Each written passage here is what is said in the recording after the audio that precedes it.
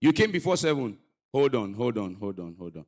Are you brevity? Are you I am? What are you? You are brevity. Totally disqualified. Every event, we are colleagues. If I give you, it's cheating. Me and you supposed to be here by 6 a.m. If I give you, it's cheating. So you are not eligible. So if it's you, if you are sitting here, please be seated comfortably. If anybody says, say Richmond, say you should sit seated comfortably. I can stake my balance on that one. Please give him the mic. So it's you. You give him your account numbers. You give him the mic.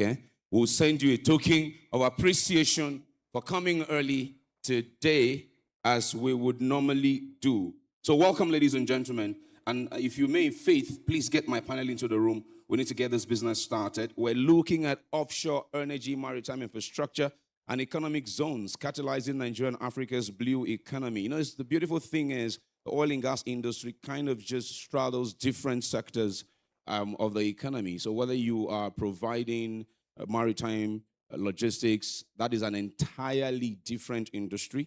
But because we need to export, we need to import, we need to move these goods on the waters, then the blue economy becomes very involved.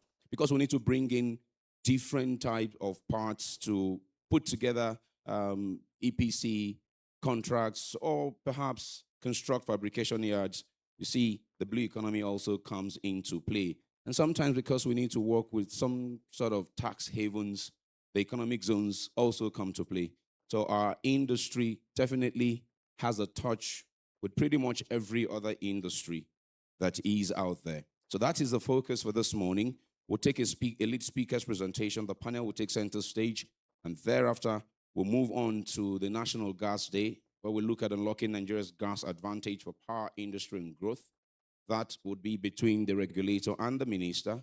We'll move on from that to a panel on the NNPC's gas master plan. Quite a bit has been said about it since we began NIES 2026. We will spotlight it some more later. And then we'll take a look at the gas for growth milestone. This time we'll be looking at domestic gas. Is it still expensive? Is it still affordable? Are we still meeting our domestic gas obligations as operators and the whole 9 years? When or have we arrived at willing buyer, willing seller, as the industry has been advocating? That will be a panel launch. Will come in sometime there. Then we'll look at financing, because at the end of the day, all the conversations that we're having without getting the right funds for this project, it will just be all talk and no project. We need money to accelerate development, and we'll talk money when we get to that part, all right? So we'll also be looking at talent, leadership, and narrative for Nigerians. Again, there's a change of guard that is coming, whether we are ready or not. The senior industry experts are getting old. Then we need to entice the young people who some narrative are pushing them away from the industry. We need to entice them to come learn and become experts in this industry. So that change of guard will happen whether we are ready or we are not ready. Now, that will be the last panel before we get to the closing ceremony of NIES 2026. The usuals, the ministers, the PAMSEC, the communique, the vote of thanks, and then the final group photograph. NNPC will be asking us to join them for a drinks reception following that closing ceremony. That is the 4th day of NIES 2026. Okay. Our lead speaker this morning is a dynamic young leader who takes on challenges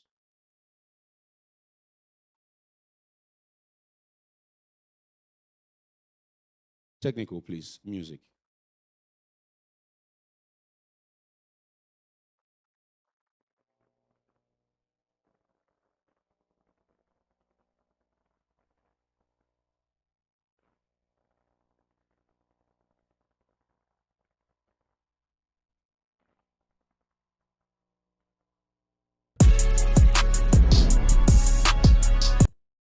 I'm here at the African Technology Expo. Honestly,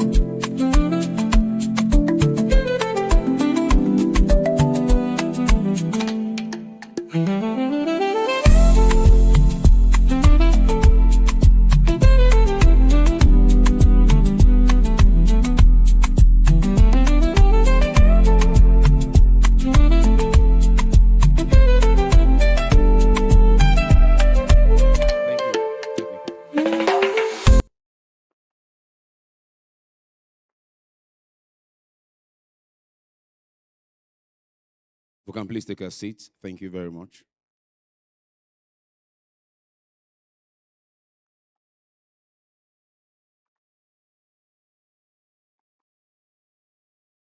A few seconds ago, I was talking about a change of guard and positioning young people in leadership officers that would help us consolidate the future of this industry. And our speaker this morning is one of such leaders who is dynamic and who is, I want to welcome the permanent secretary and of course the ace, Sanma. You're welcome this morning. Okay, so a dynamic young leader who always challenges status quo and helps build businesses and take them to even more profitable levels. She is one of the youngest members of the board of a government agency, as she is a member of the board of NIMASA. But most importantly, she's the managing director and chief executive officer of Stars Investment Company Limited. Please welcome our lead speaker this morning, Irohama Ogwefu.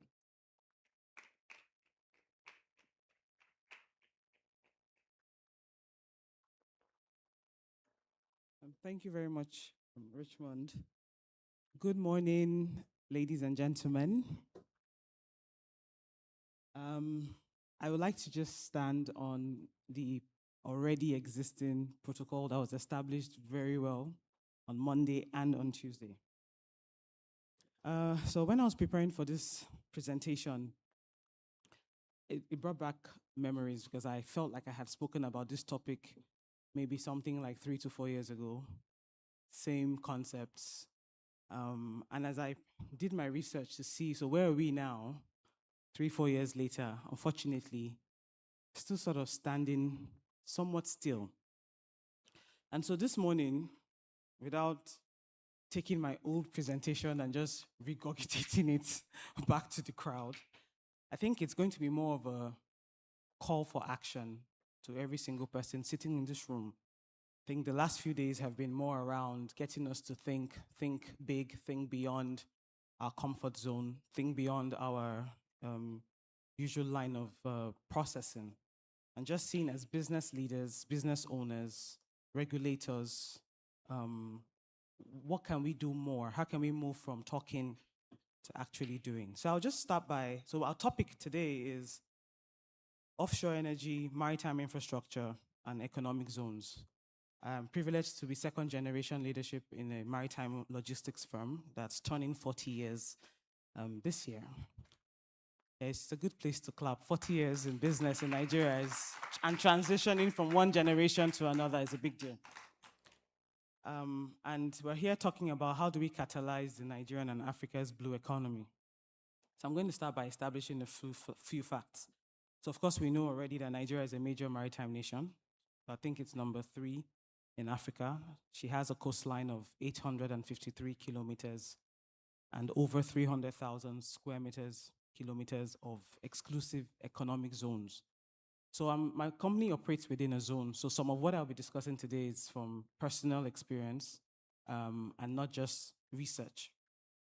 So Nigeria's trade is maritime dominated. In Q4 2024, sea transport accounted for over 98% of exports and 90% of imports. So that obviously tells you how big, what the opportunity looks like that Nigerians are not taking advantage of.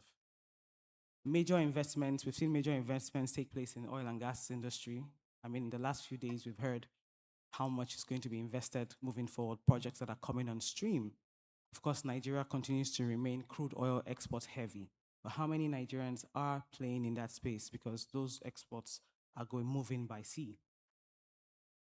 Africa's blue economy is, the World Bank says that by 2030, Africa's blue economy value would reach over $400 billion. How much of that is going to be retained? How much value in that to be retained on the continent?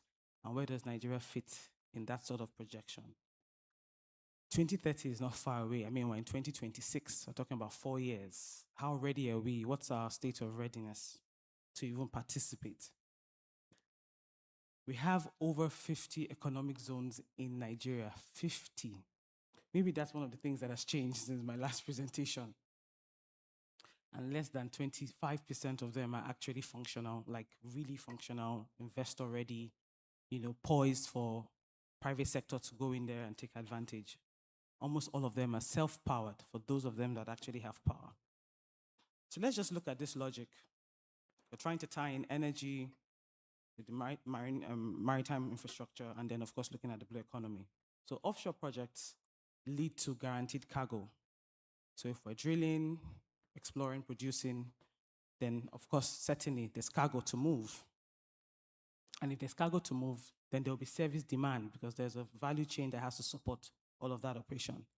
And of course, with projects comes the need for ports, functional ports, modern ports, and logistics bases that actually function, that can take and accommodate the requirements of such projects. Those kinds of zones also attract investments because there's opportunity. And if you set up those zones, then of course you start to see jobs, you see value addition. Instead of exporting just the raw, you then have an incentive to set up processing facilities within those zones. And of course, we know the recurring impact on GDP and etc. So where is the challenge? What is the issue? What is the problem? So first of all, I said already, opportunities drive private sector investment. So let's take Lador as an example. And I just want to have honest conversations. So when I present, I like to be factual. Let's just be honest. Don't want to sugarcoat anything. Let's just say it as it is. And I apologize if I offend in advance. So let's take Lador. One investment driven by opportunity. The Egina project was massive. I mean, we saw Total Energies really ride that wave. NCDMB was just right there on the tail of that, celebrating how much local content was domiciled in Nigeria by virtue of the Egina project. But in between the Egina project and today, how many more big projects like that have we seen? So take that you're Lador management, you've invested, you grew that capacity, try to feed that need, and then joy time ended. And you're sitting with your capacity. You're looking at your capacity, and then nothing's happened with your capacity for ages. And you're waiting for the next big Egina to come along. And it's taking years, maybe almost 10 years. So there's no incentive. So we're seeing the direct correlation between offshore projects and how private sector reacts in terms of demand that is created and how we then begin to invest, whether speculatively, to be able to accommodate the demand that will come for projects. So if we're not drilling, baby drilling, if we're not working on projects, then private sector is being very cautious and we're not seeing assets, real investment in assets. Secondly, the maritime sector is lacking capacity. I know that maybe NCDMB, when they do their presentation, they're going to show us how many talks are registered, like we're having a conversation just now. But I work in the space. All my vessels are working. I still have demand. I can't find talks to even meet those demands. In the last 5 to 6 years, due to the first recession in 2016 and then COVID, which led to basically another recession, even globally, there was a glut in the manufacturing of vessels, building of vessels. So vessels have not been built in the last few years. We're just beginning to see, and it takes anything between 24 to 36 months to build a boat. So you can imagine the age of the fleet that's existing, even for the ones that are available, and meanwhile, opportunities are ramping up around the world. So in Nigeria specifically, we have a deficit, and this is just offshore. Now I'm talking about cargo, just inland waterway movement. We don't have the assets that can do that. And the offshore energy projects require that support, moving pipes from Port Harcourt on air all the way to Lagos. You now have to truck. Imagine putting over 1,000 tons of pipes on the roads from Port Harcourt to Lagos. I don't know who has traveled by road from Benin to Port Harcourt in recent times. In the last 1 year, it's a horrible nightmare. And imagine putting 1,000 tons of pipes on such a road. That's because the opportunities on these waterways are not, they're not available, there are no assets. And then lastly, the special economic zones they're not giving what they are meant to give. They're not performing. I mean, for you to be a functional SEZ, you must have reliable power. I work in on air. We don't have power. We don't even have, NEPA has brought light. We don't have NEPA. we depend solely on generating sets. Everybody working in on-air free zone is depending solely. I mean, I think the representative of the Oil and Gas Free Zone Authority is here. Maybe he can correct me if I'm wrong. But as at yesterday, we were still using a generating set. Internal road networks. Again, I work in on-air. The main road is really lovely, very wide, very big. But what about the connecting roads within? Water supply, wastewater treatment. How much commitment is being made to that? Without having these things, and then how do we connect the on-air port to the rest of the country through that one road? And I'm just using on-air as an example. I'm sure some of us are familiar with what's happening at the Apapa port, even the Lekki Deep Sea port, which is supposed to be our big thing. There's no rail. There's one way in, one way out. You can't even get to the Lekki Deep Sea port by ferry. Extremely dangerous. Tried and tested, by the way. So the only way is either by chopper or by that one road leading in and out. So how does that work? How does that tie in? How do we really say that we want to key into $400 billion Africa blue economy if we haven't gotten these basic things right? So what are the opportunities? I mean, I'll just stick with three. One, the Bonga North project is coming up. It's massive, it's big, there's a lot of demand, there's a lot of opportunity. But are we ready? Is private sector ready? Did we wait till now that, oh, it's happening, and then we're running around scrambling for the assets that are all over the world that are already booked? And how is NEPCO supposed to manage that? And it requires a lot of marine logistics. It requires functioning logistics bases. Do we have that? Did Lador continue to invest? Did they build capacity, extra capacity to accommodate what Bonga needs? I mean, people sitting in the room probably know the answer to that. Lekki Deep Sea Port is another opportunity, sitting in a zone. What's happening there? As long as we don't fix the major things that an SEZ has to possess for it to function, we're just going to read about it, write about it, but are we really going to tap into the value that's missing that Lekki Deep Sea Port represents? Transshipment. I ordered a car, shipped it in from Dubai, supposed to come to on-air. The original arrival date into on-air was beginning of January. Then in December, we got a message, oh, it's now moved to the 24th of January. Then 2 weeks ago, I got a message, oh, it's now moved to the 9th of February. As of today, it's moved to the 16th of February. And the challenge is sitting in West Africa, in a West African port, but there's no barge, no transshipment vessel to bring it from where it's sitting to an air. So imagine all the goods that are sitting alongside my car that are supposed to be adding value to projects, to businesses here in Nigeria, sitting there simply because private sector hasn't seen the opportunity and decided to, you know what, I'm not just going to be a supplier, middleman company. I'm going to actually drill down and invest into hard assets, put my money, have some skin in the game, and then begin to look at the opportunities. Actually run business. So yes, only God knows when I'm going to finally get my car and when all the other people who are waiting are going to get their products coming from, I don't even know if it's the Lome port where it's stuck. And the last opportunity is the African Continental Free Trade Area Agreement. I know it began to sound like a very nice, word, after, just say after. Just like diversification 6 years ago. Diversification became like the coolest word in everybody's lips. If you're in business, diversification, what are you doing about that? That's how after sort of became. Don't even know if I'm saying it correctly. You just know that it sounds, you know what I mean, right?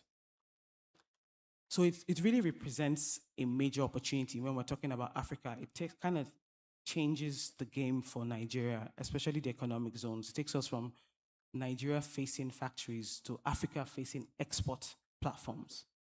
It's supposed to force us to have a mindset shift to say, what can we do here? Not just trying to fulfill the requirements or the desires or the needs of the national market, but also looking at the continent. So a single African market represents about 1.4 billion people who are consuming on a daily. I mean, I have supermarkets. It's like blood money. Literally, like Kanayo kind of blood money kind of thing, simply because you're just meeting the daily needs of people. Imagine 1.4 billion people. What are they consuming? Can you produce? How can you service that market? And how can the SEZs support? And how can maritime companies facilitate that trade. I see Richmond, don't worry, I'm almost done. So I want to just give you a picture of after. A tomato processor in Ogun, SEZ, can sell to Ghana, Senegal, Cote d'Ivoire. A palm oil refinery in a coastal zone can supply North and Western Africa. An FMCG plant in Lekki can treat Africa as its home market, consumables again. She's just getting us to think. It doesn't have to be one or two. The market is massive. So I'm just going to close because I see Richmond standing. I want to speak to the SEZs. I want to lean, first of all, on the words of Dr. Philip, the Sec General of the Gas Exporting Countries Forum, where he said, if your business outlook does not take into consideration the over 100 million Nigerians that are projected to be added to our population in the next few years, or the 1 billion Africans that will exist by 2050, then you need to go back to the drawing board. You're not thinking big enough, you're not reasoning big enough, and you're not willing to really do business. So as you reflect on our words today, or as you reflect on all that has been said throughout the week, I'd like you to think about how big the market is and ask yourself, am I really doing business? Please, SEZs, and I know that I have OGFZ here, so I'll just speak to you wherever you're sitting. You need to close infrastructure gaps. That's the only way that this conversation makes sense. We can't come back in 4 years, and I will not take this opportunity again. So Kunle, please note, I will not be speaking on this topic again if really all my research is saying we've stood still. We need to look at freight friction in those SEZs. Are we really facilitating? We have 50 of them. Do we need 50? Are we able to, as government and regulators and authority, able to ensure that the SEZs are meeting their fullest potentials? You're not meeting your fullest potential.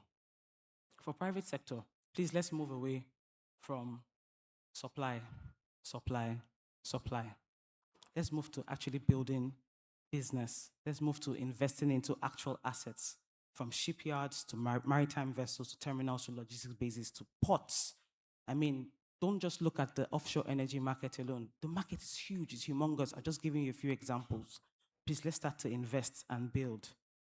And then lastly, to the oil companies, drill, baby, drill, just so that we can support the rest of the value chain. Thank you very much.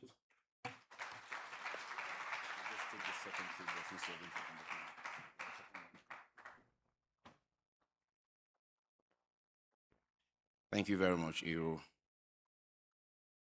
One thing I enjoy about your presentations is you always come with solutions. You don't just leave us hanging and asking, what can we do? Thank you. I have a friend in this industry who imported an equipment that needed a specialized kind of a vehicle, like kind of equipment, to move it from the container or the ship into the port and deliver to him. Because it was not available in Nigeria, that equipment was damaged. He has to send it back to the US, thousands of US dollars to fix it and look for a way to bring it back. So yeah, there's a lot of opportunities and things we can invest in. Please give another round of applause. Thank you. Okay, let the business of the panel begin. Joining her on the panel, first off, I'd like to welcome the Chief Executive Officer of Africa Energy and Infrastructure Limited. Welcome, Engineer Basi Rex.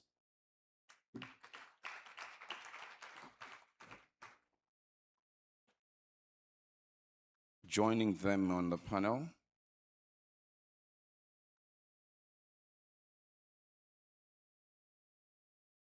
it's the Director General of NIMASA, Dr. Dayo Mobilization, who is not able to make it, but representing him is the Director of Blue Economy for NIMASA.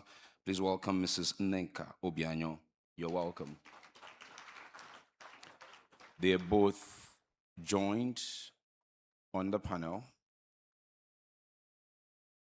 by the Managing Director and Chief Executive Officer of Sea Transport Services Nigeria Limited. Please welcome Mr. Aminu Umar.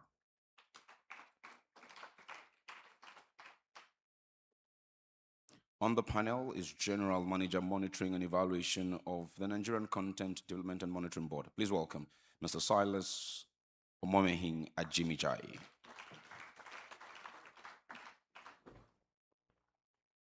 Driving the conversation for us as moderator, I'd like to welcome the Managing Director of Lloyd's Marine Services Limited. Please welcome Mrs. Basi Adie.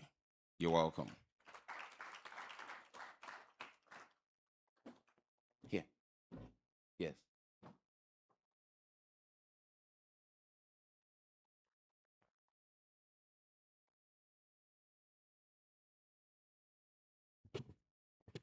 Basil, Okay. one second. Basil, Good one one. second, please. Please kindly turn your phones to silence or vibrations, please. Thank you very much. Please go ahead, Basil. Thank you. Thank you very much. And thank you, Euro, for setting the scene and giving that charge. The Nigerian maritime sector sits at a very critical crossroad, as we've already learned today. The blue economy potential is no longer in question. The challenge lies in how we translate that potential into better infrastructure, thinking beyond Nigeria into global and regional competitiveness, energy security, and long-term value retention. We have seen policy prove that it can indeed reshape an entire industry. And that has been evident from the maritime policies that we have seen created in this industry. And over the last 2 decades, we've seen indigenous participation increase in terms of ownership, local operators emerge, and Nigeria actually show what deliberate intervention can do. And the progress leads us to something bigger, which is Africa. Africa supporting its own growth, energy security, and global and regional trade. And I believe everyone will agree with me that our maritime corridors are economic lifelines that can indeed drive change and determine how value is moved across the continent. Good morning, ladies and gentlemen, once again. And I'm very honored to have this diverse and distinguished leaders of industry and policy. And today, as the stage has been set, we're going to go beyond just theory discussions, and we're going to actually face reality and discuss issues at hand, and most importantly, solutions that can drive immediate change. And so I'm going to dive straight into NIMASA. I know you're smiling. And my first question is really linked to, cabotage. It's been 23 years since the Cabotage Act came into play. It's been very significant, and I call it, honestly, the game changer. 23 years later, we finally have the CVFO fund. I think that deserves a round of applause, please. So my very first question is, that cabotage era didn't just create policy, it engineered the entire industry, and it changed the whole sphere of things, creating most of the Nigerian maritime operators that we see today. So my first question is, how is NIMASA going to ensure that that same deliberate policy design to ensure that capacity is built and sustained long-term is not just limited to what is available, but there's also a deliberate pathway for an emerging, industry or emerging operators to also come in? And this is similar to, I would say, how Greece has strategically built their own economy to be a maritime-focused country. That's the first question. The second question is, what exact specific policy measures can NIMASA champion to ensure stricter cabotage enforcement with deliberate capacity building, so Nigerian operators are not just focused on Nigeria, but we can then export these resources across borders? Thank you. I hope I didn't pack you too much, but it's 2 in 1. And I know Richard looked at me, so let's go. Good morning, everyone. Good morning, distinguished industry experts here. And my dear speaker, who incidentally is my board member, good morning. First of all, I apologize. My Director General is not here because he's in Abuja, but he's meeting with the minister. I think they have something in the presidency, so he offers his profound apologies. Now, taking the question, the Cabotage Fund has actually always been there. It's a fund that people like Chief Aminu and Iro have contributed to, 2% surcharge paid into a pool. So it's been there, but the problem has been how to ensure fair and equitable disbursement of this fund.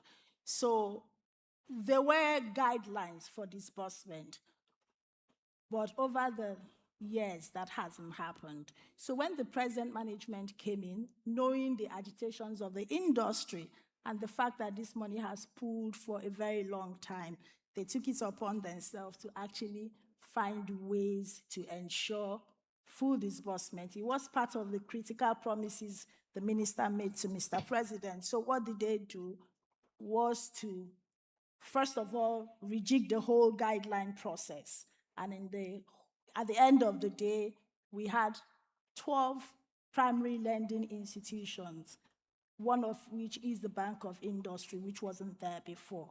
So the fund requires the primary lending institutions, requires NIMASA to play a role, requires the ministry to play a role, and the applicant, which is the ship owners. So the fund, as it's called, Cabotage Vessel Financing Fund, is actually for funding for vessels.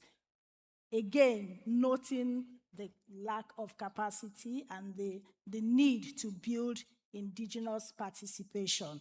So now I think it was 2 weeks ago or less than 2 weeks ago, a cabotage vessel financing portal was unveiled to the public. Now the fund has been taken out and put in a dedicated place. It's a single-digit interest, which is a big plus for the industry. It has an 8-year tenure, and so the portal actually puts you through on how to apply for the fund. First, starting from the primary lending institutions, the 12 of them. I wouldn't name any of them, but I think it's out there in the public domain. And then they contribute 15% of the total fund. The applicant will contribute 15%, and then NIMASA, the holder of the fund, will contribute 70%. And this 70%, the risk is covered by the primary lending institution. So the portal is designed in such a way that once you make the application to the PLI would have done their due diligence because they are bearing the risk. So you make the application, and if they have done all the due diligence within 30 days, you go on to NIMASA. NIMASA does its own, looks at the vessel and all of those, and then moves it to within 7 days, because it's automated. So moves it to the minister, who has a window of 30 days, it could be less, to give the approval. And then there is a moratorium of, the moratorium depends on the age of the vessel. If the vessel is less than 5 years, it's a 2-year moratorium. If it's more than 5 years, it's 18 months. So the whole essence is that finally, this administration is going to be able to disburse that fund in a short while, and that will add to the capacity in the industry and opportunity to leverage on the huge opportunities that we have in the marine and blue economy. Okay, thank you for that. I picked up some critical points and I want to take you on. I know the CVFF has already been launched. My specific question is exactly how that design is going to work to ensure that there are also emerging, other operators, etc., coming, because you keep mentioning ship owners. And I take you back to 2003 when cabotage was initiated. In Nigeria, it was less than 3% of actual ship owners in country. So I don't know if there has been a policy design that considers sustaining the industry. Sustaining the industry is moving beyond what is currently applicable and start thinking about, next generation, new operatorships, and how can it be, How can that line be sustained? So I think that's my specific Yeah. question. So mindful of the restriction in the Cabotage Act as it exists since 2003. So there is another act or a bill before the National Assembly that aims at correcting some of those anomalies, which will be also Absolutely. to provide the fund as well to other persons who are not just ship owners, but they are indigenous operators. That's in the great to system. note. Yeah. Okay, thank you very much. Thank you very much. Did you want to take the second one, or should I roll it back on stricter enforcement? Or Oh, okay. we have time, I think, a little bit. Yeah. So what NIMASA has also done to ensure stricter enforcement is early this year, we launched what is called Operation Zero Tolerance, which Great. actually is targeted at ensuring full compliance of all operators in the industry, be you a foreign ship owner or Nigerian operator. That way, we will be able to know who should be out there and who should be eased out. So it has a 30 days window for stakeholders or operators to regularize and ensure full compliance. Absolutely. I'll take you on the back of that just to ensure how that will be monitored and if there's some intergovernmental agency collaboration, because I think that's very critical. Thank you very much. And Mr. Mino, I'm going to come to you. You know, you are one of the pioneers of this industry. You're at the forefront of indigenous maritime operations, I mean, from your company. And working in a space that has demanded real capital, you know, intense investment, I can't imagine, and technical capacity building, including also training. You've done it all. As someone that has actively been building assets, exporting them, and navigating the realities of operating not only in Nigeria, but also exporting that capacity out of the country. From an operator's perspective, what has been your biggest challenge, the challenge that you have faced in growing your local capacity to what it is today? And what immediate high impact actions can actually unlock growth for the entire industry? Thank you, thank you, Basi. So thank you, and good morning to all. I am, first of all, I'm honored for you to say I'm a pioneer. So when Iro is saying she's a second generation, I don't think I maybe qualify as a pioneer. I think we have been investing. We are part of the industry.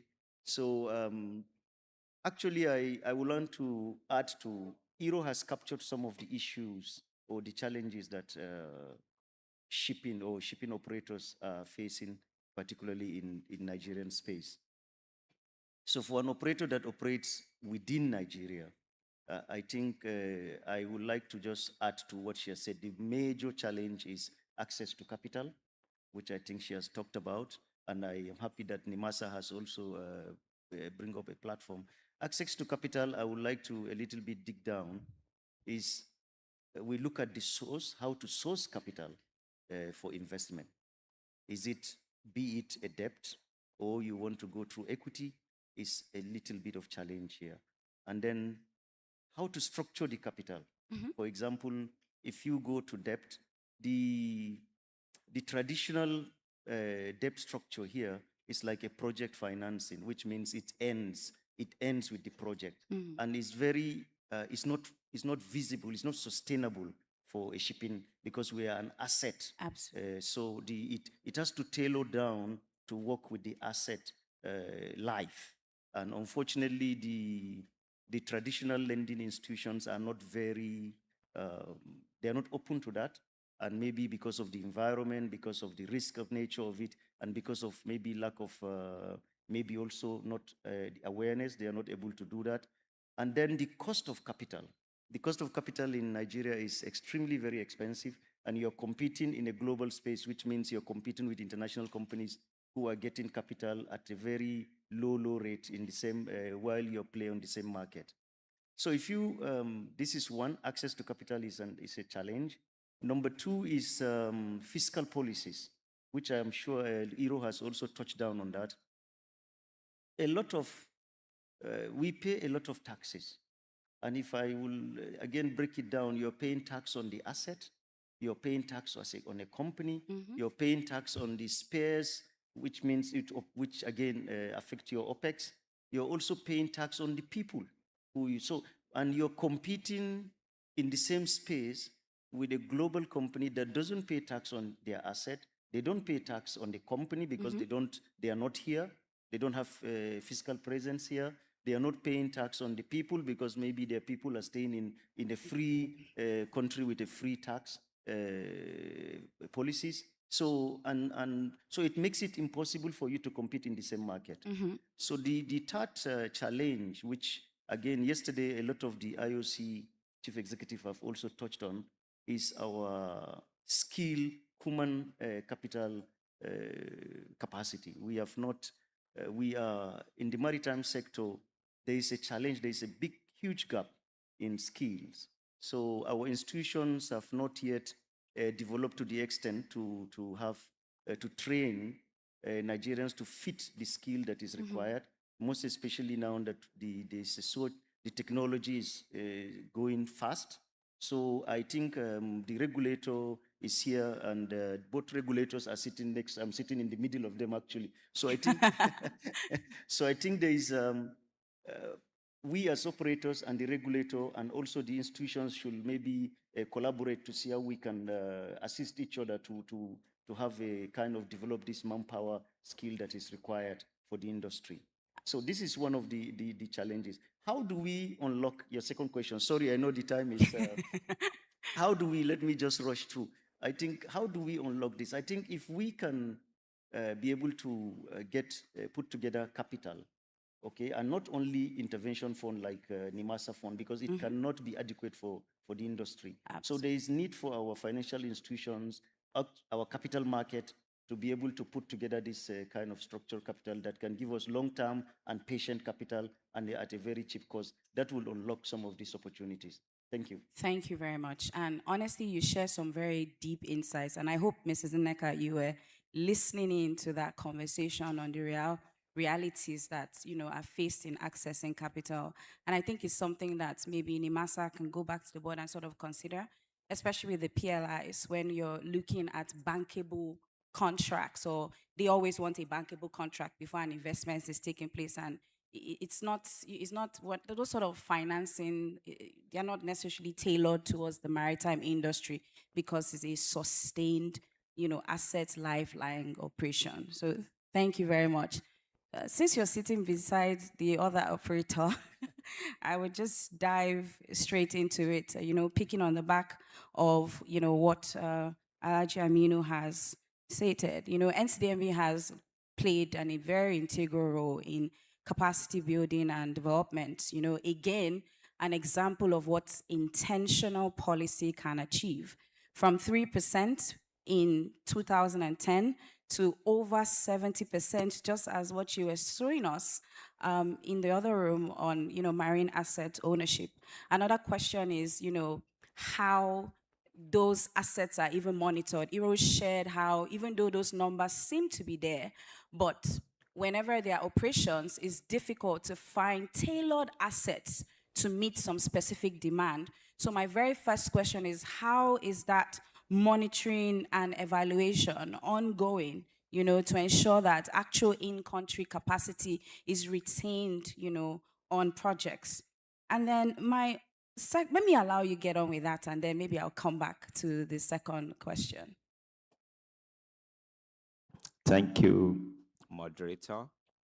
And we feel privileged to be part of this discussion. Now, as you already said, pre-NOGIC Act, we were operating at less than even 6 or 8% Nigerian ownership. We've gone up to past 60% right now through deliberate and intentional intervention. We have a very thorough marine vessel categorization scheme. And I realize also, I will not just reel out the numbers, and I will also like to speak from my mind to see how we can really solve the problem of the sector. We find a lot of pushback even from the industry, from operators in the maritime space as to our categorization system. You know, there is a lot of challenges, people not wanting to accept the categorization or try to hoodwink NCDMB when it comes to the categorization from category A to possibly E. So one thing I'm going to say now is that the industry stakeholders themselves have to really join hand with the board for us to know that this is exactly what you have. Yes, we have our criteria, which is pretty thorough. When you say that you have these capacities and we see it in your books, now when the jobs comes out, it turns out that people are now saying, we don't have the vessel, we have to lease. I think that is a problem that the industry stakeholders, collaborating with us have to solve. Another aspect is that we have a joint technical committee with NIMASA right now to really deepen the issue of monitoring and evaluation, determining exactly what the capacity we have. In our books, right now we see more than 60% Nigerian ownership. We see almost 50% of Nigerian-built vessels. However, these vessels are mainly the bottom feeders. The number is huge, but they are the bottom feeders. The high ends are not accessible to us in terms of Nigeria being able to even build and maintain these vessels. I think it is an industry problem. So we are doing our best in terms of monitoring and evaluation, and it is pretty thorough. Only that we have to have more advocacy from the system. Don't cover those who are trying to game the system. That is how you are really going to enjoy the impact of our monitoring and evaluation. All right, thank you very much. And I'm happy that you shared the realities and charged the room to say, don't cover up. But one thing I want to take you up on is we do know that capacity is something that is grown over time. And I am happy that you share the realities that you face when you're engaging with, the industry on this categorization. And the next question is, building on the success of the original NOGIC framework, which deliberately enabled indigenous growth through phased capacity building, guided joint ventures. I remember at the time, a lot of people had a lot of joint ventures, and there were clear milestones. 2 years, we want to see an investment. 3 years, we want to see an investment. And they came back and, they saw, those levels of investments being made, and, there was growth in the industry. Bankable contracts, which is a big one. We've already discussed the issues of friendly finance, that would allow operators to grow, into that ownership, and this is related directly to structured policies that NCDMB is implementing today, again, to ensure that there's continuous growth, all right? And not just only focused on what is available now, because what is available now was built from what was not. So what is NCDMB going to do to ensure that the ecosystem remains competitive, inclusive, and sustained? Yes, thank you very much, moderator. You see that in NCDMB, we are very engaging and collaborative in our approach, because the law does not really give us serious powers in terms of sanction. So that is why we do all the engagement that we do. The section 105 of the Act is very clear that it's use Nigerian vessels in coastal shipping. It is when you don't have that capacity that you bring in foreign-owned vessels. Now, we are implementing this very strictly. And when operators come and they speak with us and say, yes, this is our plan to achieve Nigerian ownership. We try to work with them. Let me give you some key examples. Number one, in terms of capacity building, the top 10 capacities that NCDMB has identified right now to put a lot of effort into training, 4 of those capacities are domiciled in the maritime space. It shows how we take that to be very, very important for the growth of the industry. That is where we are putting our money where our mouth is, as it is right now. And we need the support of the industry. Now, a lot of people that we even train, you talk about capacity, they cannot find sea time in your vessels. They cannot find opportunities to work in your companies. Those that we have already trained. Right now, we have also moved to training with the operators. Right now, we are doing a lot of training with the operators right now. But we need more companies. As I said, I'm going to speak from my heart. We need more companies to join hands with us in these trainings, because the ones that we have identified and have trained, they can't find sea time, they can't find jobs. Those where I will just mention a particular, let's say Chevron, for instance, that has joined us in training.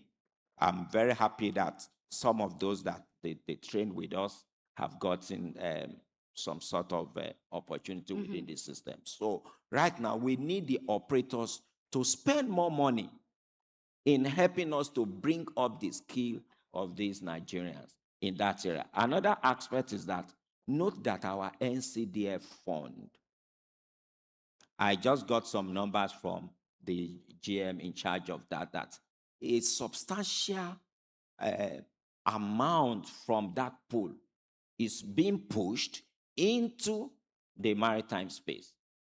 And I can count on my hands even some faces in this building right now that have enjoyed that.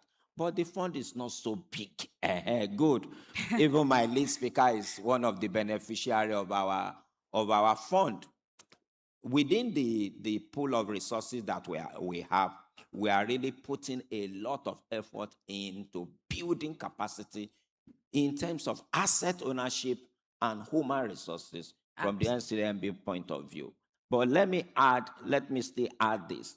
Yep. The operators themselves, I'm still going to come to that it is very easy to cream capacity, bringing capacity from other countries, or cream those that others have trained. You must also partner with us now to really deepen capacity.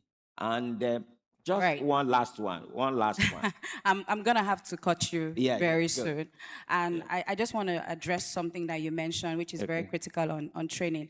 I'm very privy because, I also sit on the board of the Ship Owners Association, and I know we have a strategic partnership with Manoron where we take on seafarers. Alhaji Aminu is sitting here. I know he's trained quite a number of those personnel that have been released. But my critical question, which I haven't really got a definite answer to, is on exactly how those new or just emerging operators can come out, because it's been very focused on, we know what is obtainable. I'll speak freely. When you go and there are asset-based tender requirements, automatically people are excluded from it, obviously because of that lack of capacity. But what is going to be done? Because if we keep focusing on what is obtainable, and then the IOCs or even ourselves were complaining about, a lack of some definite types of assets, how do we ensure that indeed we can grow that capacity? I think it's something very critical to think about. And I'm happy that there's this joint community between NIMASA and NCDMB. Yeah. And I believe it is expected that, efforts are harmonized in conjunction with the industry to actually come up with actual solutions that can solve, that problem. So thank you very much, sir. Okay, thank you. Thank you. Let me address that. I have a a cookie cutter solution to the question you've already asked now. But I want to deviate from that. Where we have done some gap analysis, we have seen these gaps.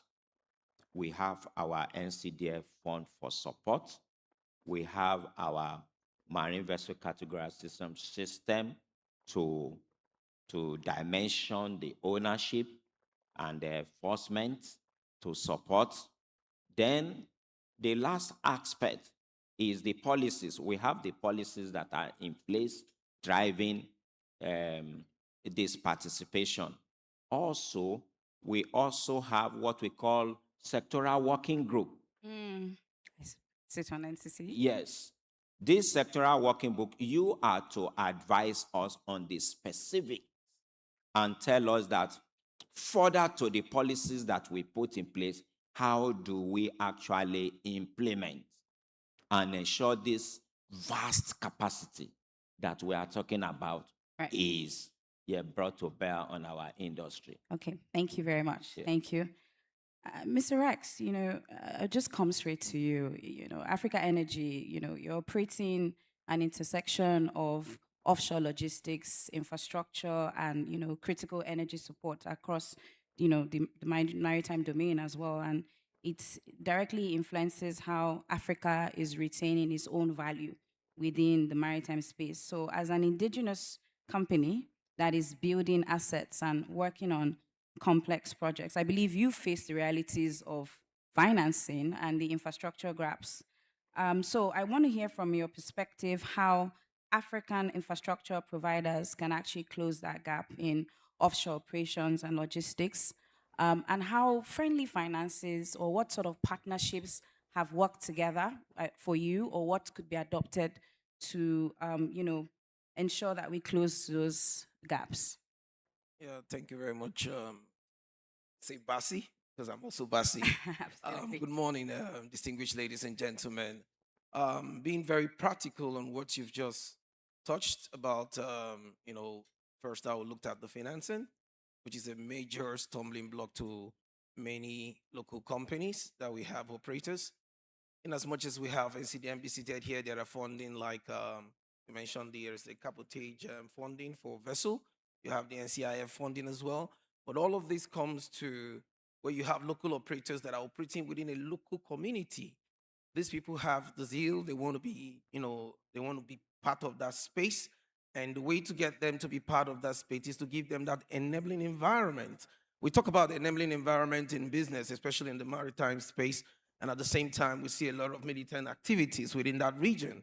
So for you to cope all of this, you need to create a notch of proper financing. What do I mean by proper financing? Meaning that you don't just depend on our banks. We know what I'm talking about. Yep. Those of us that know what the interest rate is with the bank will definitely tell you I'm not going there. The single digit is limited to some space. So if we have to look at bill, operate, and transfer, this will be a kind of a link between the international company, like an OEM that wants to put up an infrastructure, that will see that there is an environment that has an enabling structure to partner. And you also have people that want to do design, they want to also build, they want to sponsor, but all of this will be a collaboration with the local operator, the community in question, because you can have all of this facility like Mrs. Irogma said about having about 50 zones and nothing is happening. I know I come from a place where you have a zone from Ikorobasi to now, where there is a waterway and nothing is happening, just few activities within some locality. And all of this is bent on interest. So we need to debottle, put up the policies to encompass those PIAs that we have put in place. We really need to start implementing. We really need to start making sure that infrastructure becomes a key form where local communities and operators work together, and where we can as well reach out to international bodies to come up with some pattern of funding. It could be maybe in the maritime space, it could be green funding. You understand? It could be a green funding where bonds, green bonds are being placed, and people can access this funding, to curb all of this inconsistency of having, licenses and all of that lying about and not actually being implemented. So this would be a way to create that enabling environment. So it would be also good for our policymakers to look at the reality, Right. to look at the reality of what is happening and get things done the right way. All right, thank you very much. Very valid points that you've mentioned. Ira, I'm going to come to you. Yeah, you wear two caps now. So you wear one as one of the board members of NIMASA, and you also wear one as an operator that is facing, the realities of this industry. And what I want to ask you from operator's perspective is, what are the biggest bottlenecks and, whether it's infrastructure gap, whatever it is that has withheld Nigeria from truly, harnessing her blue economy, and what exactly can we do now? What exactly should be done now to take us to exactly where we need to be from your perspective? Thank you very much, Basi. So I would say information, because there are opportunities, and one can just sit there and say, can't do everything, can't be in fisheries, can't be in marine tourism, can't be doing cargo logistics as well, general cargo, and then doing, oil and gas cargo as well. So if you segment it in that way, I'm just saying, if people have an understanding, sitting in this room, quite a number of people have interacted with lots of people during the week, looking for opportunities. What can I do? I want to go into this. These are areas where there's really no play. And even if there's play, it's not Nigerian play. And this is our cargo, this is our country, this is our resources. There's also the opportunity for some kind of processing. And I keep coming back to the zones. So you're sitting within the zone, and we waste about 70% of our farm to market produce is wasted, spoiled on, due to the poor logistics.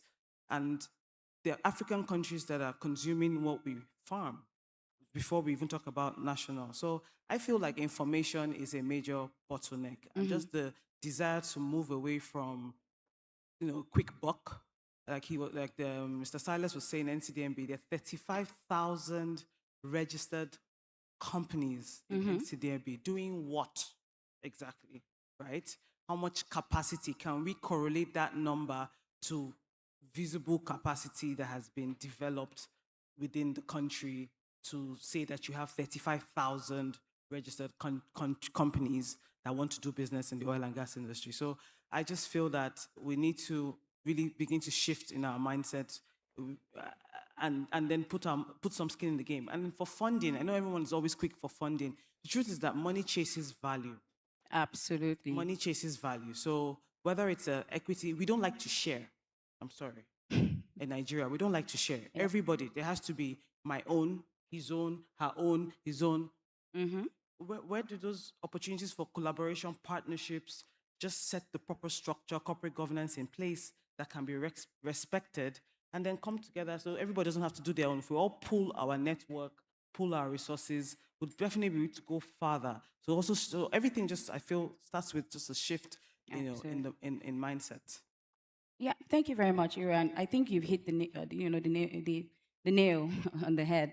Speaking especially to collaboration, the mindset of my own, your own. When I look at some of the international company structures, there's a whole bunch of ownership that goes behind that, and you can see how they're able to compete. And just as we wrap up, I just want to ask you one last question before I'll go around the board. But, Nigeria has recently been elected into the category C of the IMO, and I think is a significant, I think that deserves a round of applause. After 14 years. It's been 14 years, yes. And there's been a lot of work, I know, that went behind the scenes to get that. We've also been removed from HRA ratings, and all those bottlenecks that we thought we had internationally has been removed.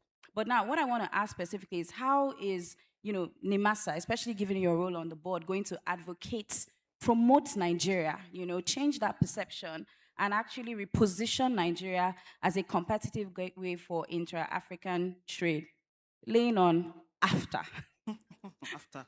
So I think that the work has already begun. I mean, the ability for us to have, for NIMASA, us, I guess, to have been able to come back on the Category C council after 14 years, already speaks to the level of advocacy work that was done over a 12-month period. But like I said to the DG and his team last year, the work has just started because in another year, we're back on the campaign trail trying to retain that seat. So it's not about coming in, it's about being able to stay on the council. So it's going to require, just like you said, doing the actual work that you can showcase. So we've rode on Deep Blue. So everyone knows the Deep Blue project, which brought maritime security to the Gulf of Guinea. The rates of piracy went down, over time, and it's been a very successful project that's even been scaled up. So we've ridden on that already. So what are we going to ride on next? We need to start looking at what's the next frontier. There's seafarers development. There's gender. What is the role of women in the maritime industry? There's also growing our merchant fleet. There's getting our flag registry to be one of the most desirable around the world. What does that look like structurally? There's a lot of work that needs to be done, but it will be done systematically. The CVFF, for me, running with what we saw with NCDMB, they need to identify their success pillars. Absolutely. And financing was a major one. And I think that what has happened with the CVFF is going to give a leg up to pushing some of the agendas that NIMASA has. And then we begin to do the rest of the work, partnering with the industry. Just before I end up, I want to say there are maritime players here. The conversation around training is extremely important. It's not about being paid, it's a civic duty. Yep. I see it as an obligation. Our seafarers are aging. My captains are near 60, chief engineers. When we look behind them, who do we see? We need to invest in the funnel that will produce the next generation. We don't need to wait to get paid. We don't need to wait to get compensated or incentivized to do it. It's a civic duty, and it's what will guarantee the sustainability of our industry. Thank you, Iro. Thank you very much for that charge. And just thank you very much. And we are wrapping up. And what I want to hear is Sorry, just... Basi, if you don't mind, we don't have time to do a wrap-up for each of them, please. Thank you. Okay. Thank you. Rich one. Thank you. Thanks for putting me there. But I just want to hear one word. 2030. What is Nigeria's success? One word. Rex? Our success will be to sustain our trajectory in maritime security and take advantage of the youths that we have to become seafarers because of that deficit. Thank you. Thank you very much. Rex, one word, please. I think we should all begin to start now, begin to invest and make our future. One word, please. Mr. Aminu, what does success look like? It's 2030. One word. I think it's for us to be the ones that... Everyone has 3 words. Okay. It's success. So success What does it... is to see the ships that are moving cargoes in and out of Nigeria. We let us carry the 100% of our cargoes. Okay. Thank you very much. My own one word is asset ownership, industrial cluster, and human capital. Right. Thank you very much, everyone. I think we've had honest conversations. It doesn't end here. The work continues. Thank you. Sometimes, please just hold on 1 second. We will present your plug to you. Sometimes the job I do is difficult. I want to explain this. They're breathing down my neck to get the minister and the aides to speak because the minister needs to be somewhere. So when we used up our time, please, when I say it's over, it's not me. I'm an errand boy. Work with me to work for you. PAMSEC, please, ma, present their plaques to them. Please bring their plaques. Thank you very much. Let's begin by presenting to Basi Adie, our moderator. Thank you, Basi. Thank you very much. Thank you, thank you, thank you.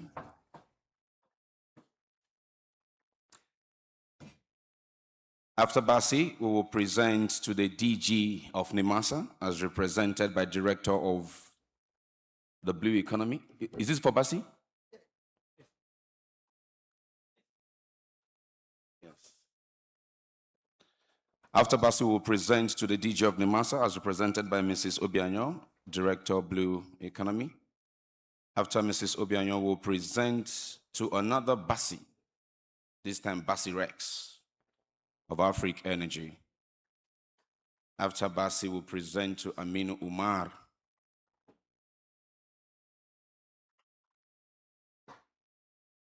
And after Umar, we'll present to Silas Omomehin Ajimi Jai.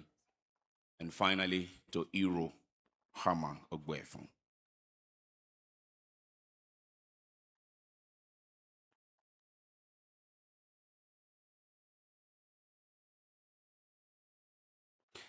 I think they deserve a round of applause, ladies and gentlemen. They've had quite honest conversations, but what I prefer about panel sessions is when they leave us with solutions and not just challenges. I began earlier by saying that we need to prepare for a change of guard, and Hero has highlighted it again, giving us her personal experience, the current age bracket of her crew members that needs to be changed. So if you're here, you're wondering where to invest, I think this panel has given you quite a number of low-hanging fruits that you can throw your investment capital into and plan towards future returns. Please, family photo when we're done with it. Have you given Hero? Hero, please step forward. For Hero now. This should be your own Hero. Thank you very much. So take a family photo. Please, all those that want to network with them, I beg you in the name of God, allow them take their seat in the audience. Please. The ace and the minister are speaking next, and a panel will follow after that. You can network with them later. For now, allow them. Please take a family photo. Take a family photo.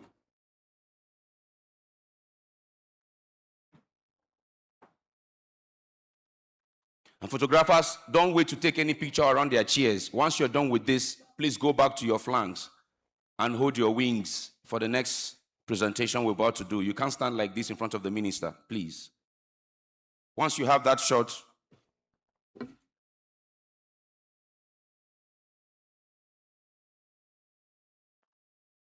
all right, thank you. Please allow them take their seats. Don't come to them for networking, please.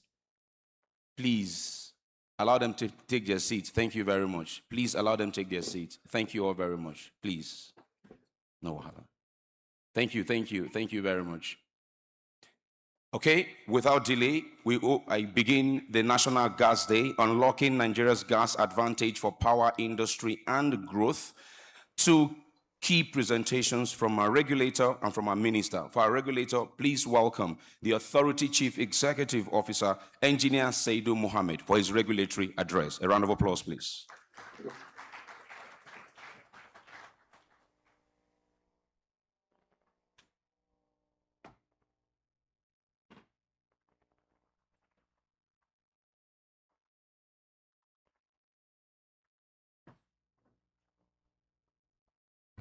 I didn't know that it will be this fast.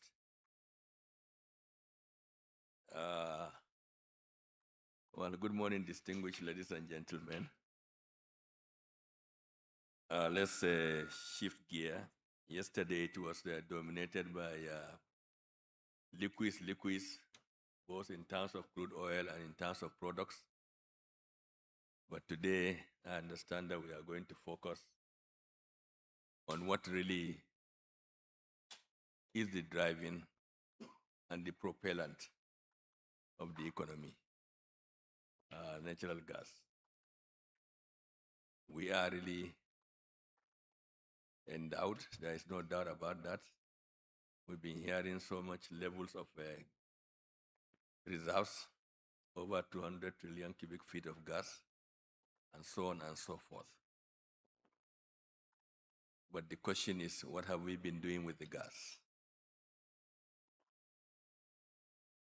We have initiated so many and several efforts to make sure that we utilize the gas, which culminated in us today producing about 8 billion standard cubic feet of gas. A big exporter through the Nigerian LNG, but still a dwarfed, or rather growing, domestic gas market. And there lies the challenge. How can we use this resource to develop not only the energy market, but also develop the catalyst and the propellant of all other sectors of the economy? And when I say all other sectors, I mean it. From agriculture to our social lives can all be driven by this single commodity. Distinguished ladies and gentlemen, it is a pleasure to address you today, which has been tagged the Gas Day, on the topic of unlocking Nigeria's gas advantage for power, industry, and ultimately growth. We have been talking of gas to power. For us, actually, some of us grew in it. As younger engineers, we have been talking about gas to NEPA, to PHCN, to the privatized companies. And unfortunately, Nigeria, we are still hovering around the same thing. About 20 years ago or more, when I was a younger engineer operating a department of Nigerian gas company, I remember, I think it was the first year or second year of Obasanjo's regime, we celebrated 4,500 megawatts of electricity generated at that time. 25 years later, we are still hovering around 5,000 megawatts. You hear a lot of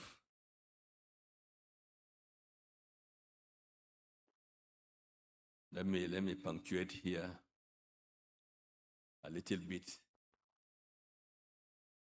to welcome my boss, the Honorable Minister of State Gas. You are welcome, sir. And the other distinguished fellows that have come in with you. It is rather unfortunate that we are still hovering around 5,000 megawatts or so. Not because there is no generating capacity, there is up to 13,000 megawatts. There is a little bit more constraint in terms of wheeling capacity. But then the fundamental question is, every time you hear gas, no gas, no gas, no gas, the question I always keep on asking the power plants, how much gas did you buy that is not delivered?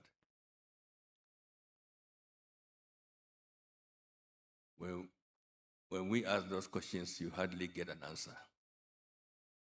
I think we have not more than 1 or 2 power plants today that have bankable commercial gas sales agreements. If we don't move the commerciality, we will not move those molecules called gas. Gas is a commodity that is sold before you even start drilling for it. If there is no buyer for gas, you don't look for it. You just cap your wells and move forward. If it's associated gas, then you must find another way to use it. But then, I don't want to bore you with history. PIA has come, and PIA with it has come with some transformations to make sure that we are placed in the right path to developing and harnessing this resource called natural gas. Apart from the PIA, of course, the government itself has its own initiatives to drive the world home. It's one of the initiatives is the decade of gas and other initiatives that are there to drive the gas commodity to all homes, all vehicles, so that we can displace and rather relieve the liquids for export purposes. Gas is not just an energy commodity. It is an economic enabler. Without gas, there is no sustainable power. Without power, there is no industrial growth. And without industrial growth, there is no economic development. And that is what gas is supposed to do, revitalize this economy of ours. Gas-based industries such as fertilizers and petrochemicals, of course, are the value additions that we require, not only for the domestic market, but also for the exports. And I said it here yesterday, that there is no reason why Nigeria cannot be a net exporter of all derivatives that we can derive from natural gas. And it is along this line that the PIA also recognizes these critical sectors in even pricing the gas. The determination of gas-based price solely done by the authority is supposed to establish what goes to the power, plus 50 cents for the gas-based industries and a capped price for the commercials. And the authority is also mandated under the PIA to determine what is supposed to be the gas demand requirements of the nation. And that is the starting point of the domestic gas supply obligations. With gas supply obligations determined by the NUPRC, then we now have to marshal the management of the demand and supply under those obligations. And that is where aggregation also comes in. And these are what we want to continue to leverage on, and we want to support and make sure that they happen in the desired way to meet our aspirations of diversifying into this sector and make sure that gas not only provides the energy need, but also propel the economic drives of this nation. Gas itself creates market, and I know when we were building the ELP, people were saying NNPC was wasting money building the Escravos Lagos pipeline for only one power plant. And at that time, it was Egbin. Egbin was just there to take only 200 million scoff. But we kept on saying that gas itself would bring the market. And behold, today we have doubled the ELP. Because along the corridors, wherever you find a gas line, you will now see industries. You just need to drive from Lagos to Abeokuta these days and see how many industries are just springing up. They are just springing up there because there are pipelines carrying gas. And that is the kind of revival that we want to see happen in Kakuri, we want to see happen in Bompai, Charada, and all other industrial estates in this country. And that is exactly why we have to drive the infrastructure development. The players will get every support that they need from the regulator to make sure that the infrastructure that we need to touch every corner of this nation by gas pipeline, either physical line or virtual pipeline, is done. So our support goes in several ways. First of all, improve the gas price and transparency. Section 167 mandates the NNDPRA to determine that base price and also be transparent in determining the gas transportation tariff. We'll also continue our efforts to strengthen the discipline on that network through the operationalization of the gas network code. Gone are the days when gas will just be supplied of best endeavor. Gone are the days when the operator of the network will not explain as to losses. Shrinkage must be defined within acceptable world-class operators' limit.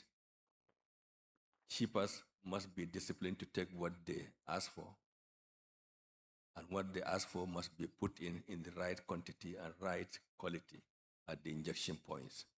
That's the kind of discipline that we have to establish on the network going forward.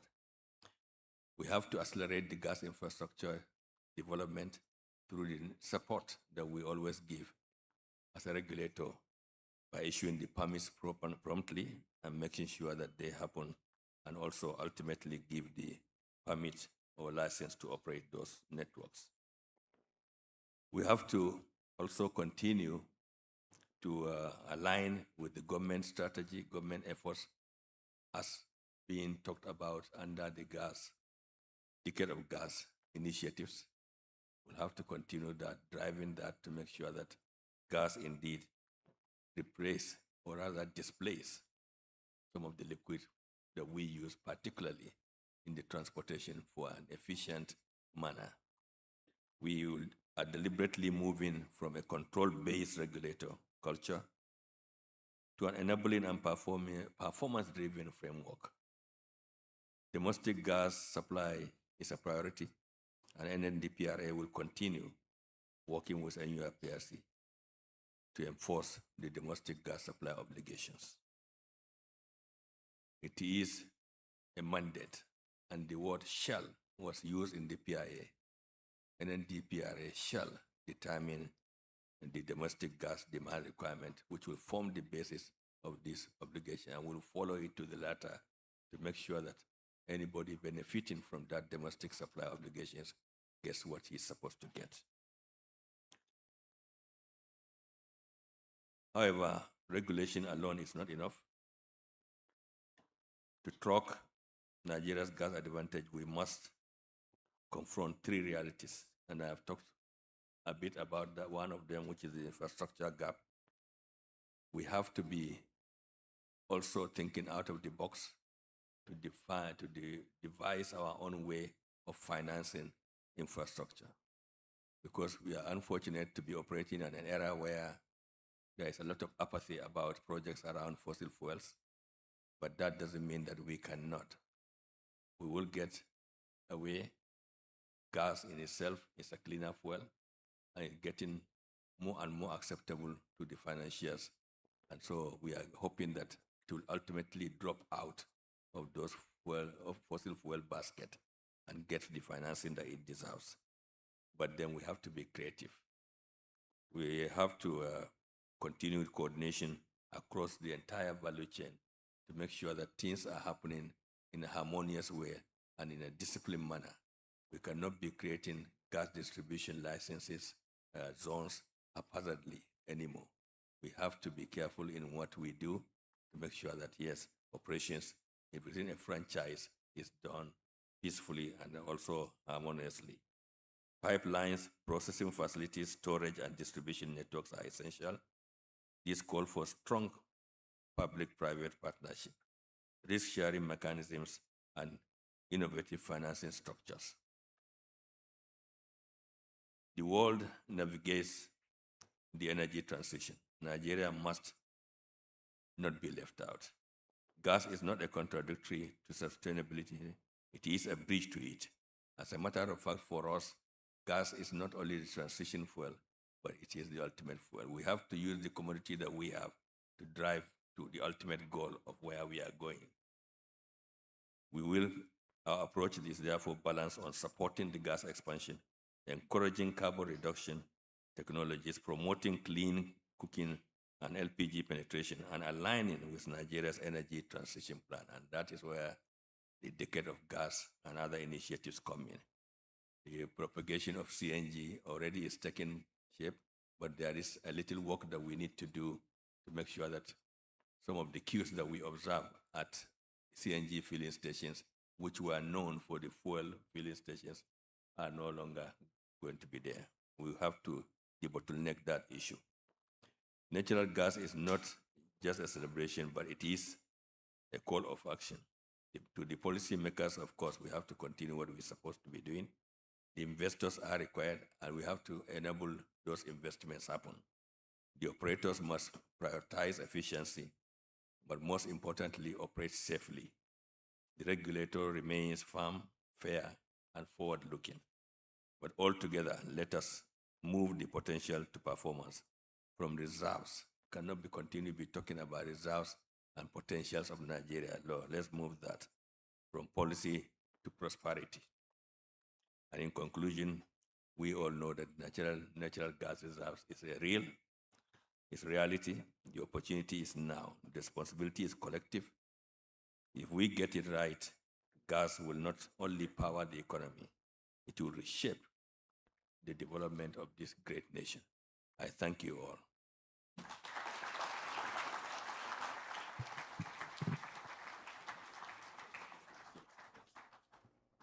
Thank you very much. Authority Chief Executive, Engineer Saidu Mohammed, giving the regulatory address on this National Gas Day here at NIES 2025.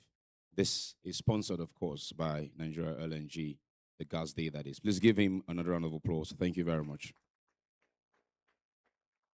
Without delay, we move over now to the ministerial address to the minister in charge of gas. Please welcome the Right Honorable Obogemeng Ekperikpe Ekpo, PhD, for his address.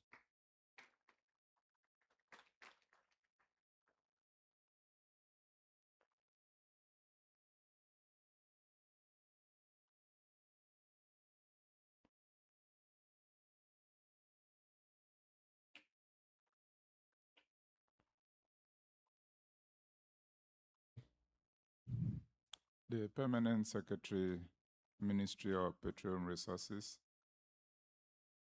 the Authority Chief Executive, leadership of NNPC board members that are here, Chairman IPPG, MD Seplat, Coordinator of Decade of Gas, EVP Gas, my partner, my brother in the struggle, critical stakeholders, distinguished ladies and gentlemen. We have come again this time around to talk to ourselves. And in doing this, we have to equally give a kind of a scorecard of what we have done so far to reflect and to advise us whether we are progressing or going back. So I come with the greetings from your president, His Excellency Bola Ahmed Tinubu, congratulating you for the success story so far and for this 9th edition of Nigeria International Energy Summit.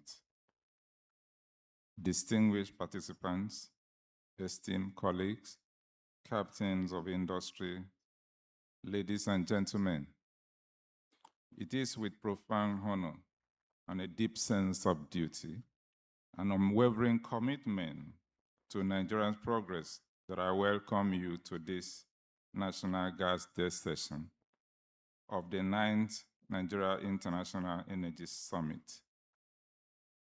Our gathering today is anchored on the forward-looking theme, unlocking Nigeria's gas advantage for power, industry, and growth.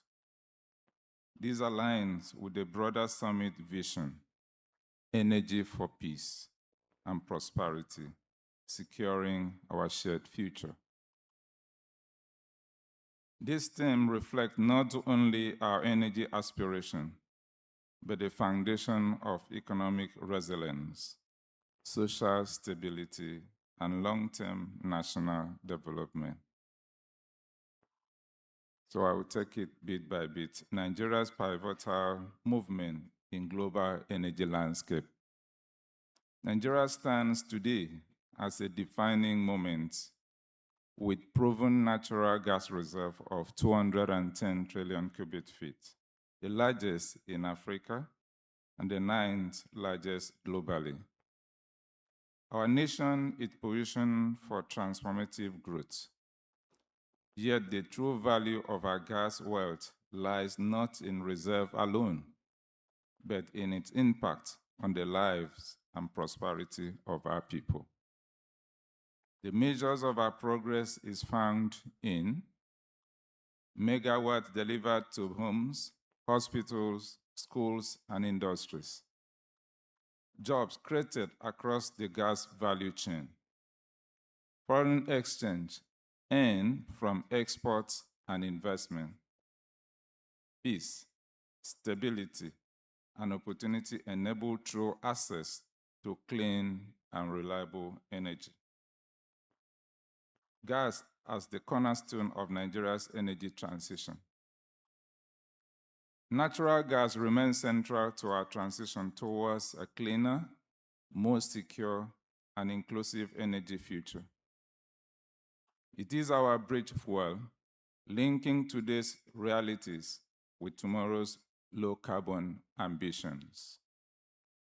Gas enables us to expand electricity access, deepen industrialization, reduce energy poverty, and meet climate commitments in a pragmatic, development-centered manner.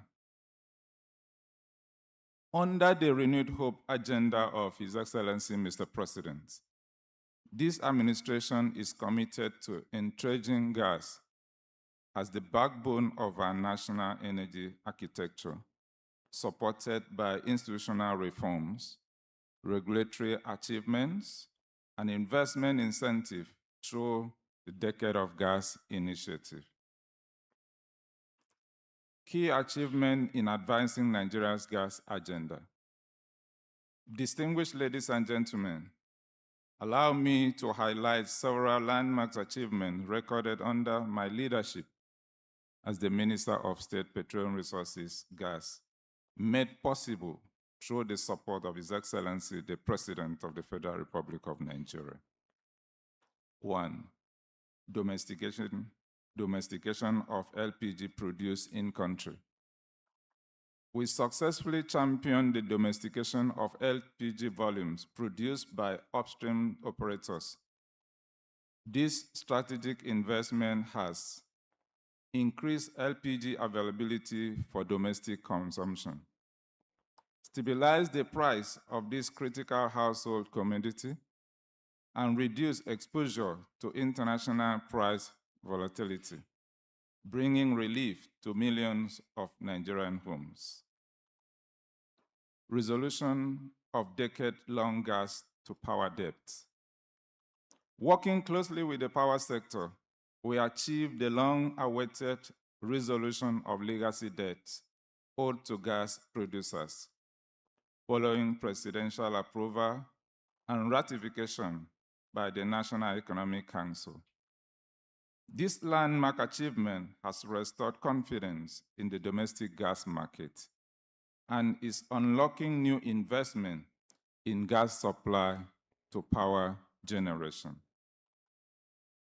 Strengthening Nigeria's global standing through energy diplomacy.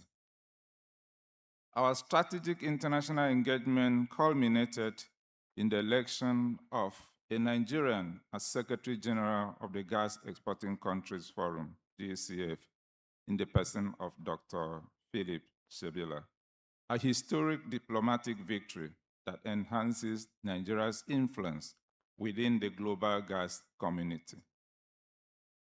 Nationwide rolled out of Decade of Gas Free LPG Cylinders Distribution Program. We have successfully implemented the nationwide rollout of the Free LPG Cylinder Distribution Program across all the 6 geopolitical zones. This initiative is significantly accelerated by the adoption of clean cooking, reducing deforestation, improving public health, and supporting our net zero ambitions. This achievement demonstrates our resolve to transition from policies on paper to real impact in household, industries, and communities across Nigeria. Strengthening gas to power for national growth. Today, gas fuels over 70% of Nigeria's on-grid electricity generation. But to power our industrialization ambitions, we are strengthening the entire gas to power chain. Long-term commercially viable gas supply agreement for power plants. Our strategic includes this: long-term commercially viable gas supply agreement for power plants, sustained implementation of the NEC-approved debt resolution framework, expansion of critical infrastructure, pipelines, processing plants, and metering system. Deepen collaboration with the power sector to eliminate bottlenecks. Establishment of National Gas Infrastructure Command Center to monitor, coordinate, and optimize gas infrastructure nationwide, as recently approved by the President of the Federal Republic of Nigeria. Gas as the engine of industrialization. Beyond power, gas is the lifeblood of industry supporting agriculture, manufacturing, petrochemicals, and transportation. We are promoting development of gas-based industries hubs, such as the Brass Gas Hub, wider adoption of LPG and CNG for household, transport, and SMEs, small-scale and modular gas commercialization to empower entrepreneurs and host communities. This effort moved Nigeria from exporting miracles to exporting value, accelerating our evolution into a competitive industrial economy. Strengthening policy and regulatory foundations. The Petroleum Industry Act, PIA 2020, provide a transparent, commercially grounded framework for investment. We are working closely with NUPRC, NMDPRA, NNPC Limited, and private sector partners to ensure cost-reflective pricing, simplify licensing processes, grow local content, shortened project delivery timelines. Nigeria is not just a market of promise. It is a platform of reform, resilience, and sustainable returns. Energy access as a driver of peace, equity, and national stability, regional stability. Energy access is a catalyst for peace, national cohesion, and social equity. By expanding access to clean energy, we reduce inequality, empower community, and create pathways for youth innovation and enterprise. Regionally, Nigeria's gas advantage strengthens West Africa's energy security through LPG exports, LNG exports, pipeline, and cross-border cooperation, while advancing a just and inclusive global energy transition. Distinguished ladies and gentlemen, may I, at this point in time, reaffirm the unwavering commitment of the federal government of Nigeria under the leadership of His Excellency President Bola Ahmed Tinubu, GCFR, to building a gas-driven economy that delivers prosperity at home and credibility abroad. Together, let us harness gas as an instrument of peace, a driver of industrial transformation, and a pillar of a shared future. God bless the Federal Republic of Nigeria. Thank you very much.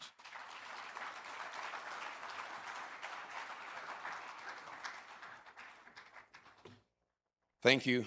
Thank you very much. The Right Honorable Obagemeng Egberipe Epo. Now,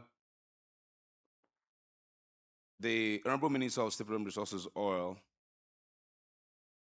should be here any minute, and when he gets here, his brother minister will join him with other ministers to take a tour of the exhibition. However, we will continue here. Therefore, if you are here and you are the one in charge of your exhibition booth, you can go now. Not everyone, please. We will remain here. We will remain here because the panel is about to start. So let me get into the panel without much delay. First off, let me welcome Executive Vice President, Gas, Power, and New Energy. Please welcome Mr. Ola Lekon Ogunleye. He's on our panel. The second one, sir. Yes, sir.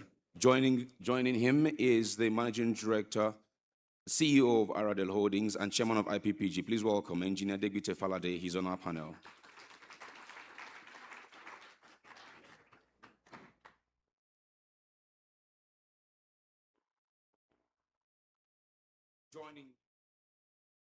Joining them on the panel is the Managing Director of Renaissance Africa Energy Company, Engineer Tony Atta. Representing him is Madam Abimbola Tijani, VP Projects for Renaissance Africa Energy Company. On our panel, Chief Executive Officer of Seplat Energy PLC. Please welcome Mr. Roger Thompson Brown.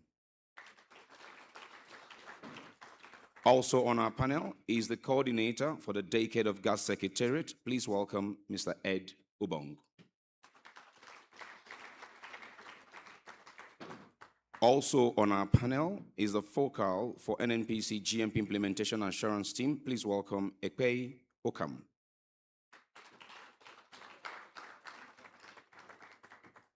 Driving the conversation for us is NNPC Gas Master Plan Implementation Team Asset Manager for PSCIM for NIES. Please welcome Frank Melo.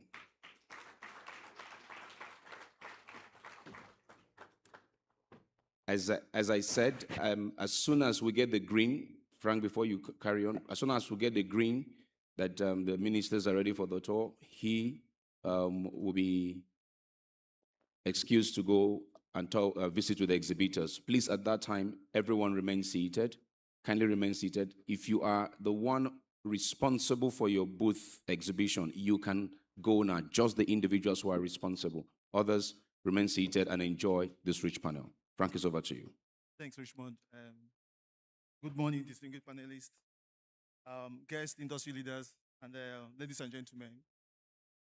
It's a pleasure to welcome you to this session, where conversations are not just about energy, but it's about direction, delivery, and impact. As mentioned by earlier speakers, we are rich with gas resources. We have historically has been issue is on alignment between policies and execution, between ambition and affordability, and sometimes between partners who are genuinely add value and those that simply add cost. Today's session is about driving exponential growth through value-adding partnership and cost efficiency. Goes right to the heart of this challenge. The NNPC Gas Master Plan that was launched on the 30th of January, 2026, represents more than a policy document.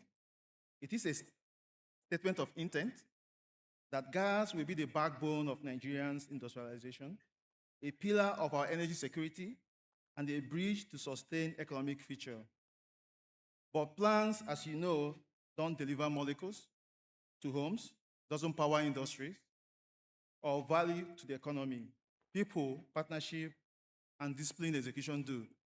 So in this discussion today, we will explore how a market-driven gas development, effective implementation of annual development plans, LPG expansion, and innovative commercial framework can transform Nigeria from a rich gas nation to a globally competitive gas-based hub. I think before we start, a quick thought exercise to the audience. If Nigeria were to unlock one constraint in our gas value chain today, or over the next 5 years, which would you have the biggest impact? Is it cost of project delivery, or speed of execution, or the quality of partnership? Most of us here today will say all three, and that's exactly why this conversation matters, because exponential growth doesn't come from doing more. It comes from doing things differently, together, and smarter. So I will just start by going into the panel session to ask relevant questions that will lead us to not only by exploring plans, but also looking at what can we do differently over the coming years to implement NNPC Master Plan through partnership, collaboration, and stakeholders management. So I will ask, my first question today is to Ekpe Okam, the lead implementation team for the NNPC Gas Master Plan. And the question is, I think people on this room want to hear what is different from this Gas Master Plan from the original 2008 Master Plan. Maybe you can provide some highlights and the key drivers for having NNPC put another master plan together. Thank you. Yeah, thank you very much, Frank, and thank you. Good morning, distinguished audience. So the NNPC Gas Master Plan builds on the 2008 Nigerian Gas Master Plan and other gas sector development initiatives that were in place before the advent of the PIA. And so clearly, these plans have gotten us to where we are today, doing about 7.5 BCF per day, monetizing about 60%. But clearly, that is not where we want to be. And so NNPC sought and put this plan together to take us to where we need to be and join our peers in the global space. And so This master plan provides an actionable roadmap, that will guide the development of gas and infrastructural expansion, and then monetization and utilization. And so at the core of this plan, I will speak to a few levers that guide this plan. One of them is market-led gas development and commerciality. And so we are moving away from fragmented project-by-project approach and adopting an integrated gas hub concept. And under this concept, the gas master plan recognizes about 23 hubs.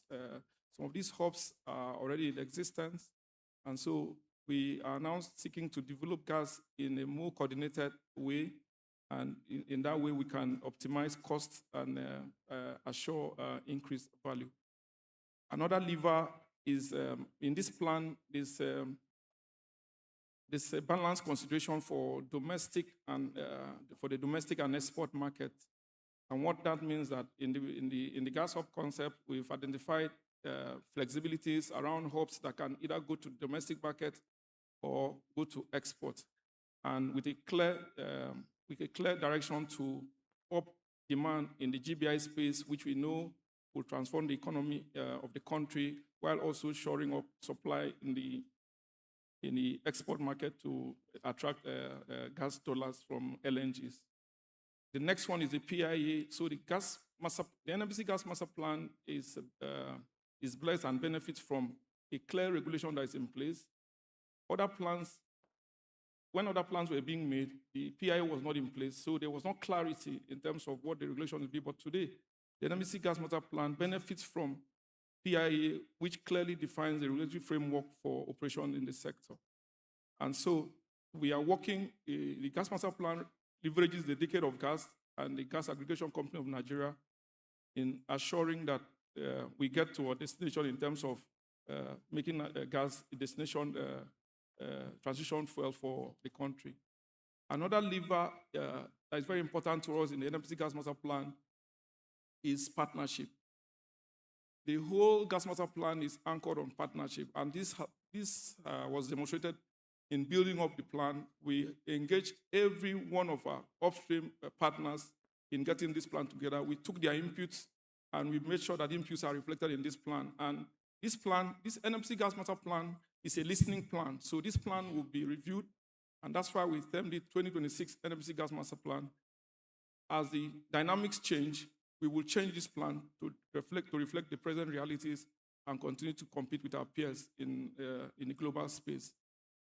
So another lever that is very distinct compared to other plans that were in place is the implementation assurance framework that's been established under the gas master plan. This framework will ensure that we track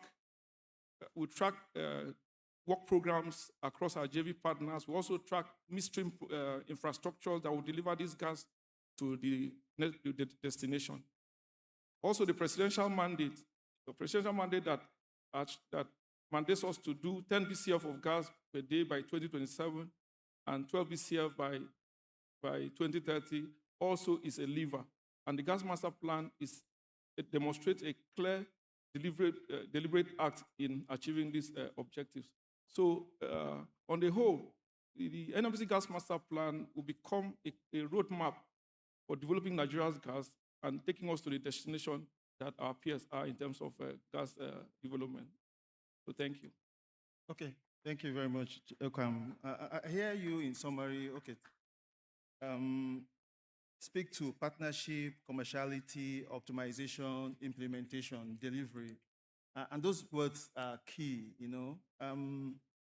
What would say? What's your assessment around how we were able to progress the 2008 plan in terms of implementation, and what can you say that is a setback in terms of, because a lot of people on this room want to hear what are you going to do differently to ensure that we implement this master plan going forward? What lessons did you learn from 2008, and then how do you put those lessons in implementing the 2026 NNPC plan? So in addressing that question, I think that the critical aspect and what the gas master plan has envisaged is talking to our partners. You know, partnership sits at the core of this of what we need to achieve. And then in getting this implementation, we are immediately going to engage in series of workshops, syndicate sessions to track the work program, and 2026 will be our test case to track the work programs that have been signed up by our JV partners to make sure that this plan is delivered. And in that way, we can take a shot at achieving the presidential mandate of 10 BCF in 2026, 2027, and then 12 BCF in 2030. Okay. Thank you. Before I jump into the key partners, I want to touch base with Decade of Gas, Chief AD. From the Decade of Gas perspective, does this NNPC GMP align, conflict with your role? And how does this gas master plan address Nigerian long challenges with gas flaring and reinjection? And what support does DOG have to offer on this initiative? Yeah, thanks. I think always a good question to try to link the company plans with what the sort of federal aspirations are. And I think UCAM has done a good job there, just painting that. My expectation from the DOG is that there would be several execution plans being owned by all the partners, the Shell, Seplat, Renaissance, which takes the big picture on where Nigeria needs to go into execution mode. And of course, those plans are then run annually, reviewed, like Okama said, to sort of get to where we need to go to. Of course, the EVP sits as the chair for the steerco, so there's a lot of alignment with what we want to do. When you hear about the 12 BCF a day, that's exactly what we have at the DOG level for 2030. Big target, very challenging. I see a lot of reservoir engineers in the room. Nigeria gas reserves production continue to deplete, 10%. So to actually grow gas, it means you have to arrest decline and add new projects. So quite a challenging target to keep that trajectory going up. So supply, we are fully aligned. Around demand, I think there's a lot of work going on. I would say we're maybe 95% there. The demand database for Nigeria, according to the PIA, is held by the NMDPRA. So they need to tell us the annual demand picture and begin to build that out on what we sort of see. So a lot of the projects, all the projects you see listed on the gas master plan are already existent on the NMDPRA database. When we talk of infrastructure, I think that's where a huge 100% of that work sits squarely with NNPC, EVP, gas and power. The pipelines that need to be built today, a lot of them sit under the NGIC. We've done a lot of work trying to prioritize those lines.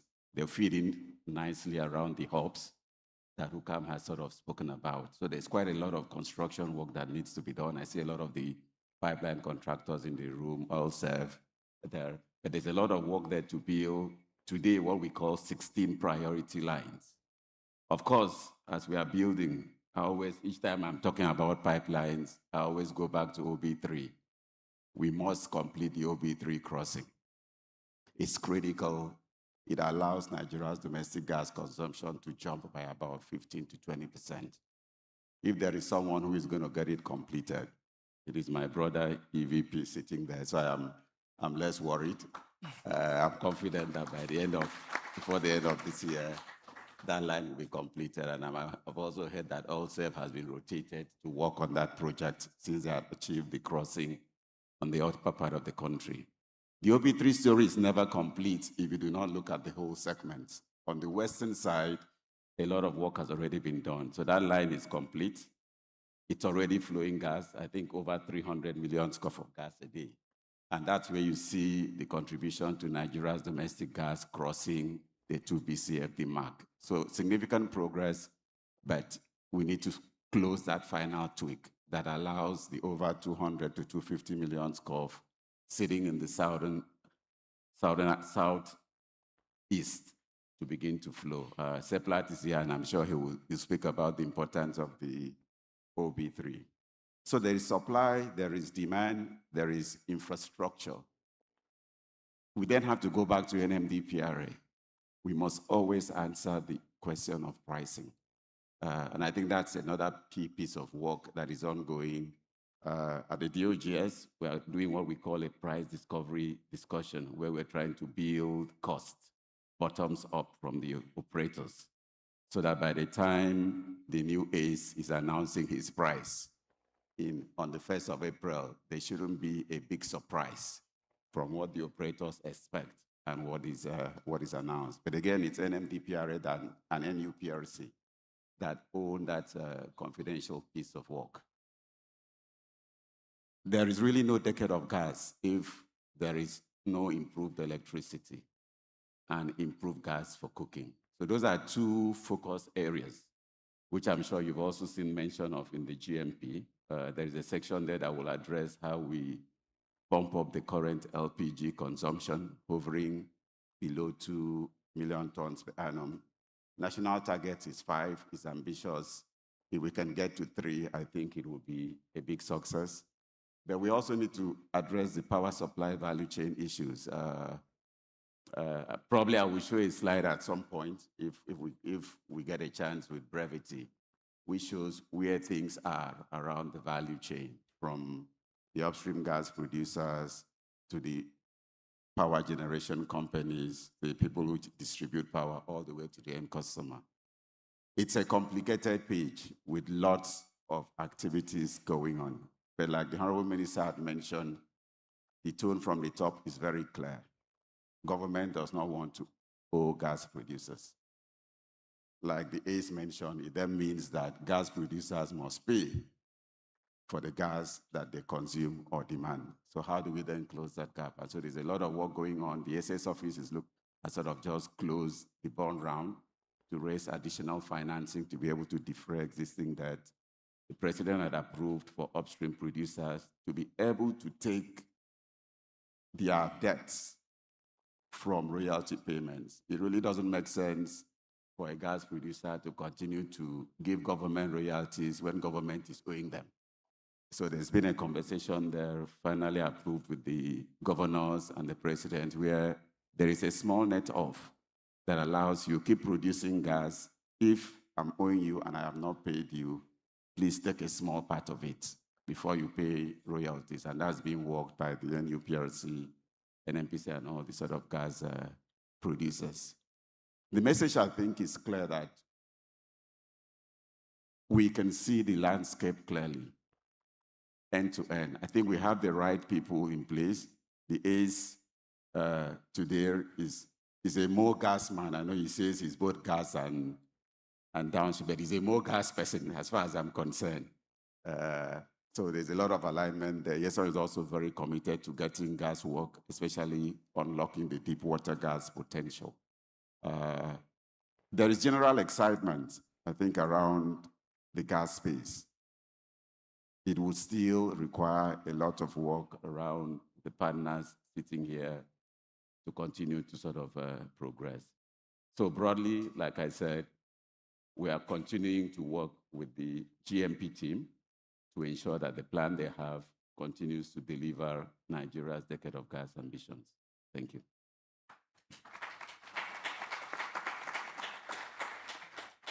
Thank you very much, Eddie. I think one of the key points there is the linkage between policy and execution, and how also you also link it into the value chain, with the different scenarios or parties that you need to resolve and monitor and manage as you make progress. But one of the key things you mentioned was on execution. How are we going to make sure that the Ministry of Execution is top-notch? I think I will come back to EVP on that. But before I go to the EVP, let me return to the partners to talk around execution upstream, right? And no other person to answer that question like the VP projects, right? You've seen it all. So what for you in executing gas projects is a risk? There have been unclear project ownership. We've seen conservative commitment from work programs. And you know that GMP is big on executing work programs and meeting those work programs. So that there are no room for you to start pushing work program across the budget cycles. And how do you think that this master plan can address this accountability and priority projects and move more on execution? Okay. Thank you very much for that question. While I was listening to the chief executive and also the honorable minister, a number of times I felt like clapping for all of the accomplishments and the information that they were sharing. I was like, okay, I'm going to disrupt this meeting today. But a lot has been done. And when you listen to the story of helps, helps being built before there was actually a demand, it tells one of the key enablers for upstream projects, infrastructure. And, you listen to the story of all the industries that have developed around the Alps. If you go into the Nigeria Gas Master Plan, and we got a good summary from my colleague just now, one of the pictures there shows you the AKK and shows you all of the industries that have already planned to exist along the AKK corridor itself. So we've talked a number of times about the fact that we need market-driven prices to be able to do projects upstream. To a large extent, quite a number of the upstream projects are not economic on the basis of the prices that we have now. So yes, it has to be market-driven on one side, but then on the other side, it has to be government-enabled, especially through the infrastructure bit. One of the beautiful things that the Gas Master Plan does, riding on the work that the Decade of Gas has already done, is in one document, 93 pages, I've read them all, you have the story of the upstream, the midstream, and the downstream. You can see what the infrastructure plans are. And when if you're an investor, if you're going to the bank, you don't need to start explaining what is going to happen all around you. You have that document that shows the ecosystem. The question you then need to ask is, okay, when are these things going to be delivered? So what helps? That document helps by putting critical strategic information in one place. And then the second thing it does is the promise of the data center. Of course, you have the data in different places and many institutions, but the promise that there will be one data center where everyone can go. You have one source of truth. It's consistent and it is consistently updated. That helps because it helps to de-risk the project. It helps to de-risk the financing. It helps to de-risk execution. The second element, of course, of the Gas Master Plan is it talks about execution risk. You know the typical execution risk is funding, it's security. Security, physical security. When we are building our project, you know what happened in ASA. Physical security for execution, physical security for the infrastructure. We've seen what has happened in the oil industry. You've got the pipelines and all of the work that has gone to secure the pipelines, and now our terminal factors have increased significantly. You will need something similar for the gas infrastructure. Yesterday, we talked about estates being built, on the right of way. We have to preempt all of those things to make sure that the industry that is being built is highly secure and you can depend on the values that you are promising to the investors. So in summary, the Gas Master Plan as it is, and congratulations to NNPC, the CEO, EVP, and everyone that's worked on the Gas Master Plan. It's a catalyst and an enabler. But what I also love about it is it's not standing by its own. Yes, NNPC Gas Master Plan. It links to everything that is being done in this industry and is required in the industry. You are talking to NMDPRA mentioned, Decade of Gas is mentioned, the regulators, the financiers, upstream, midstream, downstream, ties everybody together in one place. And then lastly, it also has an implementation team. So it's not just going to be on the shelf there. There is an implementation team, head here, members there, that are going to be working with all of the stakeholders to make it possible. So I see it as an accelerator, an accelerant, an accelerator, a catalyst for what we're trying to do in gas. And let me end by talking about Renaissance. The Gas Master Plan, the Decade of Gas, fully aligned with Renaissance objectives. Yes, we aspire to be the leading Africa energy company, enabling energy security, and we've talked about a lot of that comes from oil, and enabling industrialization, and that comes from gas. We're fully committed to gas, and of course we want to do it in a sustainable manner, and we know that gas as a transition fuel, it's better for the environment, and it is more sustainable. And if you look at the gas master plan, Appendix 1, I told you I've been reading it. You will notice that Renaissance, it's producing for 2026, 50% of the expected gas in this year. So that name Renaissance is for a purpose. We are the Renaissance. We want to make this happen. We're committed to this and committed to working with everyone and our partners and competitors, but competitors because collaboration is number one in our values, working together to make this happen. Nigeria needs this, the world needs it, and it's good to know that everyone is working together and committed to pushing this, and Renaissance definitely is committed.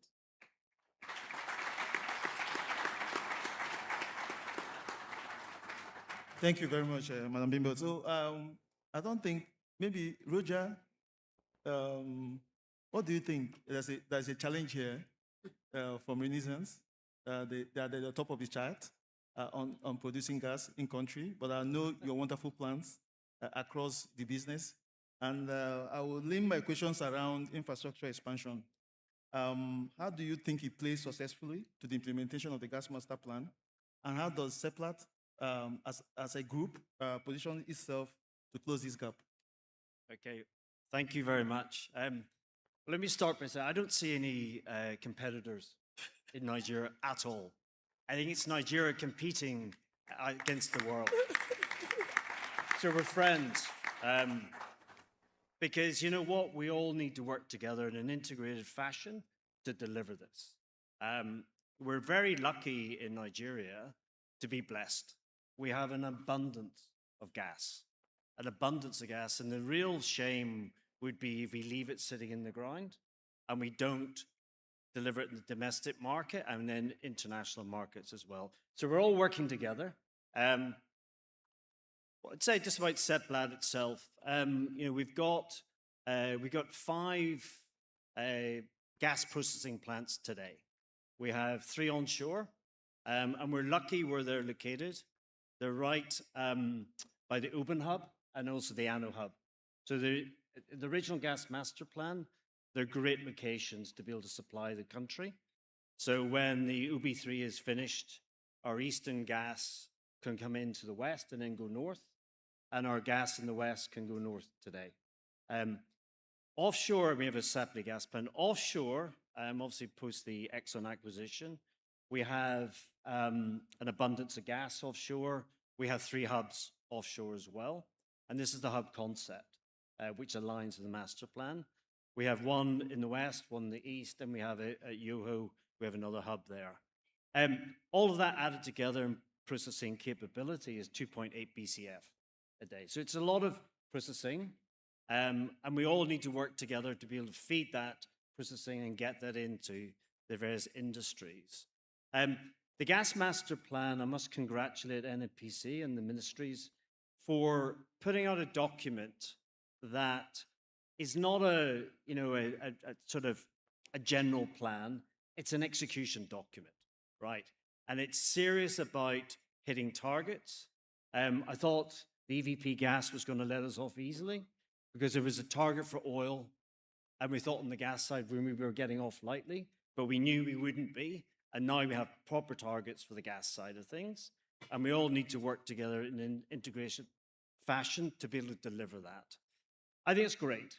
We have an amazing ability here, but we need all forms of players in the market, whether it be our friends in Renaissance and us and the independent producers, whether we have NNPC, which are our partner, the IPPG, OPTS, but also players that are going to put infrastructure in place as well. You know, infrastructure for upstream producers, given their cost of capital, is not that easy. It's not simple. You know, if you want to put gas pipelines in, you really need long-term, cheaper money long-term. Okay, and so we all need to work together. We need open access. You know, so for instance, in our Oando gas plant, which, by the way, I must say, I've got 3 chairmen of Oando in front of me, or AGPC. We have an original chairman of AGPC, who's now the ace. We had Mr. Usman, who was another chairman of AGPC. He's now on the board of NNPC. And of course, we have the EVP Gas and Power, who's our current chairman of AGPC. So we have a lot of expertise around the room. On that itself, Oando is that gas plant we announced first gas. We're supplying gas to Indorama, and we have 200 to 250 million scuffs ready to go and has been since November to supply to Nigerian LNG. So it's a great story, and we're praying, I'm looking at EVP Gas, praying that we can now supply that gas into Nigerian LNG. So what I'm trying to exemplify here is the integrated nature of it, the partnership in it. All the players in it need to work together and align together. And I tell you, with the abundance of 200 TCF of gas, we can really demonstrate and deliver domestically and internationally. Thank you.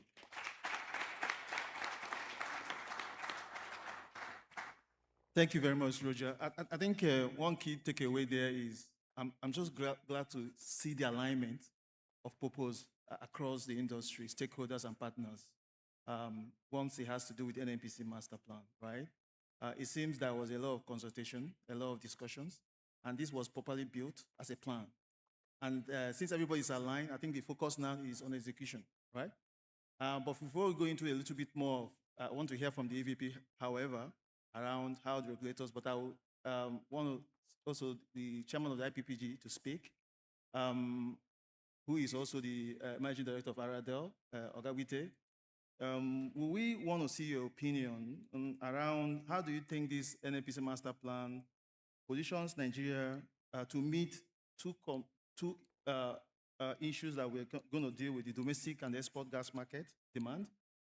Do you think that this gas hub development model is central for us to achieve the goals of production target for 2027 and 2030? All right, thank you, and good morning, everyone. Let me say very big thanks and massive appreciation to NNPC, Gas and Power, and New Energy Directorate for championing the new gas master plan. I think everybody has spoken very eloquently about how refreshing this new push is. And it's at the heart of unlocking value for us as a nation. Gas, more than oil, has the biggest domino effect on the development of our economy. If you just think about what gas catalyzes, and Abimbola rightly said, it's a catalyst. You talk about power, you talk about industrialization, and you talk about many things. It's all about gas. But what this particular framework does is to refocus the centrality of the hub arrangement. And that hub arrangement is probably our best bet in shortening the delivery time for the impact of gas into the nation. It's the hub around processing centers, it's the hub around transmission pipelines, it's the hub around the last mile gas distribution. And it speaks to economics. Because if you don't start first with the hubs that are profitable, that are self-sustaining, then you lose the plot. But I think it's not so much about the hubs. The question should be, why is it taking us up to now to get that hub thing off the ground? And it's a fantastic work that we have recognized the ecosystem within our industry. But I think there is one ecosystem that we all need to collectively work on, without which we may be having a big challenge. Today, the biggest off-taker of our domestic gas is the power sector. And whether we realize it or not, what happens in the power sector calibrates and sets the metronome for how we're able to run this whole execution plan. I will be asking that we also take a good step in onboarding the power sector. The power tariff is your strongest signal to the economic viability of the entire ecosystem. If we're from the upstream, where Abimbola, Roger, and all the IPPG companies are going to be committed in bringing gas to the surface, we need the economic signal that tells us the investment is safe and is rewarding enough for the development risk we're going to undertake. So I'm grateful that NNPC is providing solid leadership for how to integrate the efforts across the industry. But it would be great that we also take a step to the next one, which is power in my own sector, in terms of how do we contribute meaningfully to the determination of power tariffs. Otherwise, we will find ourselves in a situation where somebody in that value chain of last mile, the hub of the processing plants, the hub of the transmission pipelines, or the upstream supplier, somebody will be carrying the can, and that creates a disincentive. Today, if we evaluate all the major transmission pipelines that have been built, they've been built off the balance sheet of NNPC. I'm not aware that any one of them was built with private capital. How do we work with the biggest drag on the system, being power and other people, to then allow private capital to come in and be at the heart of building out the hubs? And how do we then continuously extend that? We must appreciate NNPC for what NNPC has done with HELPS, with OB3, and now with AKK. But if you look at the infrastructure deficit we have today, we need to move 10 times the speed at which it has taken us to deliver HELPS, to deliver OB3, and to deliver AKK. And I think that's the next level to then help us deepen the benefit of the hub and the spoke, and then create massive proliferation of access to gas nationwide. Thank you.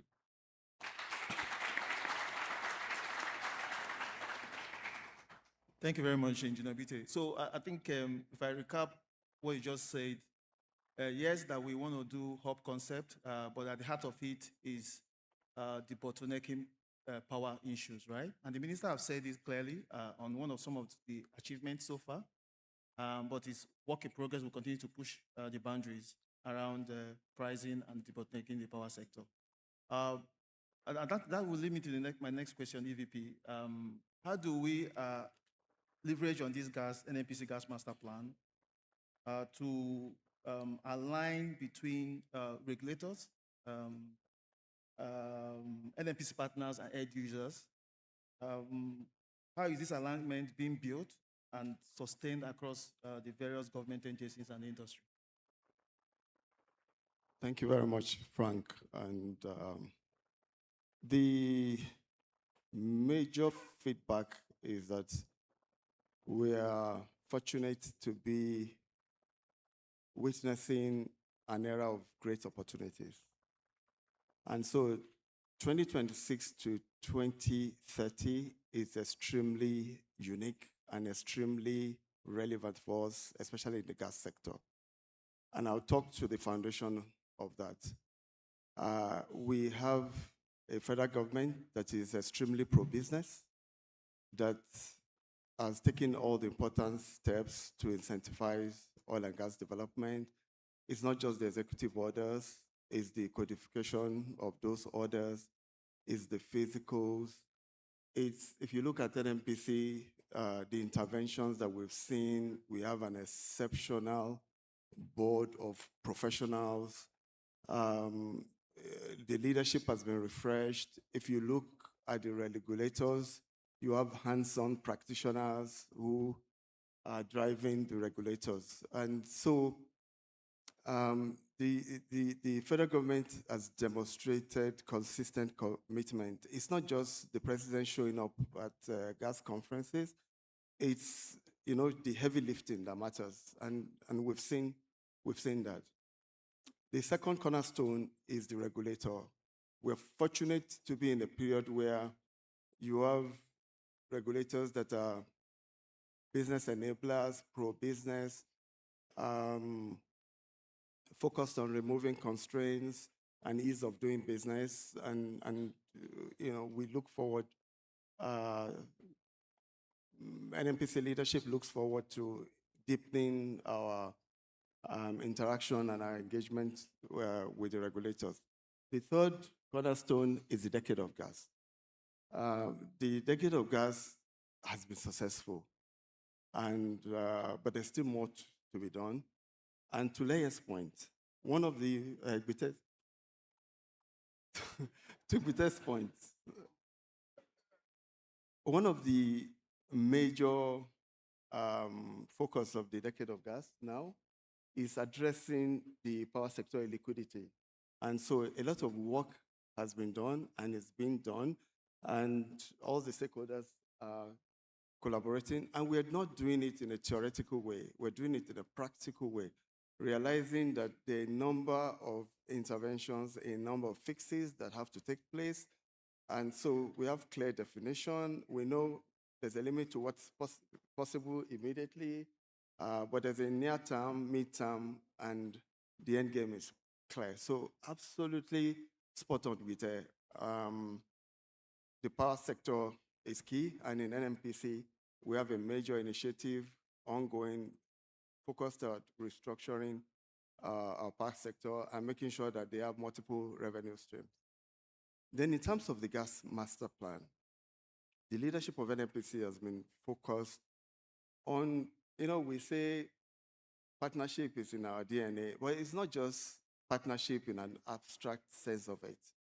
It's structured around three, core priorities. The first is cost competitiveness. So you talk about the hub concept. You talked about, coming together, pulling resources for procurement to get discounts, to make sure that, the unit operating costs go down. We built a structure around it. There's a monthly connect with all CEOs of, the upstream companies. The Decade of Gas has its own cadence, weekly, monthly, quarterly connects to make sure that we're consistently tracking progress, and that's very important. So one is cost competitiveness. The second is replacing competition with collaboration.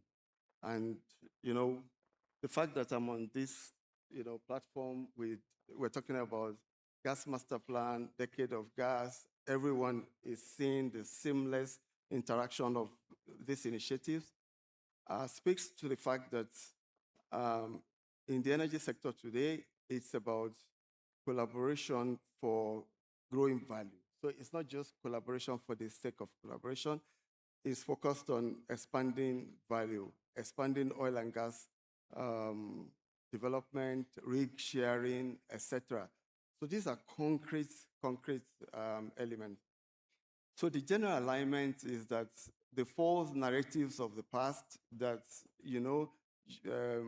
progressing with exports means is detrimental to domestic gas supply. These are false. We want both. It's all of the above. And so, again, it's important that now we have the gas master plan, which basically is just a tool for deepening collaboration. We say it's partnership in action. And so the second most important dimension is this, replacing competition with collaboration. And the last one is just the focus on the end customer, making sure that this general alignment, that at the end of the day, everything we're doing is about the Nigerian people. And that those of us who have this exceptional privilege of, serving, make sure that we translate our energy resources into better economic outcomes, better living conditions for the exceptional people of Nigeria. And so whether it's auto CNG or CNG generally, in our monthly connect, the focus is how are we delivering cost reduction to the public? How is this benefiting the public? And so just to weave it all together, NNPC will continue to drive collaboration in a systematic way. The structures under the current leadership are being tightened, being reinforced. And, the old NNPC, where there was slight confusion about our role is gone. Now we're commercial actors, and it's about, win-win partnership, just deepening collaboration to generate greater value for our partners and ourselves. Thank you.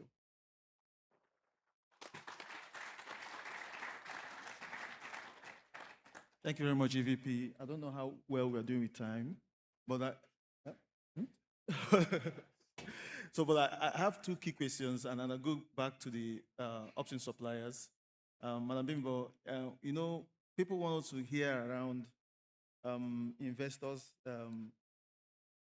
perspective in terms of Nigerian gas proposition and what gaps must be closed to unlock large-scale capital. So, what's your idea?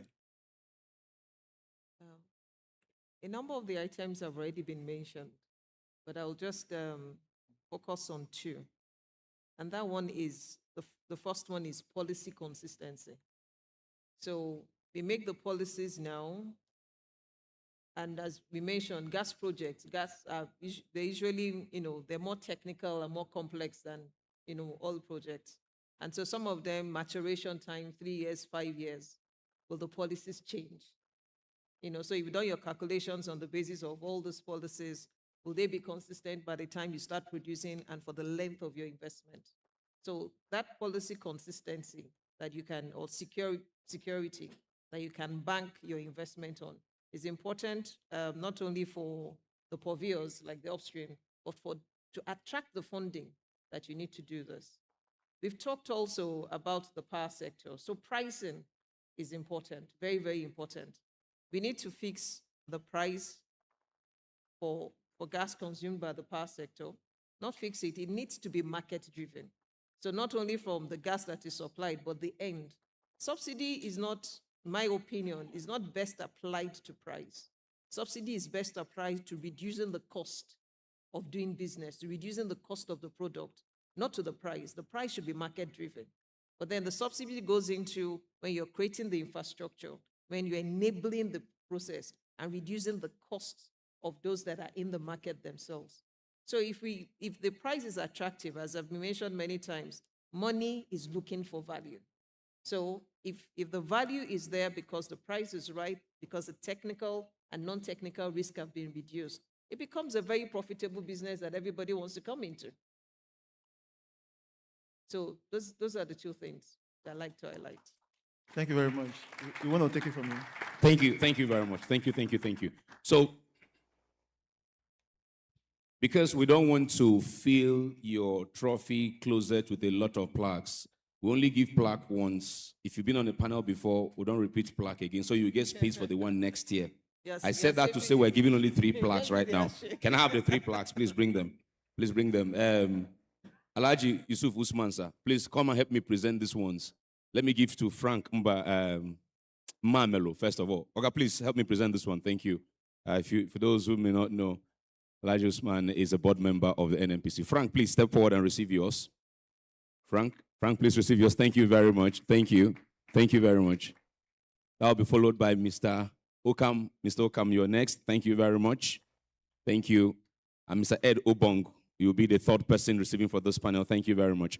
Okay, so we have one more panel before lunch. After that, 2 panels and then a closing ceremony. But for now, please give them one more round of applause. Thank you very much. Thank you, all of you, for your insights on this gas master plan by the NNPC.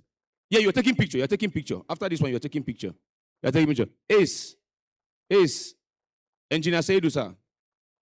Engineer, please, you've been in the picture, sir. Please join them for the picture. You open the session. Join them. Please take a picture. So after this, we're going straight to the next panel. After this next panel, we're going for lunch and come back, do 2 more closing ceremony. We're almost there. This next one, we're talking domestic gas. Gas for growth, milestones, momentum, and the road ahead. This time, domestic gas. We've talked about upstream export gas. Let's talk domestic gas right now. Again, kindly allow them to take their seats, please. We're going to launch shortly. Allow them, if they want to go to the VIP holding room, they're welcome to do so. They're moving on to other matters, they're welcome to do so. But please do not come to meet them in the front for networking. Please do not meet them in the front for networking. Please. Do not meet them in the front for networking. Please do not meet them in the front for networking. Please. Egbon, Ejosa, Elojokosa, Ejosa, Emabinusa, Ejosa. Ma'am, please kindly take your seat, ma'am. Please, thank you so much. Thank you. Thank you. Please take your seat just a moment. One more session and we'll go to lunch. At lunch, we can do all the networking. Thank you very much. Thank you. Thank you all very much.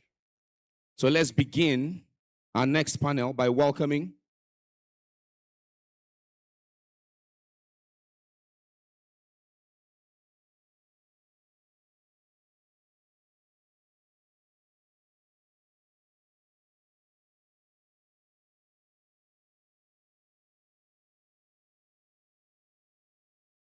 Okay, so we're talking domestic gas now.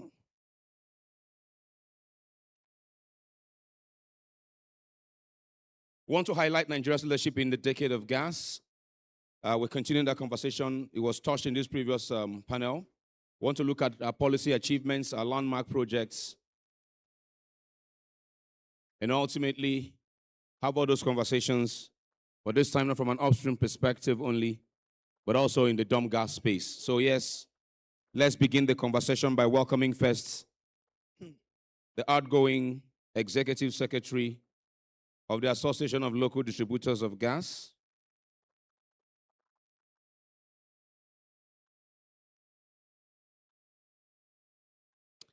and the CEO of Highland LNG. Please welcome Mr. Oga Adeojo-Ogiri. You are welcome. Second seat, please. Second seat. Yes, a round of applause. Thank you very much.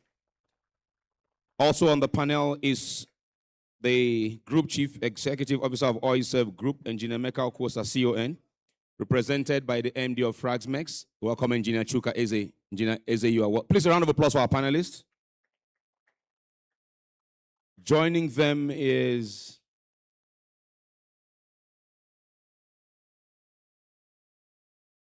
the head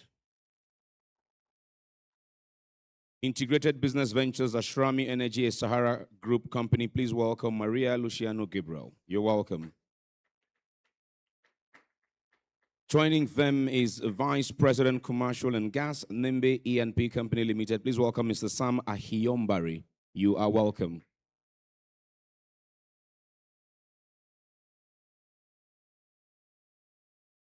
Joining them is Managing Director and Chief Executive Officer of Falcon Corporation. Please welcome Mrs. Audrey Jo Ezebo, the leading lady of gas. On the panel, we have Assistant Chief Petroleum Engineer at the Ministry of Petroleum Resources. Please welcome Engineer Matthew Ofonye Buzo. You're welcome. Okay, to drive the conversations for us, thank you very much, is the President of NLCGA and Managing Director of Asico Energy. Please welcome Mr. Felix Ekundayo. You're welcome.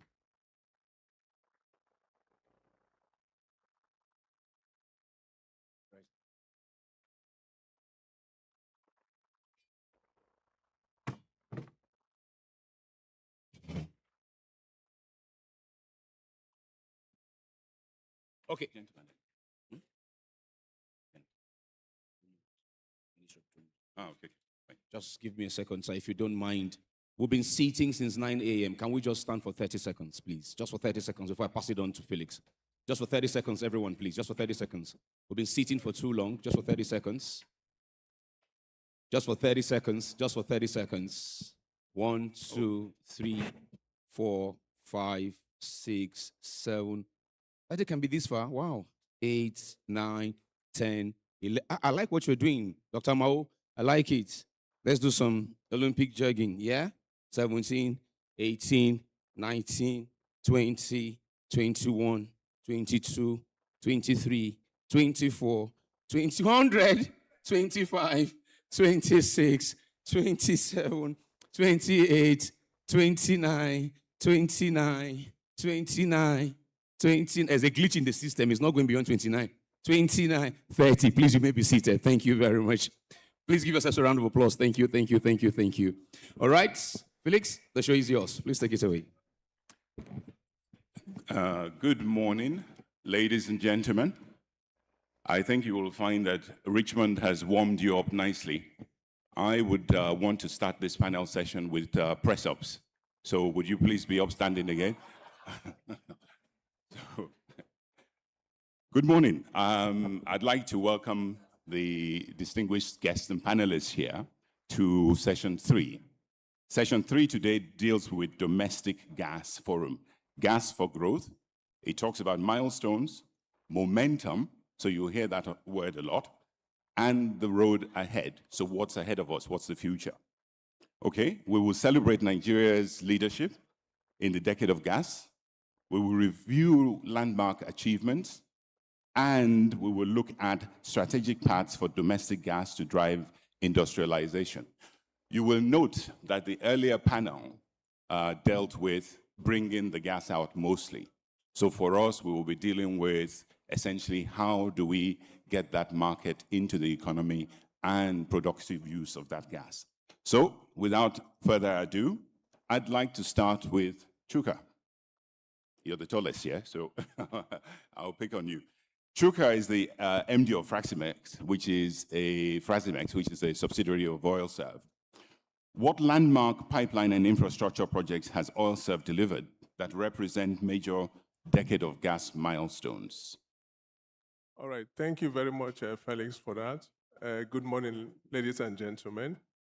Let me begin by extending a warm welcome, greetings to you all from my chairman, Engineer Dr. Emeka Okosa, who couldn't make it to be in this forum. So talking about the landmark projects that we OilServe has done, we have done quite significant projects in the pipeline and gas infrastructure. I will center it across the key elements of the Decade for Gas. The Decade for Gas has the gas infrastructure, and within the gas infrastructure development, we have done, as mentioned by the coordinator of the Decade of Gas in the previous section, the OB3 gas pipeline project. It is a project that has 64-kilometer gas pipeline, 48-inch, and a gas treatment plant at Oben that has a combined capacity of 2 billion scf capacity per day. 5 trains, each train is 500 million scf per day. We have completed that.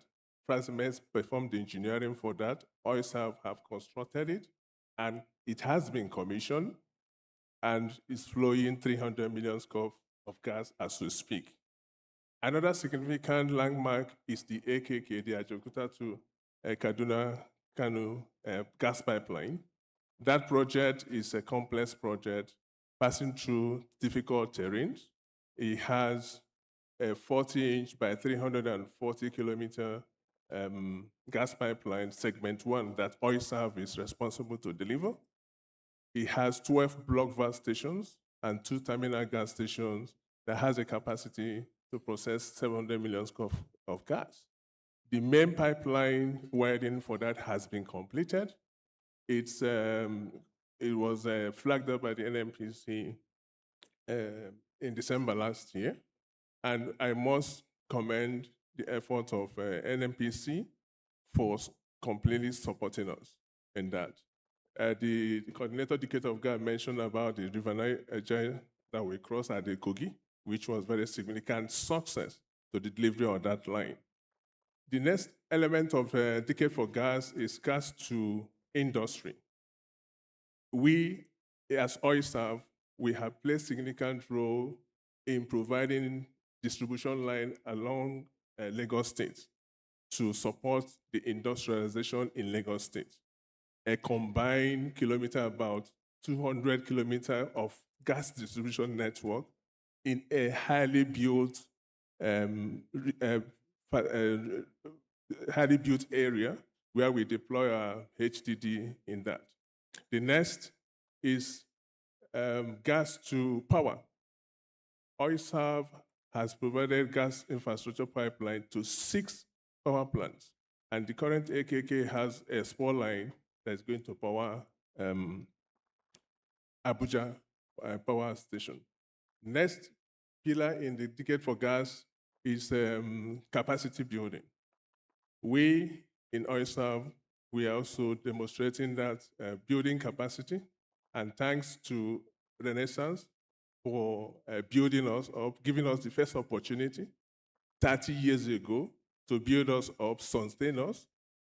Thanks to Oando that give us another opportunity to execute the projects under Greater Lagos 1, 2, 3, 4 phase. And now with NNPC for the tremendous support you have given to us to sustain us. So in total, OISAV has contributed in the infrastructure development up to the total of 1,000 kilometer combined installed pipeline facility and over 24 stations, including the gas treatment plant we mentioned at Oben, that is currently commissioned. Thank you very much. Chuka, thank you very much. Just to clarify, OB3, you mentioned, has a capacity of 2 BCF, and you're currently flowing 300 cubic feet a day. Yeah, that's correct. You know, the OB3 has 2 sections. It has Lot A and Lot B. We are responsible for Lot A, and that has been commissioned, installed, and that's the segment that is flowing the 300. The other segment, which is segment A, and that's where the River Niger crossing is still pending, that was mentioned in the last panel. And NNPC is working hard to ensure that with their partners and contractors to make sure that line is crossed. Once that line is crossed, the entire 124 kilometers of the OB3 gas line will be available, and this line feeds to the AKK line through the Igorogu line. Thank you very much. Now I'll come to you, Maria, right? In terms of, we've heard about the efforts in terms of pushing gas through the pipelines and so on. You, as head of integrated gas ventures at Asharami, what projects has Asharami advanced in order to be able to deliver key milestones in the domestic gas monetization program? All right, thank you very much for that. So Asharami Energy is an integrated energy company. And I mean, we believe that gas only really has any value. Like the value comes out when you have the molecules, you have the infrastructure in place, and you also have the bankable demand for it. And in that respect, we're present across the entire value chain of gas as well. So in the upstream, we have, in terms of reserves for gas, we have over 10 TCF of gas within our system that we're developing. We're currently producing close to 200 million scoff of gas per day from our various assets. And then when you come into gas processing in Asharami Energy, across board, we have about 4 processing facilities with a combined capacity of about 700 million scoff of gas. And majority of this is going into the domestic market because we also have a power company. And in terms of installed capacity, the power company has about 2,690 million megawatts of generation capacity. And that's about 14% of the country's generating capacity. But in terms of actual power production, the power company is producing about 20% of Nigeria's power currently. And most of the gas that is being supplied to those power companies is coming from Asharami Energy upstream. So we are supporting the domestic market. We're supplying gas to power companies. Apart from supplying to our own sister company, we also supply to other power companies. We supply to Transafam Power. We also support the fertilizer industry. We supply gas to Notori. So across the entire chain, you can see that Asharami Energy is present. And we take it a step further in also trying to make a difference in the lives of the communities that we operate in. So for example, in one of our communities at Joki, we use the gas that would have been flared to power the community so that they get 24/7 light. And it's a very beautiful symbiotic relationship because it's associated gas, right? So if there's something wrong with my plant or you vandalize my plant, you're not getting your 24/7 power. So it helps them to help us to ensure that our operations are safe and secure.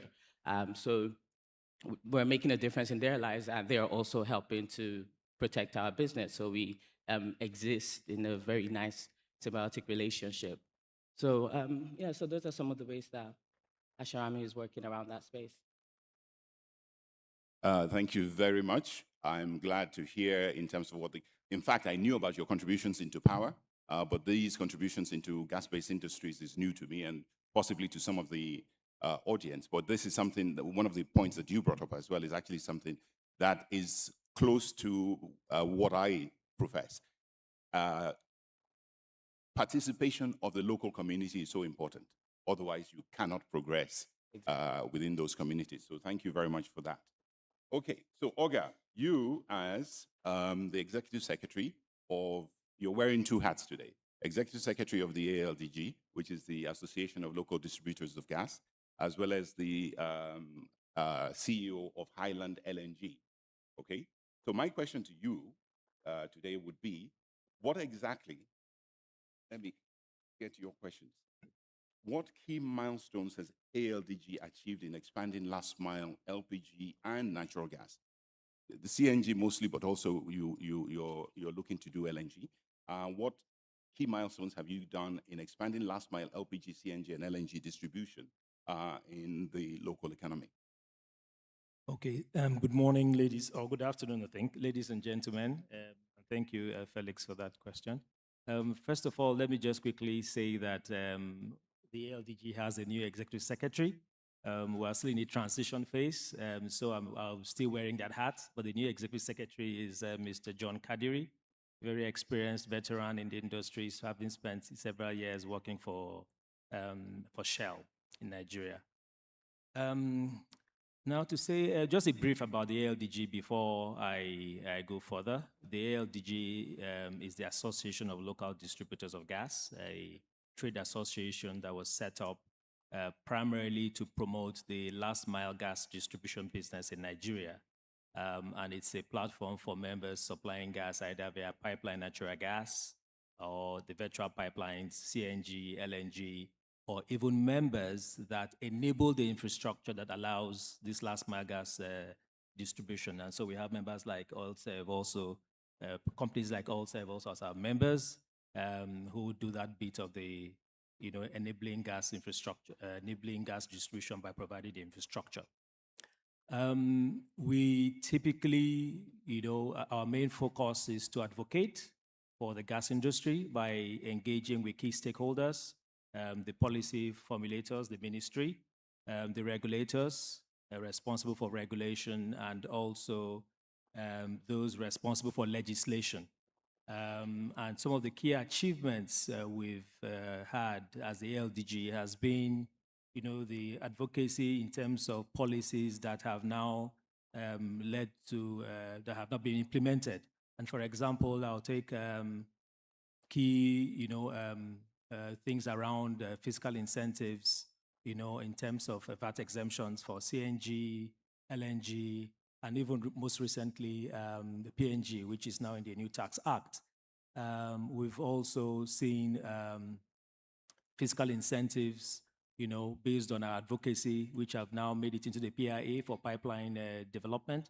For example, there's a 10-year, tax-free incentive for those engaging in pipelines, which was part of the engagement we had as ALDG when the PIA was, going through discussions with the National Assembly.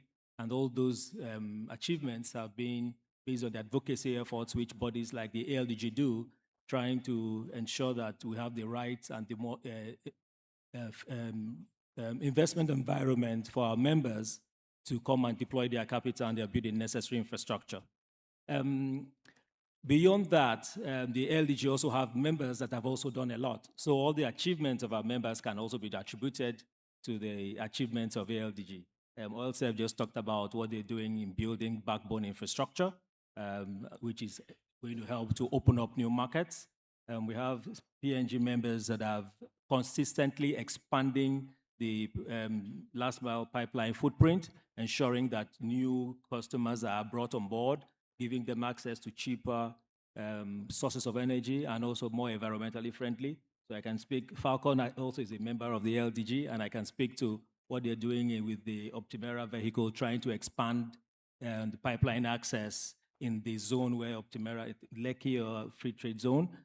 We have the likes of other companies, Shell Nigeria Gas, Axela, expanding pipeline in Ogun State, the Lagos-Ogun axis, and also the Port Harcourt axis and Aba axis, where we have pockets of last-mile gas distribution networks.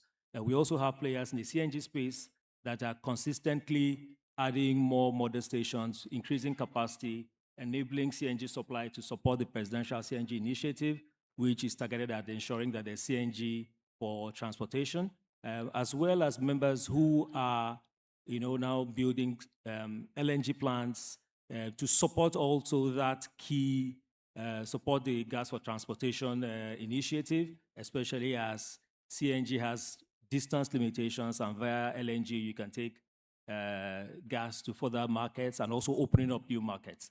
And more importantly, to also say that we've been hearing about the increase in domestic gas supply to 2 BCF. That's actually a historic landmark.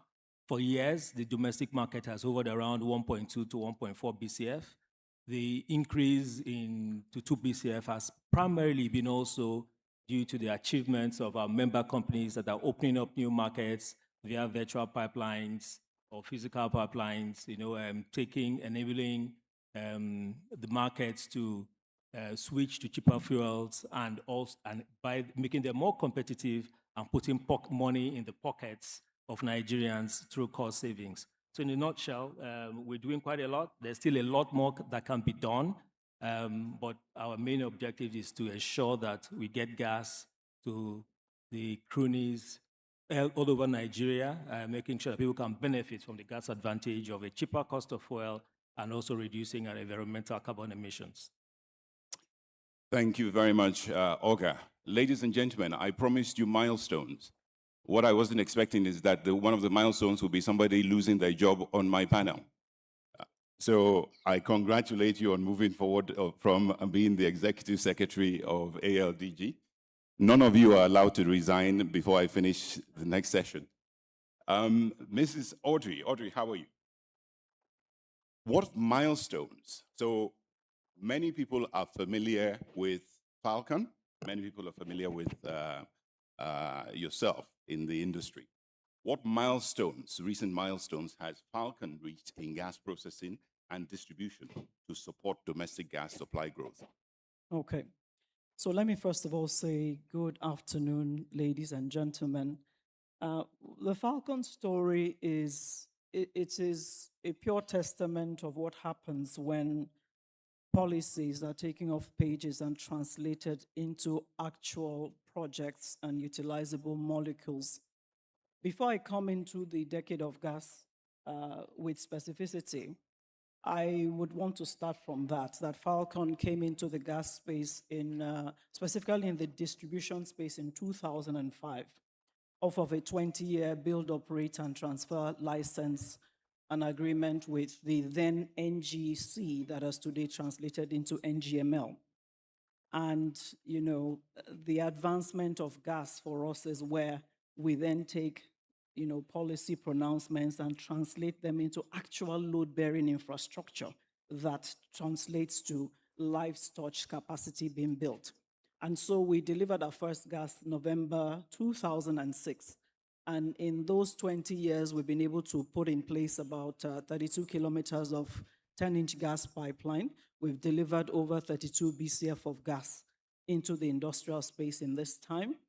Through our 25 million scf per day Citygate station. But then coming in a bit closer is that license was then under the ambit of the PIA, extended through the regulator, the NMDPRA, issuing us a 25-year gas distribution license. And for us, this is a case of providing the necessary regulatory certainty that allows us to continue with our expansion programs and projects in the distribution space in the new areas we're looking at. Now, coming in a bit more specifically into the decade of gas, is the fact that we looked at what the government was trying to do with the midstream space in terms of deepening infrastructure, looking into LPG. And so we then went into the building of a 15,000 metric ton facility, a tank farm facility with a dedicated jetty in Port Harcourt, which is going to be commissioned at the end of Q1, so we're just a few weeks away. That is an over 50 billion naira investment, which would help to debottleneck the constraints around LPG distribution, availability, consumption, and of course pricing in the southeast into the northern regions. So we're very proud of that project. It's fully in alignment with the government's decade of gas agenda. Now, at the same time, and I know Olga referenced that, is the fact that one of the things we're trying to do is to enable the industrial clustering and see how we can facilitate distribution in that regard. And so we also then partnered with our partners, ND Western, then FHN, but now Cape 4 Hydrocarbon, to invest over $30 million into the build out of gas distribution infrastructure in the Lagos Free Zone through our consortium SPV, which is called Optimera Energy. And that also we expect to be commissioned very shortly. So we see our role as enabling the program and recognizing the fact that at the end of the day, when we think about the way that our capital markets are now responding to that downstream and midstream space, we see ourselves as people that have created trust, confidence, and credibility that there are people who are committed to delivering quality projects midstream, downstream. And so you are seeing a freer flow of institutional capital.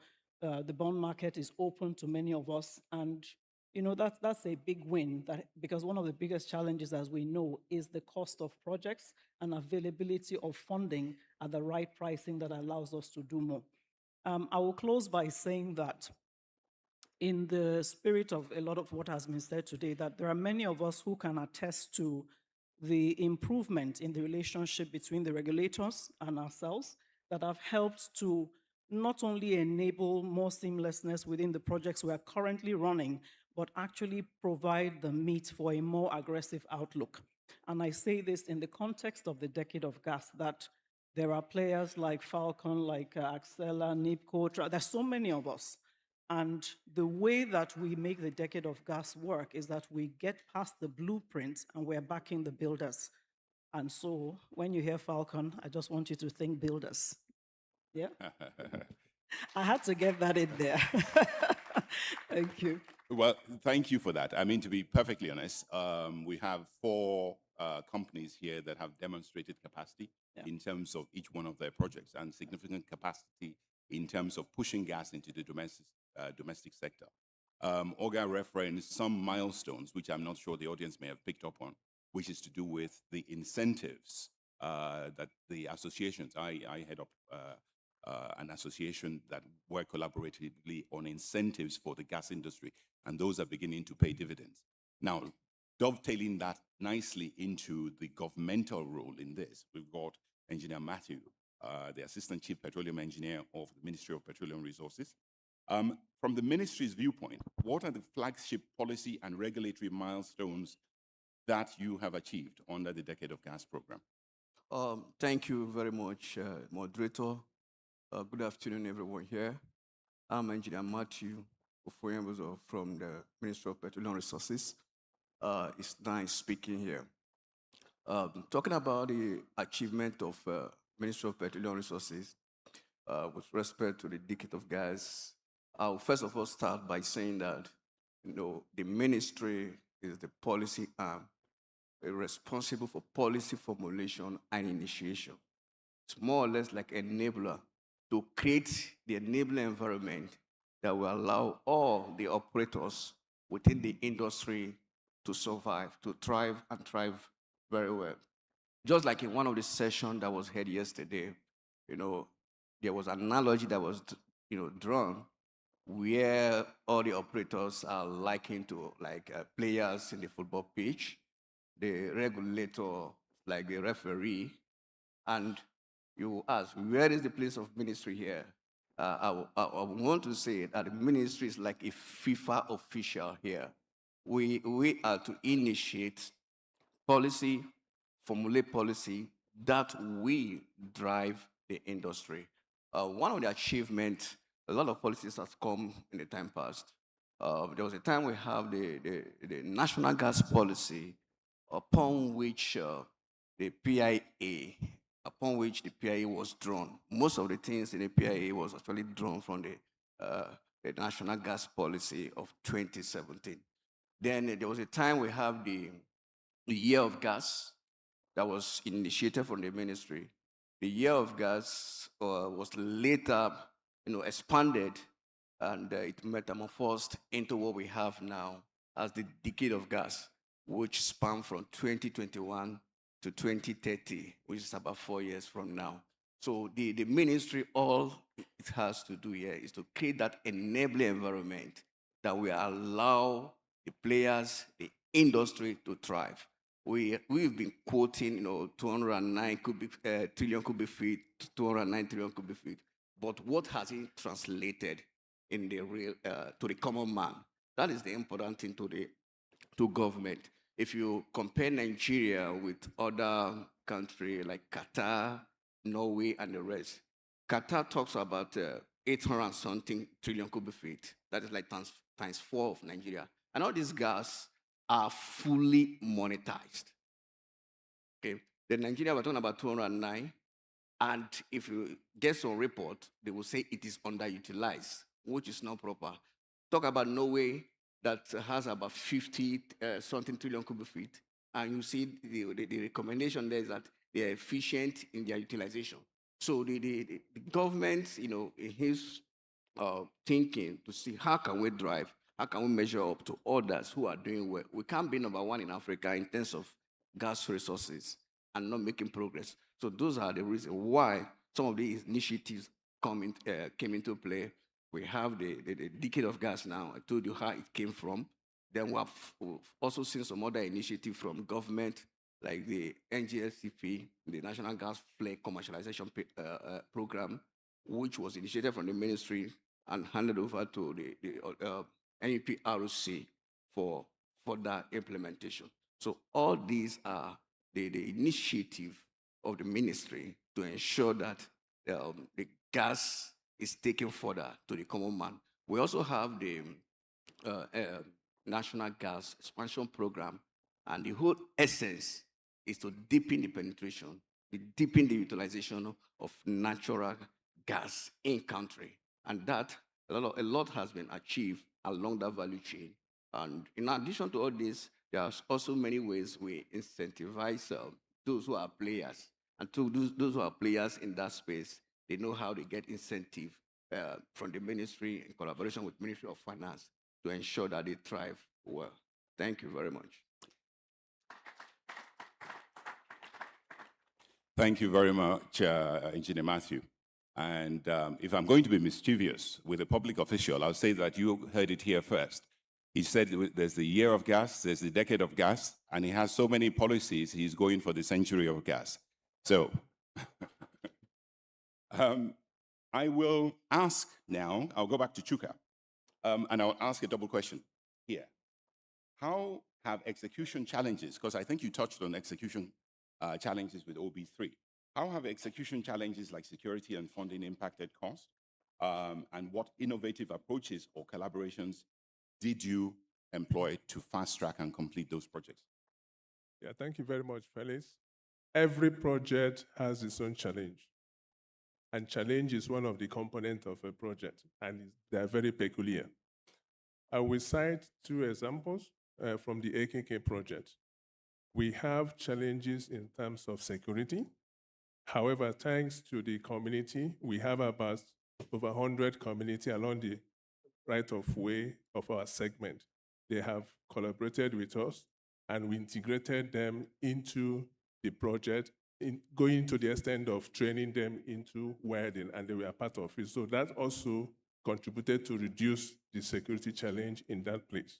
However, we have external security issue to the extent that increase the cost of execution as well as affects the timeline for delivery, because you have a situation where for you to go to site or the work people to go to site, you have about 50 armed men flying with you. We have the Air Force. Occasionally, we fly around the right of way to help monitor the security issue. And I must commend NNPC and the federal government and the security team of OISAF for addressing that challenge in a manner that resulted for us to complete the project. The other one is the terrain. I mentioned about the terrain. We have for the AKK as well a complex terrain. We have a situation where we have under the rock, under the ground, a rock up to a cumulative about 5 kilometers.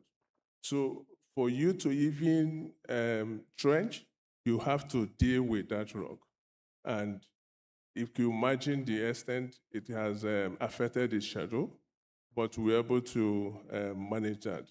The right-of-way has about 140 roads, minor roads and major roads to cross, and the innovative solutions we deployed there are the HDD for the minor rivers crossing, and the HDA, horizontal truss bore for roads, so that it doesn't affect the environment. We also have natural challenge with flooding. During the execution of that project, we encountered flood to the extent that we can't do anything. We just have to abandon the site and go back when the flood has receded. These are the factors that has affected. But what distinguishes any individual, a company, and in particular OISAF, is how you react, how you manage, and how you respond to those projects. And that has put us in a very significant landmark in delivering our project. Thank you. Oh, I would require a round of applause for that, so make sure we're still all together. Thank you. Moving on from challenges, let's talk in terms of opportunities. Maria, over to you again. I'm going to ask you a double question again. How do commercial and market access realities affect midstream, downstream project investment decisions? Okay, and what current momentum do you see in this same private sector-driven initiatives? Right. Okay. Thank you very much for that. So when we're talking about the market realities for like the commercials, like what helps investors. So some of the other panelists from the earlier panels have discussed about the infrastructure, the pricing, because I mean the price has to be right, yes, and the infrastructure has to be there. And I mean they kind of tie to one another, because if the infrastructure is available, it even helps in terms of the amount of money that you need to put down for your investments, because at this point you have to do less investment. You don't have to consider building 30-kilometer pipelines because there are pipelines available. You probably just need a short connection. So it also helps with the price and it helps with your economics. But beyond all of that, in the interest of time, there's also the bankability of the customers that you're supplying to, particularly in the domestic market. When you look at the power industry, because they are one of our major customers, and you cannot do without the power industry. You cannot decide that you're not going to supply gas to the power industry, but they are one of like the biggest defaulters in terms of payment.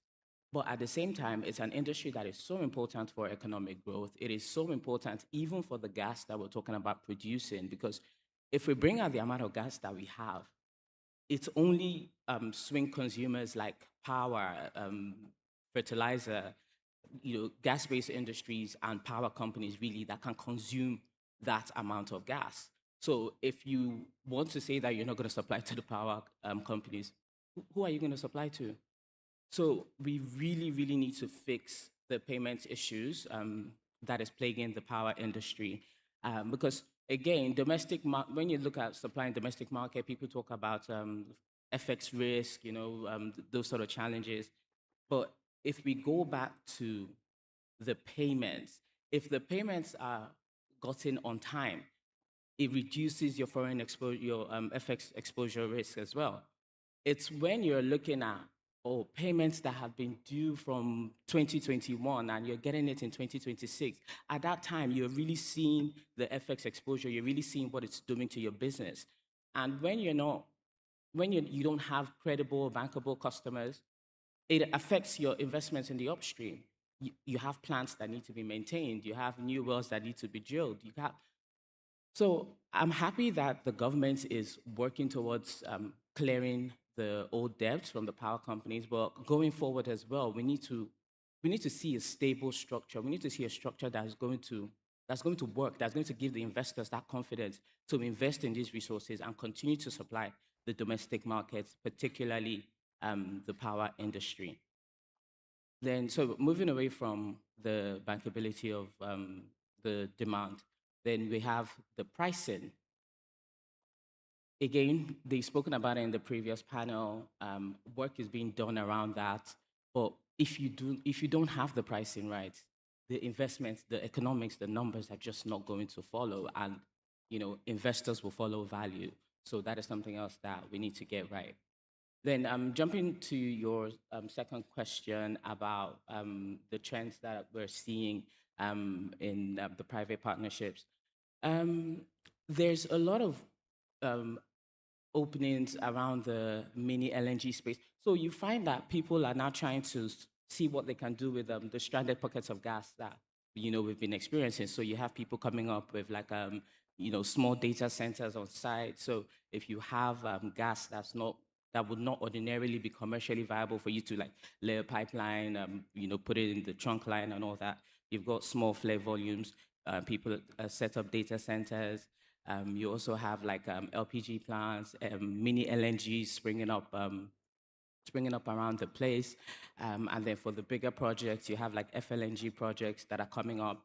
So as there's more support around the gas, more incentives around the gas, a lot of policy incentives, a lot of support that's coming from the government for gas. So you see that there are now a lot of companies, a lot of private companies that are doing new creative things in that space and are now able to use stranded pockets of gas that will ordinarily not have seen the light of day to fuel this project. So particularly, I would say the mini LNGs, a lot of people that, a lot of companies that we speak to, they are all going into that mini LNG space. They're all going into FLNG. So I feel that the demand for the gas is growing, and we're positioning ourselves to be in that place where we're able to meet this demand and meet it in a sustainable way. Maria, thank you very much. I am a little upset that you've decided to show Olga the exam paper before I get to him, but thank you. Seeing as you mentioned the LNG, I'll go to Olga on this. How is Highland LNG advancing domestic gas penetration and driving sustainable economic growth? Thank you, Felix, and thanks, Maria, for the heads up. So Highland LNG is a special purpose vehicle that was set up just barely over a year ago. And thanks to the enabling environment which has been created by this government, and to bridge the infrastructure gap we have in the country. As we're all aware, there's a very limited pipeline footprint. Today, basically the Escravos-Lagos pipeline taking gas from the western Niger Delta all the way to Lagos, and then pockets of pipelines in the south and then some parts of the southeast. So the rest of the country is bare. How do you reach these stranded markets? The most ideal is pipelines, but we can't build pipelines everywhere. And even with the AKK, a big part of the country will still be stranded. So Highland LNG was born out of that need to use the virtual pipeline technology, trucking gas to get gas to stranded markets. So we hope to open up new markets by ensuring people who are currently using either diesel or coal to switch to gas because they can now get gas trucked to them. We're also looking at the opportunity that has now come up because of the removal of fuel subsidy and ensuring that gas can now become a very suitable alternative for transportation.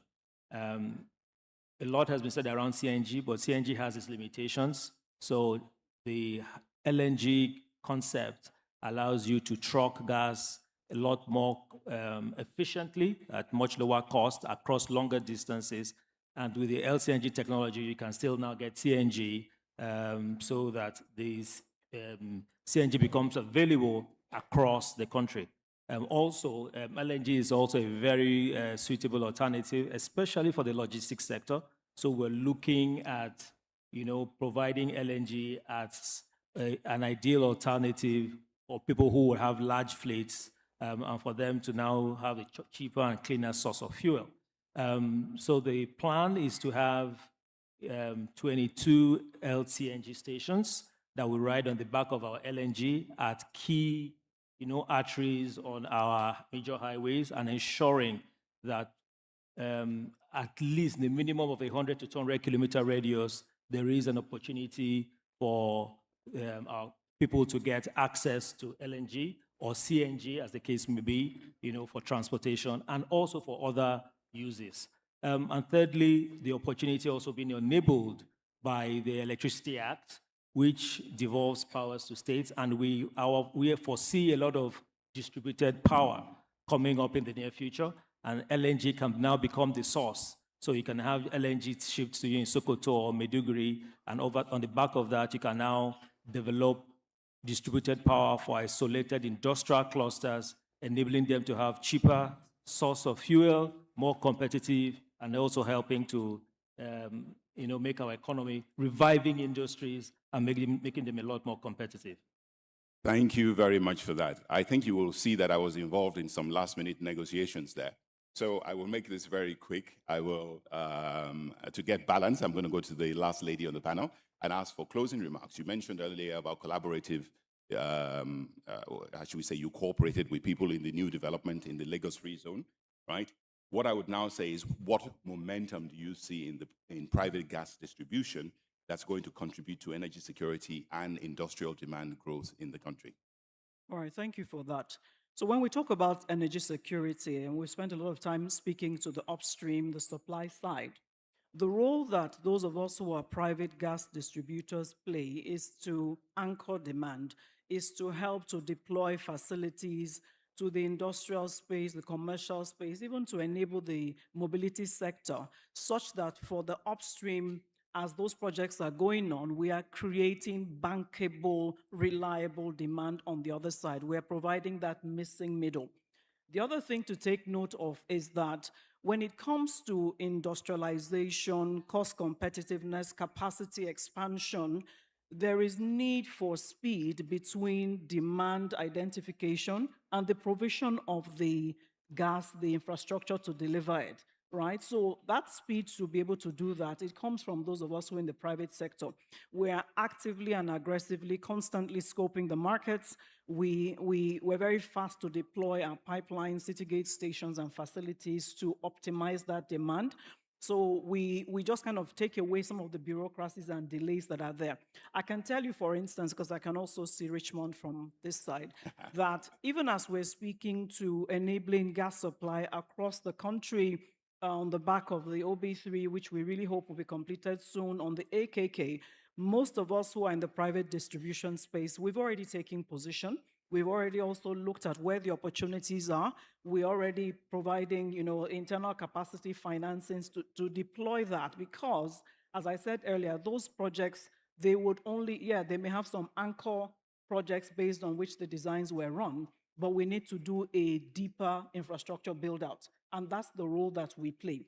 As we go forward to is to recognize that those of us in the private distribution space, we are literally, from an energy security point of view, creating alternative consumption pathways. We're doing pipeline gas, we're doing CNG, we're doing LNG, it's just incredible what is going on, and it's all private sector play, despite the many challenges which we've stated here and we've all spoken to in the course of the day. We believe in gas for Nigeria's development, and that's exactly where we're staking our mantle, that will be part of that progress story. Thank you. Thank you very much.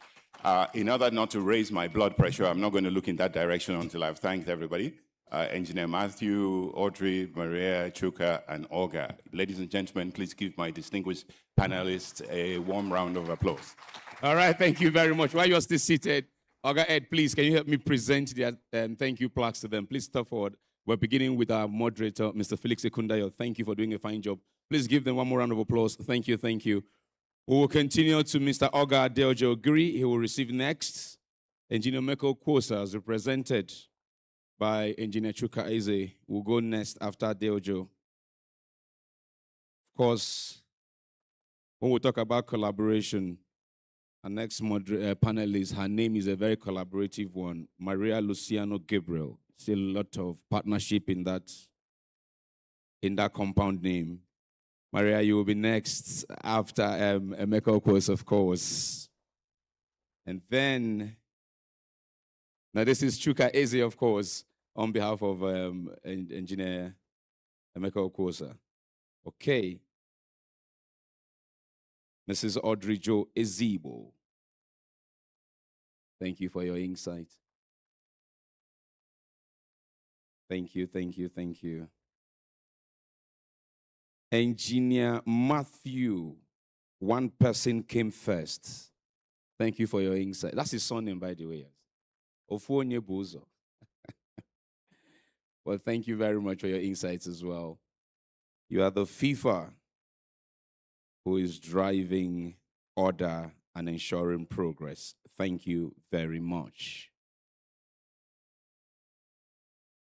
According to my time, it is 12:50. We will be back for lunch. Please, family photo, family photo, family photo.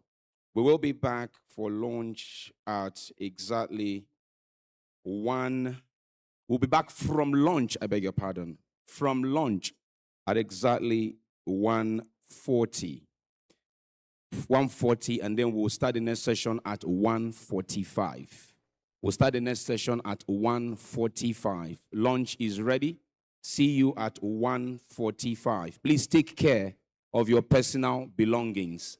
See you all at 1:45. All of you who are traveling today, I assure you, you will catch your flight, come back for the next 2 sessions, the closing ceremony.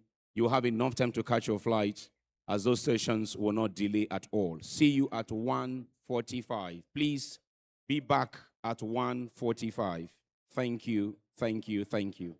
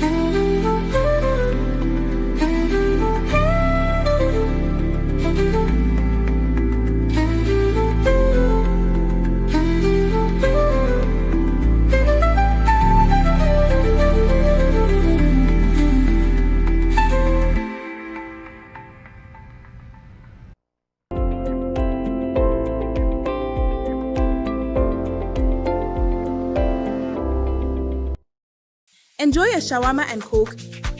It's another chance to win a share of 600 million naira in cash. To win, you need to buy, scan, find, and win. Coca-Cola, a recipe for wonder.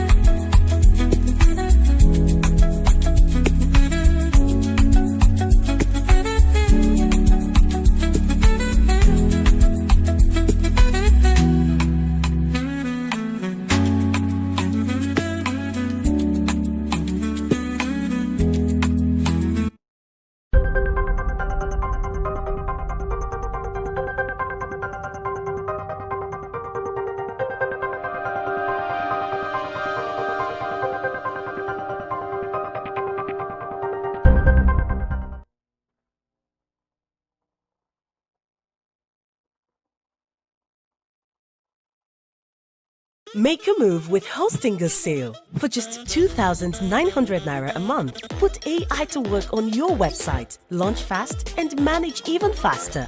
Get hosting, a free domain, free extra months, free mailbox, and 24/7 support. Now, for less than a third of a streaming subscription, try for 30 days without risk. Join more than 4 million people going online with Hostinger. Turn one day into day one with AI-powered web hosting. Go for it with Hostinger.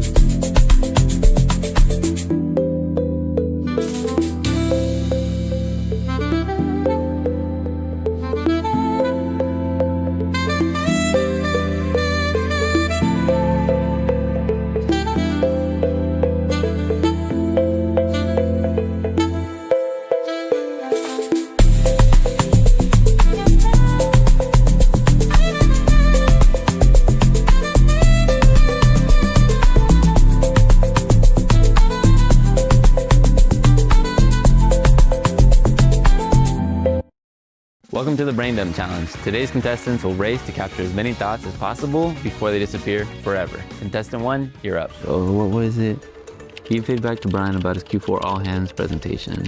Budget for campaign launch should be... Time is up. You only got 1 out of 5. The rest, lost to the void. Contestant 2, you're using Whisper Flow. Same challenge, go. Feedback to Brian about his Q4 all hands presentation. Increase campaign budget to $40K. Update metrics in client's meeting deck. Team structure should add a junior marketer. And review Erica's consulting proposal. Incredible. All 5 thoughts captured, 0 lost, and so perfectly formatted. The verdict is clear. Typing is slow, Whisper Flow is fast. Don't let your best ideas vanish. Get Whisper Flow free.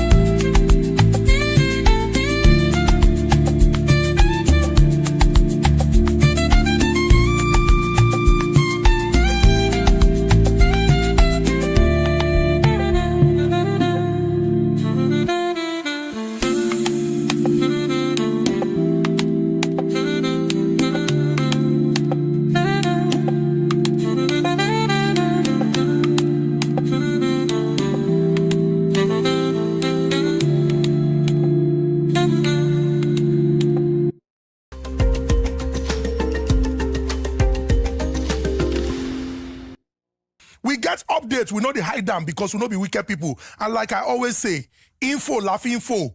Make I start with CD care.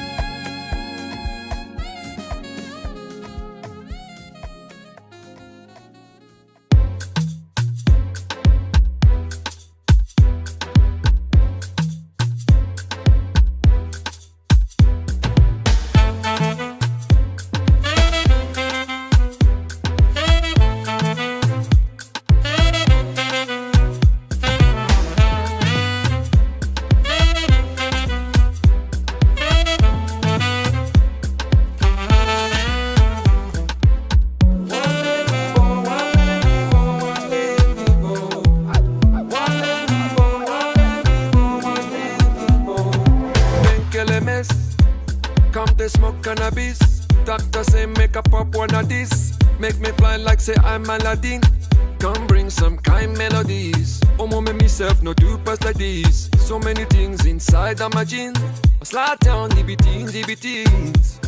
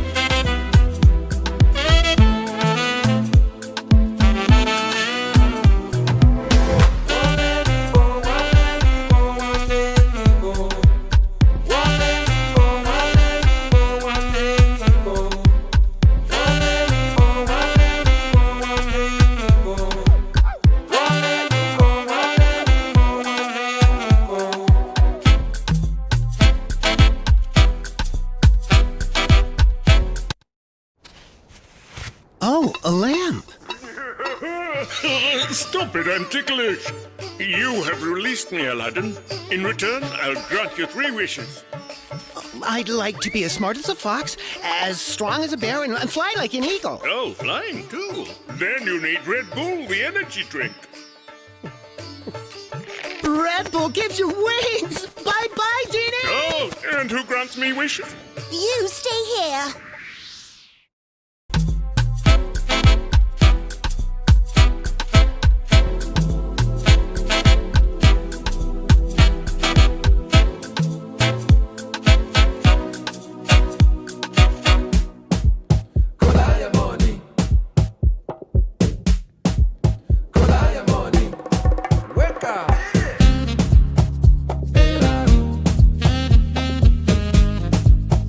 Wake up.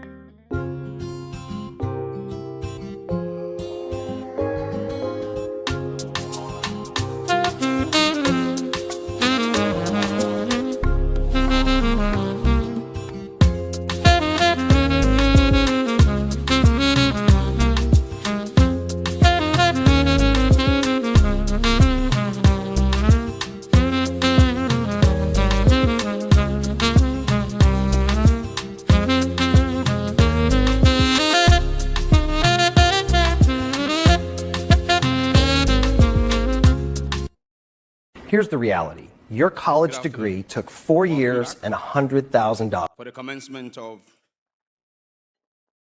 this session on finance. Money, money, money. Always flowing in the rich man's world. Okay. Please take your seats. Thank you very much. Please take your seats.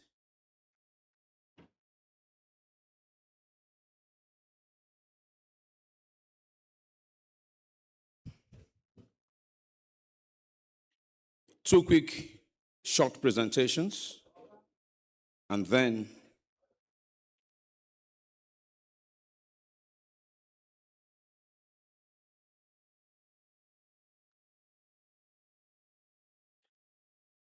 it's a panelist on this panel a couple of years ago, not very many though, a couple of years ago who at an event in South Africa, Zachary, yeah, it was Zachary. Remember in South Africa when you suggested that to get money for projects, we should go to the people, let the people buy into our business, bonds if you like, equity if you like, but sell it to the people no matter how small.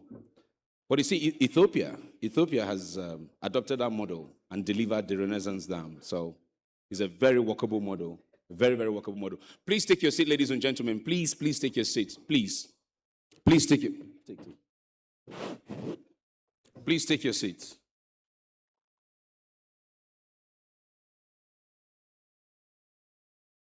All right, to kickstart, I'd like to welcome, to give us his own few minutes of opening remarks, the President of the Nigerian Association of Energy Economists and the Chief Economist Officer of the Dangote Group. Please welcome Dr. Hassan Mahmood.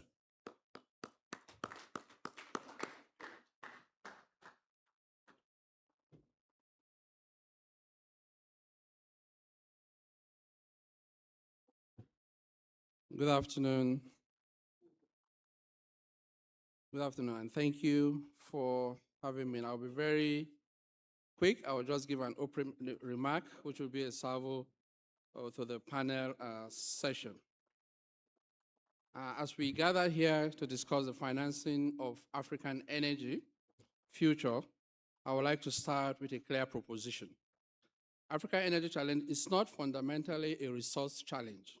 It is a financing challenge of scale, of structure, and of credibility, and I'll come to a few things there. As I learned there was a timer here where I can be seen when I'm going beyond 5 minutes.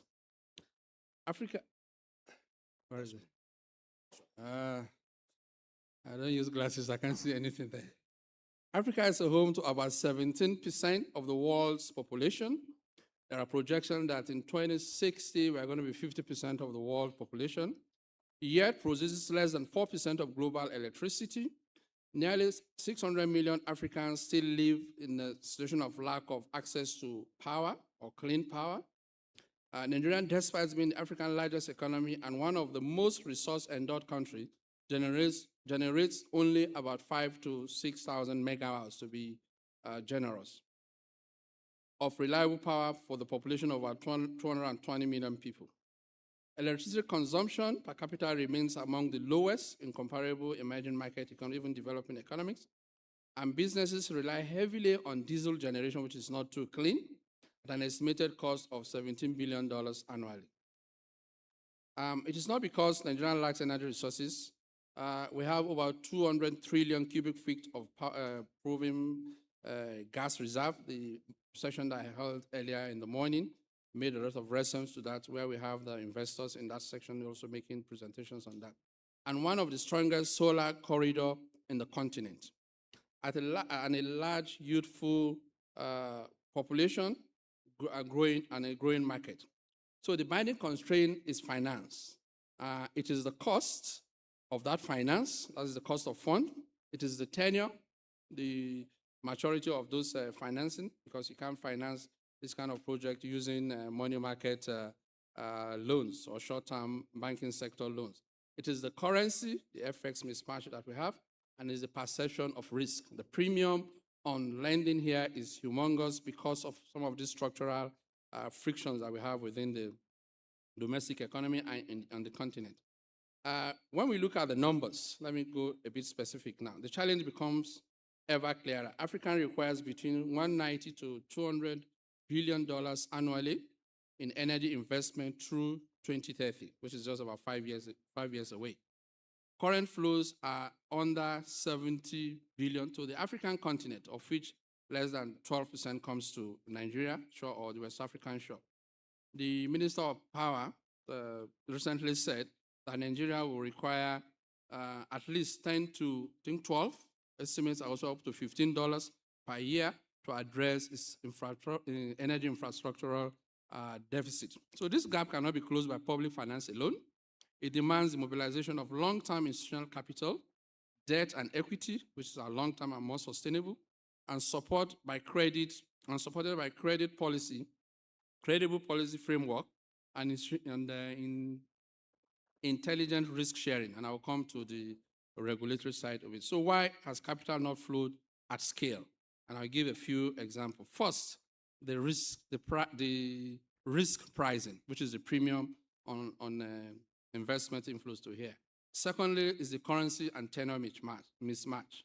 Third is institutional and off-takers risk. And against this backdrop, Nigeria is an important inflection point because of the reforms that we had recently. The recent reforms, in terms of the exchange regularization, which allows flows and transparency into the market, the first subsidy removal, which is supposed to give fiscal space to the fiscal authority to be able to invest in infrastructural development to support the sinking cost that goes into power sector development and infrastructure, then the monetary tightening that will give real positive interest rate for investors to flow in. So the reforms have been difficult but necessary.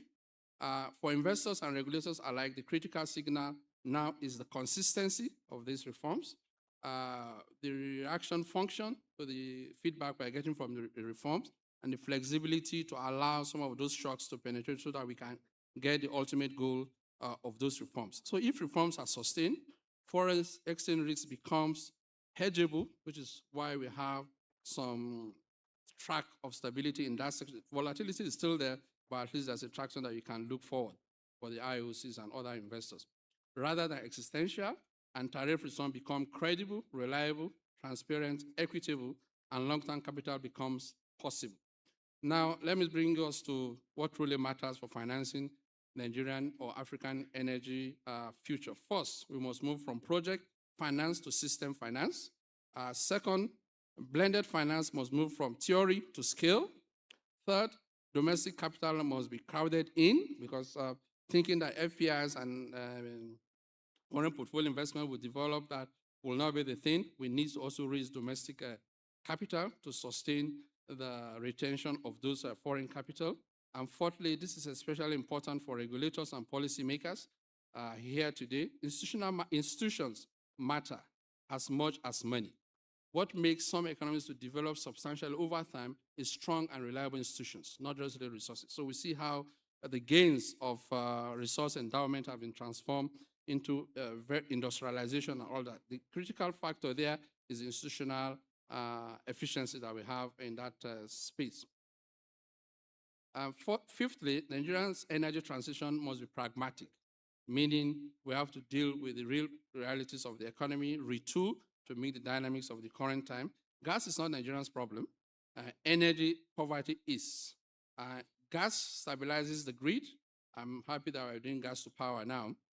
Enables industrialization and displaces diesels and biomass. For Nigeria, gas is not a climate contradiction. It is a transition enabler. And we are moving there now from fossil fuel to gas, which is cleaner, and then to other condiments that we'll have within that space. So let me say a word directly to the investors and other regulators that are here. Nigeria's energy market offers scale, demand certainty, and reform momentum. But success will require engagement beyond transaction, partnership with institutions, innovations in risk structure, and a long-term perspective into this ecosystem. Those who enter early and structural right will help shape this market. In closing, energy is not just another sector. It underpins industrialization. That is the critical flagger of industrialization of any economy. Most economies have gone using more dirty fuel, but at least we have technology now to support what we're doing. Job creation, fiscal sustainability, and social stability. Financing the Nigerian energy future is therefore macro critical. It is left for the panelists to come with the details of that, and it is not optional. The question before us is not whether capital exists, it is whether we can structure it, de-risk it, and deploy it at scale. Thank you very much.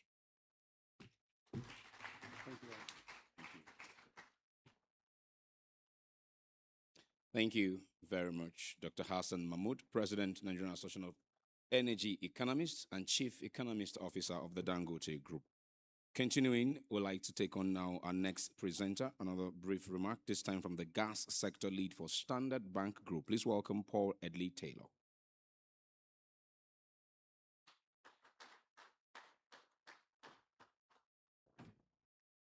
Good afternoon. How's the volume? Is it okay?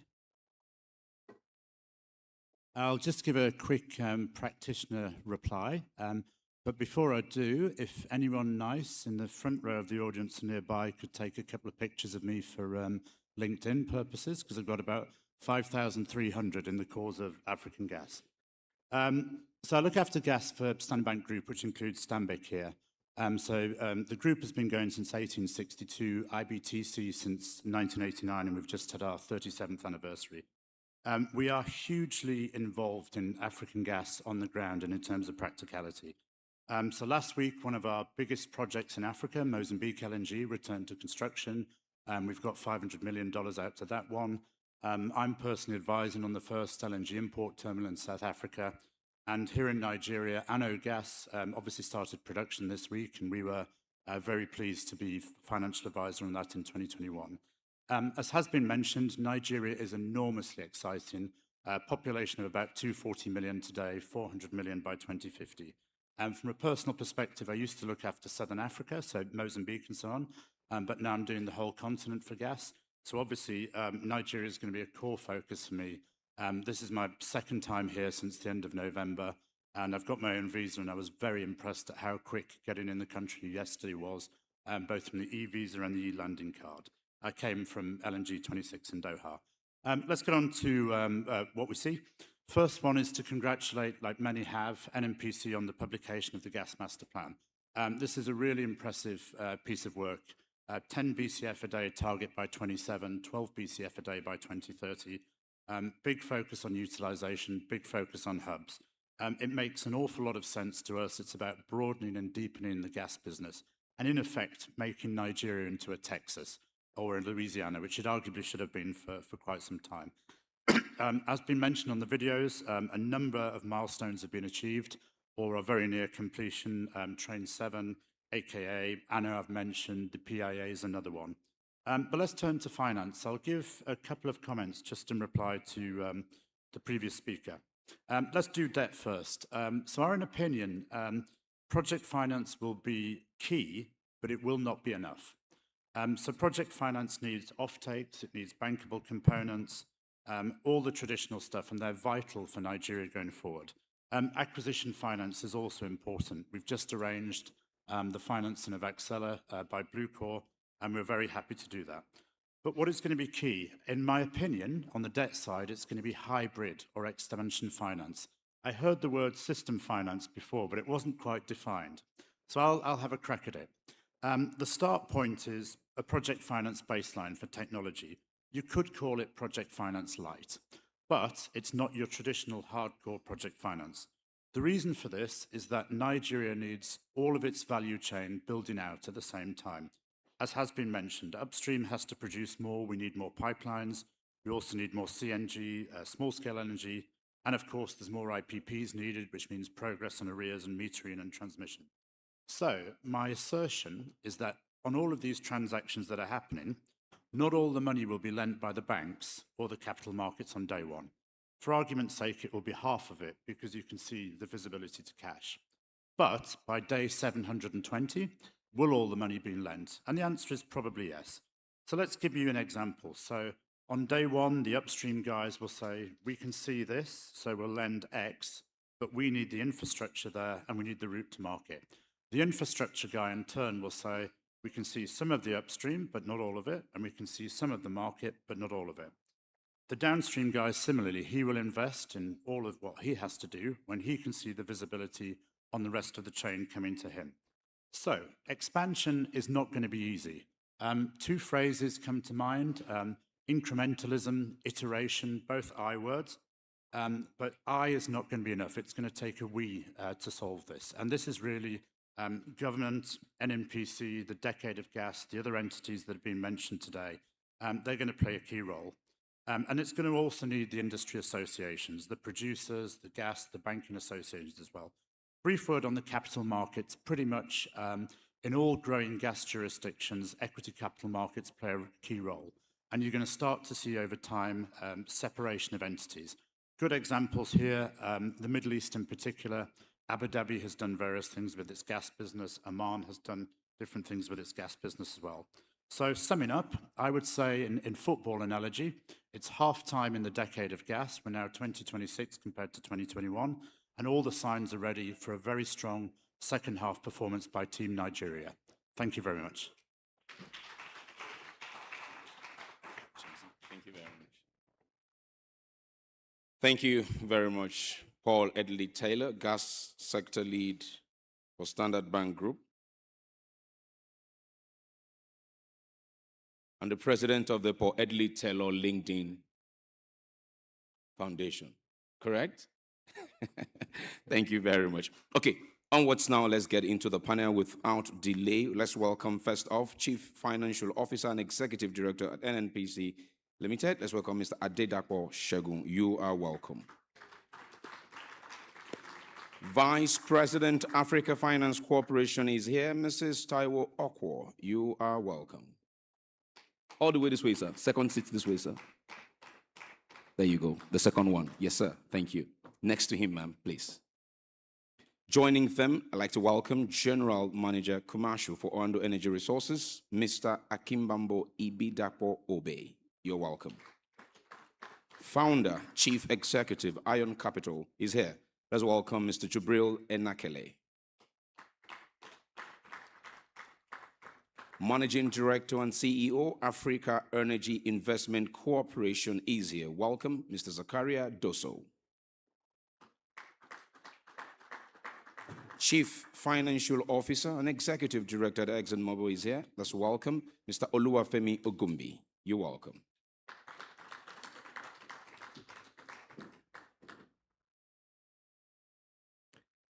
Okay, and to help us drive the conversation is General Manager Corporate Communications for NCDMB. Welcome, Dr.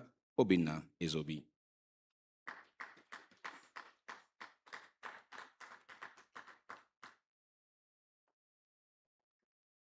Yes, please, here. Thank you.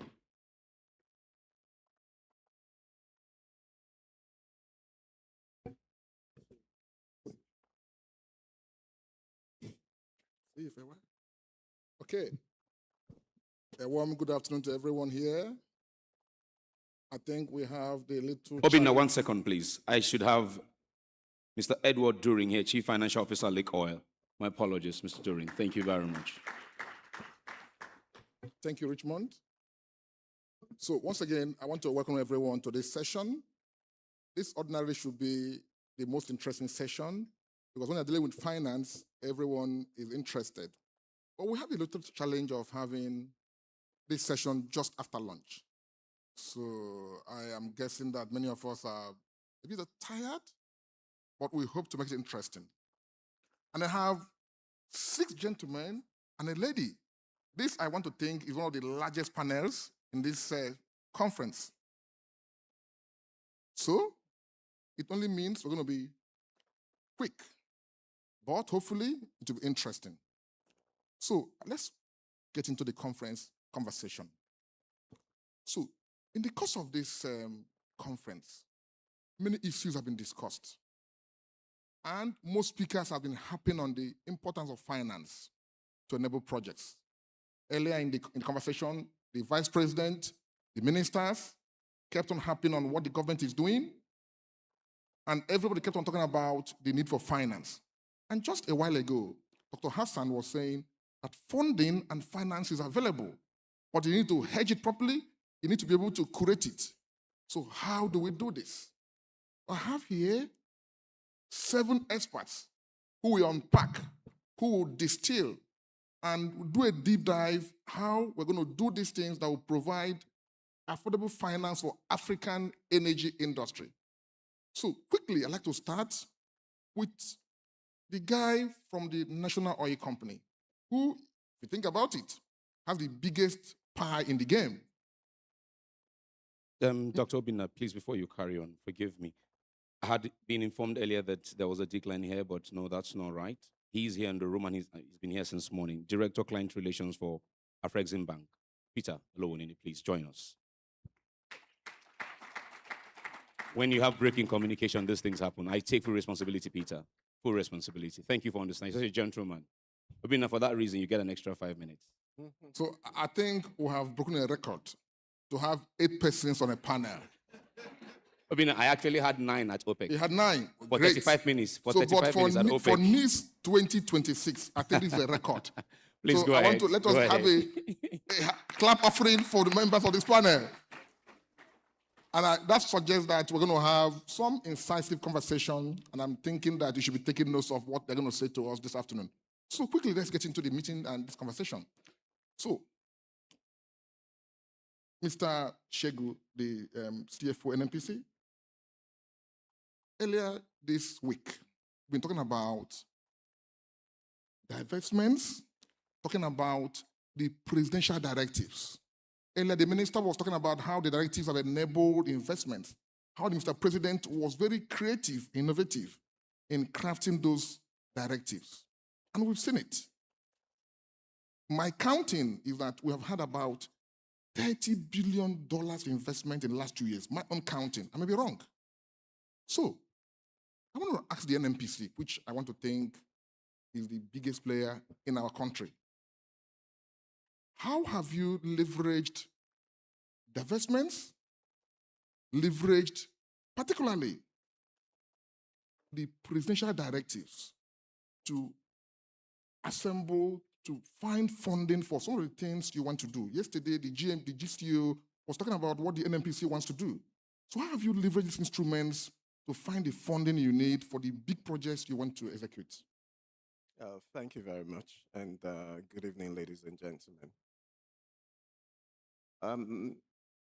Let's talk about NNPC's evolution.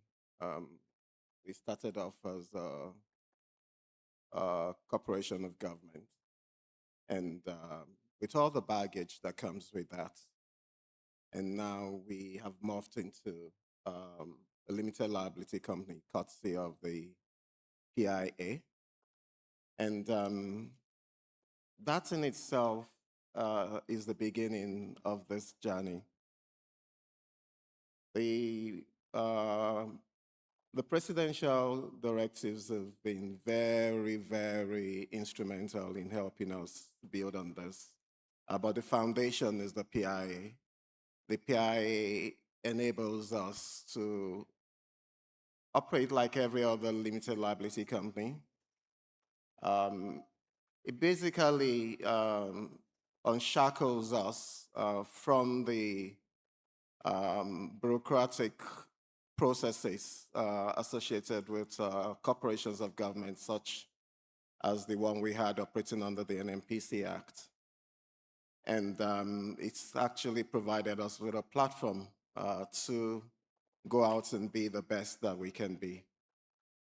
And building on that, government is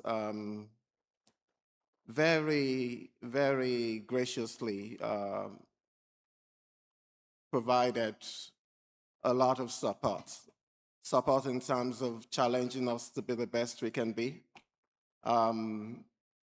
With some directives, we're used to directives coming from from our past. And one of these has to do with improving our processes, being more efficient, because When you talk about projects, you talk about financing. The lead time for completing transactions is really very important. Sometimes you have situations, we used to have situations where it would take upwards of 24 months to close a contracting loop. That we can do any longer. And not just because of the presidential directive that's accelerated decisions on contracting, but because we also have seen the importance of making sure that we're able to act in a nimble fashion. In addition, we've had all of the incentives that have been made available to operators within the industry. And that's particularly huge in the gas space. We've identified gas as our transition fuel. And we're doing everything to make sure that we accelerate development of gas. So we've seen a lot of support in that space, and we're leveraging it. Our partnership with our partners is really very important in all of this mix. Whatever we're coming from an organization that was quasi-regulatory, and it created a sense of entitlement where the real concept of partnership was kind of blurred. And you really cannot grow a partnership where there is interalignment. We really didn't have that alignment. We actually believed we're more of regulators than partners, but we've broken that down now. We've improved on our partnership, and we're basically taking all of the support that we're getting from government and mixing that with our own initiatives in-house to ensure that we take utmost benefits. Okay, thank you very much for the very candid answers, the insights you have provided. I would like to talk to a private company. I mean, we've listened to the national oil company. But in the case of Oando, you are having acquisitions. You are getting bigger. Your assets is almost twice your size. And that should count for something. So it would be interesting to know from Oando's point of view, how what you consider almost 100% increase in your asset base, how is that contributing to how your company is sourcing financing for some of the investments you want to do in your E&P business? Mr. Adiola. Okay, thank you for that question. Good afternoon, everyone. It's a very interesting question. Certainly, scale and integration are great enablers to being able to attract capital, but they are not the only enabler that allows you to unlock this capital. I think what it really is the scale gives you the right to go after the capital that's available. But what we need to do to attract competitive capital is really in managing the risk. So reducing that risk premium. And with us, we've had, as you said, a doubling in our reserves. We're at almost 1 billion barrels. But you can imagine that if with the acquisition of the NAOC assets as now the Oando JV, if we doubled the reserves and we were not the operator, then that scale doesn't really help you. So you can reduce the risk by also being, first of all, in the driver's seat, because in our environment, you need to be a large company that scale, but we also want to be able to think like a company and have that agility such that you can match your projects to your capital. So that flexibility allows you to unlock the capital in the way that you do. And the timing has also been perfect for us and for other indigenous companies. And this is because of the PIA that has now given a lot of policy clarity. With that clarity, that also helps to increase the risk premium. So whilst everyone is excited and optimistic about our goals, the capital can also see that the risk is reduced as there's more control and integration. So you are saying that your size is not necessarily an advantage in finding financing? No, the size is an advantage, but it's not the only thing. You need to be able to reduce the risk for that size to be an advantage. So you have to be able to take advantage of your size. Okay. So let me flip this question to Lake Oil. So Lake Oil, certainly you are not at the size of Oando. So, and he mentioned that being nimble can be an advantage. So how do you use creative means to find financing? Listening to what you just said now, that funding, it does not necessarily follow size. So how do you, as an independent, what creative approaches are you using to find funding that is competitive and with the right timing to accelerate your EMP investments? Thank you very much, and good afternoon to everyone. I think size doesn't always matter, really.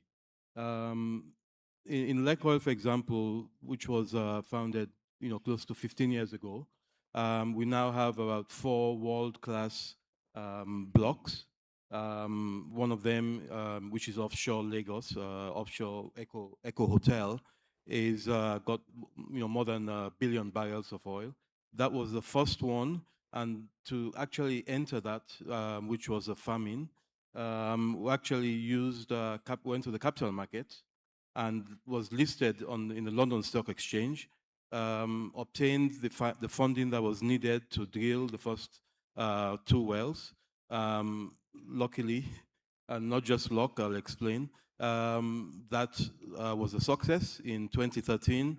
That success was the 3rd largest in the world and the largest in Nigeria. So basically, it required getting the right technical team, the right people to look and evaluate and even sell to the capital market to be able to obtain the funding that was required. So fast forward, it took 10 years to actually get all the necessary approvals to actually start properly developing that, because obviously if you're going to raise further large investments funding, you actually need to have all your approvals and everything sorted out. So that was one. Then next we switched and we realized that we needed to actually show the capabilities of the company. So we then farmed into a much smaller, which was then a marginal field, which has now expanded much bigger than a marginal field. Decided to at least develop that field. It was also a farming. Develop that field, get some cash flow. So you basically need to generate your own cash, and with that you can actually secure further funding. So that actually helped that field develop, and even recently we discovered another 100 million barrels in that field that was previously or was meant to be a marginal field. So that will then be further used to secure further funding. So we also, along the way, in this last field I just mentioned, which was the Otakipo field, we then had the off-taker, one of the large IOCs. And again, the off-taker, in trying to secure the liftings from the field, were able to assist by providing pre-finance. So that's another way you could generate further funding. Again, going down the line, bank loans used to be okay at one point until green energy came in, and then it got slightly more difficult. But again, if it's a developed field with booked reserves, you can get loans from banks, and we have been very successful in that front.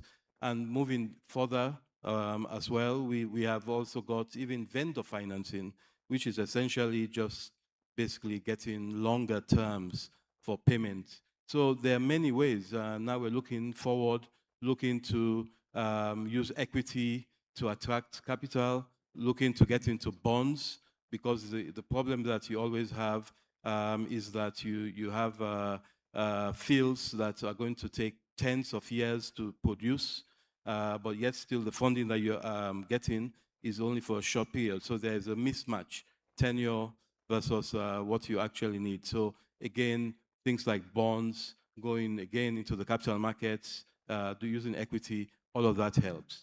Okay, that's some creative ways you are using to find funding, and that's quite interesting to hear. So it's interesting to hear the model that ExxonMobil is using. So Exxon, there's what they call you shrink to grow. So Exxon has divested considerably. So it would be nice to know, what is the models, what are the ideas you are hoping to use to fund some of your projects? We've seen in the last 1 year, SNEPCO being very bullish in some investments. And I imagine that Exxon is also thinking. So you've divested considerably. So what are the strategies you're adopting to expand your footprint using the global strength that you have got? Great question, Obina. Thanks. Distinguished leaders, ladies and gentlemen, it's really an honor to be here. And let me start taking up that issue of divestment with a story that happened just a couple days ago. I met a friend that I hadn't seen for the last 2 years. And he said, Femi, how are you doing? How is Seplat? I said, I think they're doing okay. He said, what are you thinking? Is that not where you are? I said, no, that's not where I am. He said, but Seplat acquired ExxonMobil. I said, no, they did not. I still work very solidly for ExxonMobil. And ExxonMobil took the decision to divest for a win-win objective. Now, over the years, we've seen the independents, and I'm going to call the indigenous companies independents because 2 days ago they said they preferred to be called independents. And I will refer to IOCs as super majors because they told me that IOC is IOC, Independent Oil Company, IOC, International Oil Company, IOC. So let's distinguish them by calling them independents and super majors. All right, so we saw that the independent had developed the technical capability, capacity, and skills required to develop, to explore, and develop and produce world-class onshore assets. So it made sense for us to give them the opportunity, especially given that some of these assets, though they would be jewels in the portfolios of the independents, were struggling to compete for funds in our global portfolio because we have access to vast opportunities. So we wanted them to win. And 12 plus months afterwards, they are winning. So a round of applause for the independents. I think they've done incredibly well, you know. But then we decided, so we divested one entity out of the several that we have in Nigeria. We retained the others under the brand of ESSO. And we decided to deploy a lot more capital, our capabilities, our strengths, and our world-class technical and competitive advantages to deploy in the deep water space. Now, the deep water space is not just called deep for nothing. For those of you who don't know, you first go down about 1 kilometer to get to the seabed. And then once you hit the seabed, you drill another 2-3 kilometers before you get to the resource. So it is very, very capital intensive. And it's not for the faint-hearted. And that's why it's a space, a niche where super majors can play. We have the technical know-how. Our chance of success when we look for the resources is way up there, is in the top quintile, while a bunch of other companies struggle with mid-quintile. Drilling a well in the deep water is over $100 million, one well. And in the course of a project, you drill dozens of wells. So you can do the maths. Projects in the deep water run into billions. ExxonMobil has the ability, the capacity, the wherewithal to actually play in that space. And that's why we chose to play in that space. So is ExxonMobil here? Very much so. And in the course of the next couple years, I want to second what Mr. Dakoshegun said with regards to the PIA, which was 20 years in the making and then came to birth. Then we had the presidential incentives, which we thank the current administration for. These are things that are game changers that made projects which hitherto were not economic rise up to begin to compete in our global portfolio. Then the contracting, directives, trying to reduce contracting periods that could last 2, 3, 4 years to 6 months. We are not there yet, but there's considerable progress that's been made in that space. So all these things together are creating the right kind of enabling environment for mega projects, the kind that happen in the deep water. Thank you. Thank you. Thank you very much. Thank you very much. And I think you have dropped some important information. Exxon has not left, just exited one business, and the rest of the businesses are certainly here. Thank you for that nugget. So, we've done the case studies of the operating companies. Let's flip the question to the investment banks. So, listening to the case study from Lake Oil and Oando, talked about getting funding, needing to prepare their companies. So, we'd like to hear from the African Finance Corporation.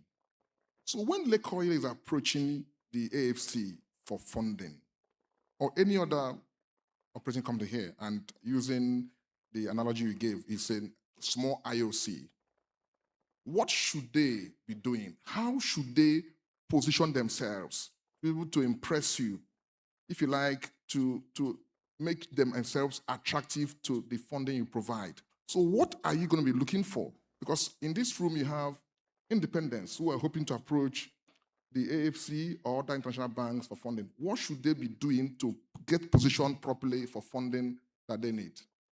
My dear friend, and sister, Taiwo Okwo. Thank you for the question. I feel very fortunate to be the only female on this panel, and thank you for the invitation. So I think for those who are not familiar with the Africa Finance Corporation, it's the only infrastructure-focused DFI on the continent. And it was set up, we're approaching 2 decades now, actually. To date, we have an investment footprint in 36 Africa countries, and we've invested up to about $20 billion across different sectors: oil and gas, transport and logistics, power, energy, heavy industry, etc. So when it comes to capital, and to your question, how can indigenous companies make themselves very attractive?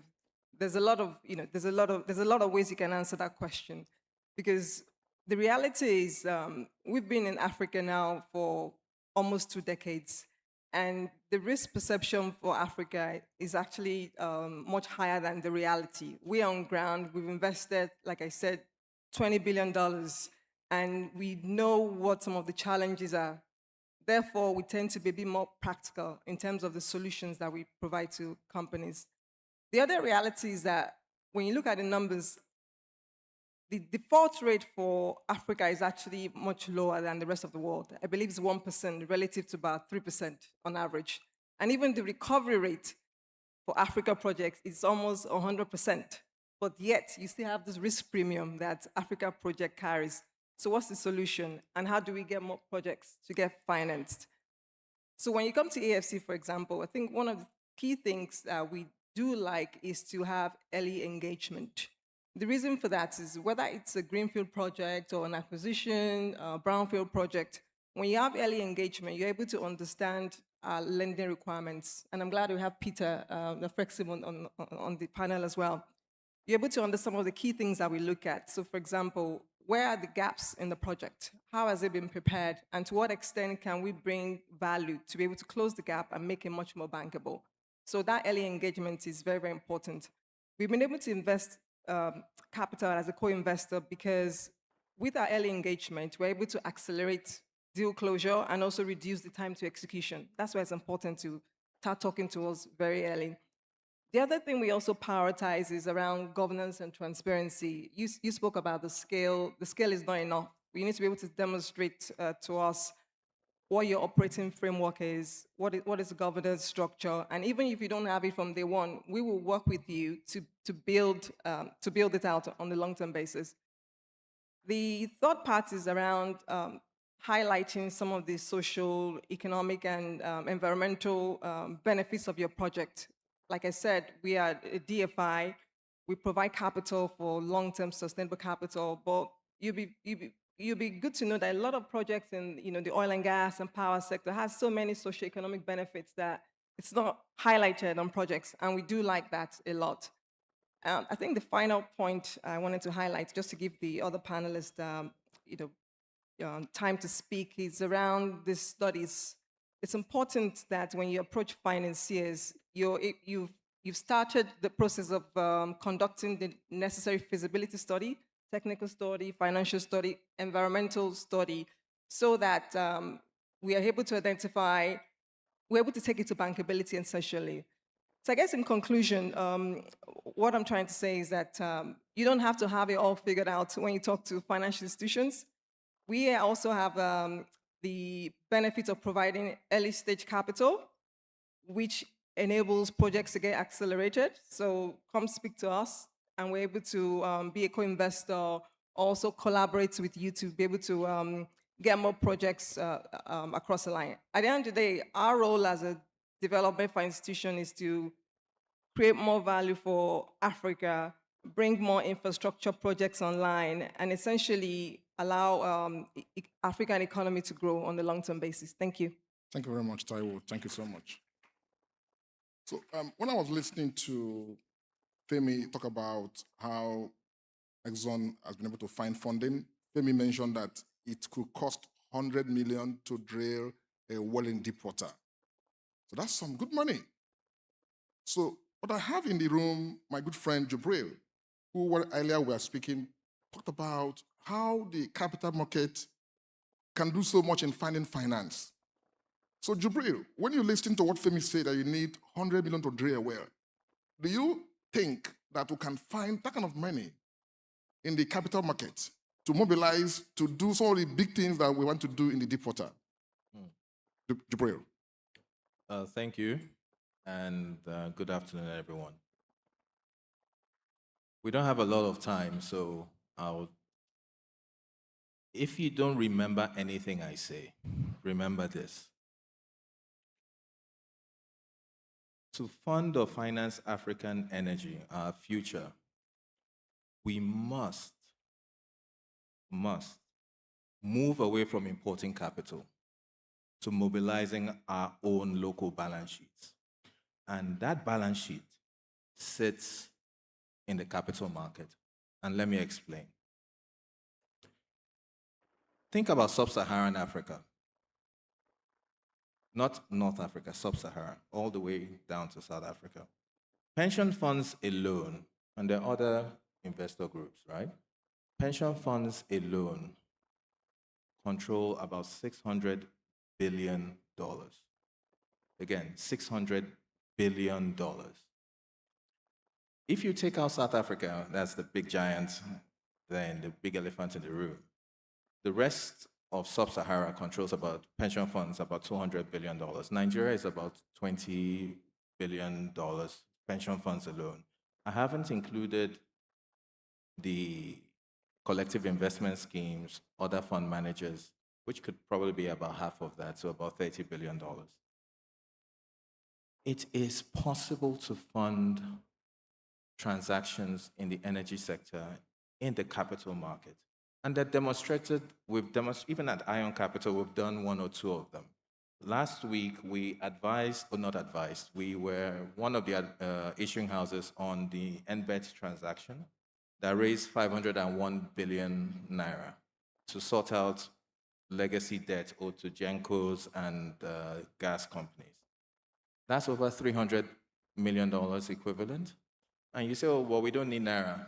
Also, Iron Capital, 2 years ago, in 2024, acted as financial advisor to the federal government of Nigeria in issuing the first ever US dollar domestic bond in Nigeria. We looked to raise 500 million. We raised north of $917 million in Nigeria. It is possible, and it has been done. One last thing, because of time, I would say. The capital market doesn't invest in projects. Okay, let me say it again, right? Because some people probably don't hear me say I have projects. Pension funds, capital market operators do not invest in projects. They invest in instruments. So you need to design your projects with the market in mind ab initio to be able to access those funding. So my recommendation would be speak with Africa Finance Corporation, speak with AfroExim, speak with ION and other financial advisors to help you structure your projects so they're capital markets friendly. And I'll end with this, I'm looking at the time. Project financing is not enough. Acquisition financing is not enough. Bank lending is not enough. We must engage the capital market. The capital market is not complementary to other sources of financing. I believe it's foundational. And we need to engage, and we need to engage quickly. Thank you. Thank you very much. And part of your last word was you speak to ICOP. We go to ICOP because ICOP is a finance institution, rather advisory body that not many of us understand their roles in the energy sector, but they play some fundamental roles. And I'd like to hear from my good friend, Zachariah, who is the MD of Africa Energy Investment Corporation, ICOP. What advisory, what support can you provide for companies looking for finance in the African energy sector? Zachariah. Thank you so much, Dr. Obina. Good afternoon, everyone. The way I'm seeing things, I think this is going to be my only time to speak. So I take advantage to say everything and try to be short also. So ICOP has been established after the reform of APA Fund, because it used to be a small financial institution owned by APA, who is the former name of APO. And the establishment of ICOP gave him a capital of 1 billion. And the primary mission was to mobilize all the required funds to develop the hydrocarbon and the energy sector in Africa. So we went in the COVID area to AfroExim Bank to assist to raise the capital 1 billion. And after several months, we agree with AfroExim Bank to establish the Africa Energy Bank with a bigger ambition, with 5 billion as capital. And ICOP now is focusing on several areas. The first is the advisory, and it has been assigned by APO member country to raise the fund from APO member country in their contribution for the capital of Africa Energy Bank. So ICOP is actively working on this aspect, and you have seen we close to reach the seed capital for the Energy Bank. And besides that, also developing the advisory activity, ICOP is targeting our national oil company. I'm happy we have also the financial officer of NNPC and some other maybe in the room also. We have already signed some partnership with some national oil company to assist them in structuring the financial need and capital raise also. ICOP may be the interface between those who are in need of capital and Africa Energy Bank. And also we are trying to develop the indigenous company also and assist them in their fundraising also. This is one aspect. Another aspect we are developing is to invest in the value chain. You know, we are the financial arm of Apple, so we have noticed that we are not more visible continental-wide in the value chain. So ICOP is thinking you're going to hear about us or in the coming years now to invest in the value chain. We're going to start in the downstream, which is less risky and less capital intensive also. This is one aspect we are working on. Another initiative is ICOP is working actively to establish a local content fund Africa-wide. So we're working on that, and we have the expertise here, for example, in Nigeria from NCBNB, and this is one initiative working actively. We have other initiatives working on, and I want to finish with the initiative also we are trying to organize. It is a forum we want to organize this here in Senegal. This is a platform we want to establish to bring investors from Arab countries. So the name of the forum is the Arab African Energy Finance and Investment Forum. It will be a forum where we're going to have financial operators from the Middle East, Arab country, and African players also, so that they can work together. We can leverage from the expertise, finance, of course, also, and it's going to be an annual event. So I will share those documents with you also, and we're going to make noise so that you can be part of this forum also.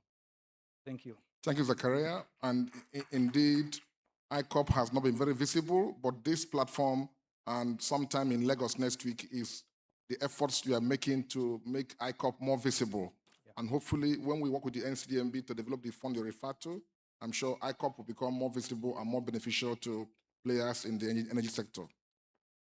I will close this round of questions with a quick dash to our friend from Exim Bank, African Exim Bank. You have lots of case studies. You have supported many companies to raise financing. So I would like to hear from you, from a case study point of view, what did the companies provide to you to convince Exim Bank to invest? All right? And I imagine that earlier Taiwo was talking about the things that a company should do to get well positioned, but you have already done it. What did you see from those you supported? What did they show you that said to you, this is bankable, or support it? Again, that is for the benefit of people who are in the room. What should they do if they're coming to Exim Bank to pitch for support? Okay, thank you very much. So clearly, the first thing is the business case. What underpins the business case? For an upstream player, we want to see the CPR, we want to see the reserves, we want to see the producibility of the well, we want to see the field development plan, we want to see the evacuation, we want to see the off-taker. So basically, from subsurface to market, and how do you get your money back? Once all of these boxes are ticked, on the back of what I will have said, proper governance, technical capacity, management team, supported by strong contractors, proven contractors, we are usually typically good to go. For other projects, which may be like in gas, maybe taking gas to fertilizer, of course, it's maybe a bit broader, because now you want to go into contracts, because this is most likely will be a greenfield project. You want to be sure that the strength of the contract you can finance on the back of those contracts and make claims in the event that things don't go as they should be. So, and again, as Taiwo have said, because the AFC and Africa is in very close mandate, what we've tried to do in Africa, we've noticed that most of the time, these documents are never in proper form. So when you ask for the maybe for the EPC contract, you are not able to see end-to-end how you can rely on that contract if there is a delay, if there is a cost overrun, the operation and maintenance post-construction, the feedstock. So what we have done with the preparatory facility now, we give up to $3 million. I think the AFC gives even some portion into equity. We're able to fund those studies so that at least the EPC contract for the construction, the O&M contract post-completion, all the technical studies required, the environmental impact assessment, And all of that documents that would typically give the banks comfort, we're able to provide. I think we're working with our partners here, Lake Oil, as well, on something similar. So this is the way, basically, that banks, in terms of practical transactions that we've done for the divestments, we've just asked for data, access to the data room. We review the data room. We are sure that based on what we are seeing, we are able to get repaid. Sometimes we have to contract an external party to validate those numbers that have been there. Of course, as banks, will apply haircuts and risk those projections. But to the extent that we're able to get to a number between the sponsor or the borrower and ourselves that is mutually agreed, then we structure and we go ahead with the financing. And we've seen that that's the only way Africa can progress. As we said, most of the production, I think yesterday I saw, most 60-70% of the production now is in the hands of the independents. That's the only way we can truly capacitize Africans. When dividends are declared, that's the only way the dividends will stay on the continent and have a multiplier effect in helping to catalyze development and industrialization and even grow our people out of poverty, which is our overarching strategy as Afrexim Bank, because that was why we were created, to help and to capacitize Africans, to put such specialized assets in the hands of Africans to own their own economic destiny.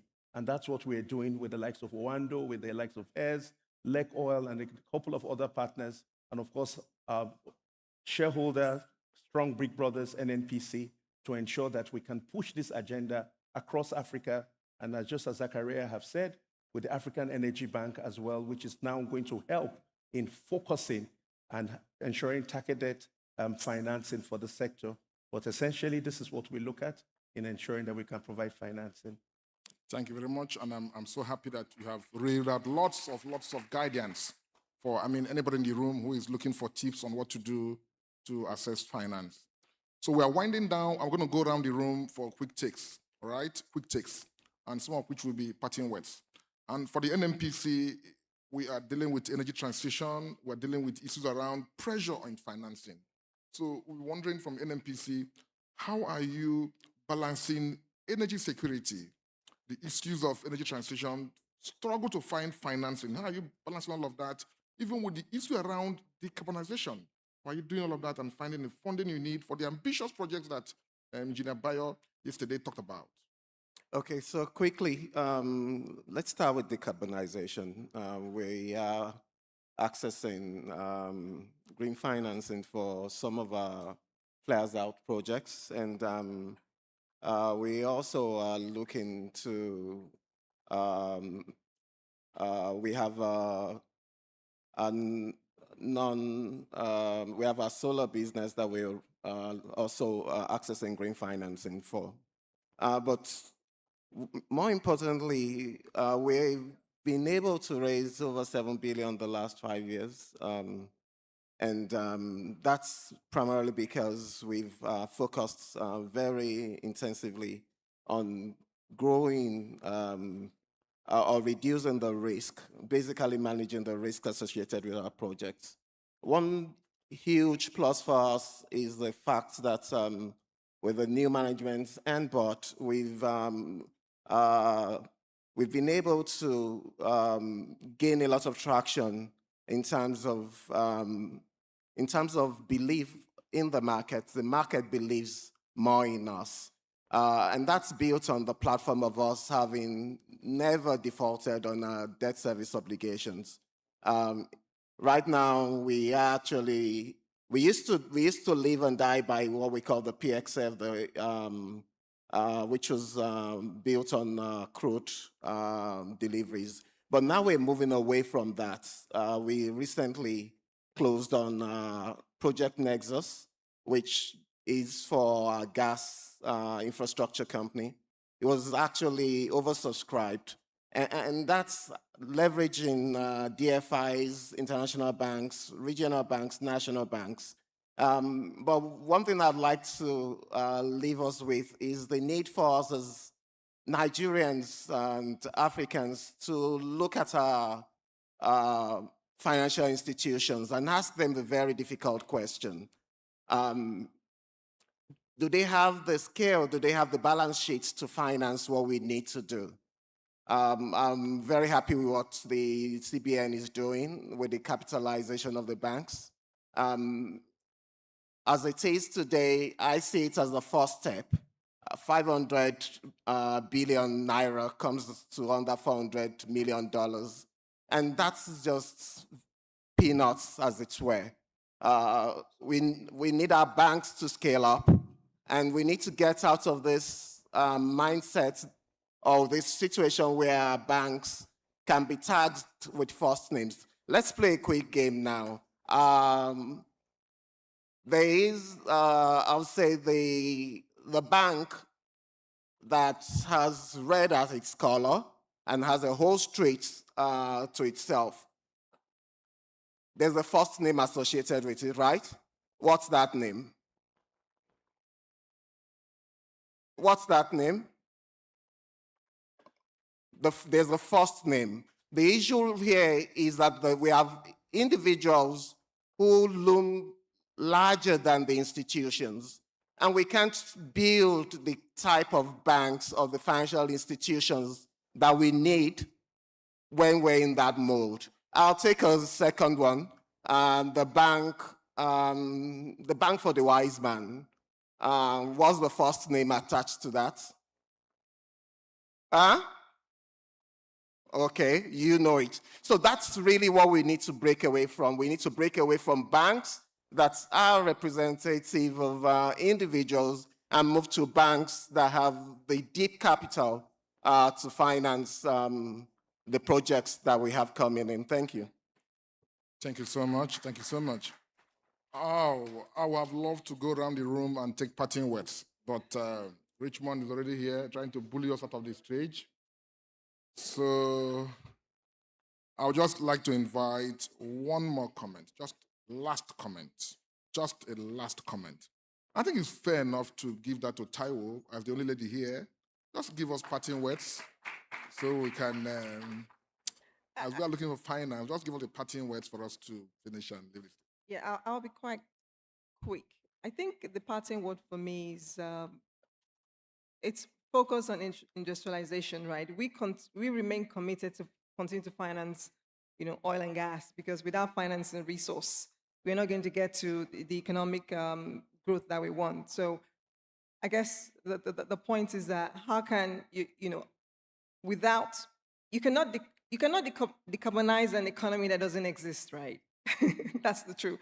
And then when it comes to emission, without reliable or stable power, you cannot also, there's nothing you're really trying to reduce if there's no power. So the parting word is, I like what you said about building sustainable institution that goes beyond individuals. There's a reason why there are DFIs in play like AFC. I like what Jubril said about innovation. I wish there was more time to speak about what we're doing in AFC from an innovation perspective with respect to the Infrastructure Climate Resilient Fund. There's a lot more, so please do feel free to reach out to me and have a sidebar if you want to know more about some of the innovative instruments that we're doing. Because like you said, there's a lot of institutional capital that is available, but they need to be comfortable to be able to come into the sector, because at the end of the day, it's about risk and reward. You're going to allocate capital to the place that is the most optimal for you to get your reward. Thank you. Thank you, Taiwo. And as you can see, we ought to have this team made into 2 halves, where you have one as a panel and the other has another panel. But we're going to continue the conversation. There will be another conference in Lagos next week, and there's other events in the course of the year. So this chat will continue in different events. I want to thank you so much for your very candid and incisive comments, and I'm sure you are available for people to engage you and get more insight. Thank you so much, sir. Thank you so much for your participation in this panel. Thank you very much. Please just remain seated for a few more minutes. If you're in this room and you're flying out of Abuja today, do like this. You're flying out of Abuja today, do like this. Anybody? She is, he is. You see, for people like them, it would be nice that you work within the time that we're given. Plus, the ministers are just outside that door, wanting to proceed to closing ceremony, and there's a panel between them and that. See, my work no easy. I beg, Mona no vex. Now my work I did do. Let's give them their plaques. ES Ada, please help me present these plaques to them. Yes, Engineer Bokraga, please help me present these plaques to them. Let's begin with the moderator, of course. Let's begin with the moderator, Dr. Obinna Izobi. No, give to ES Ada. Let him present to them. Thank you very much, Engineer Nibo, for doing us the honor. After Dr. Izobi, we'll proceed to Mr. Shegun. Mr. Shegun will get his own plaque after that. And Mrs. Okwo will follow next. Mr. Obe, Ibidapo Obe, will be after Mrs. Okwo.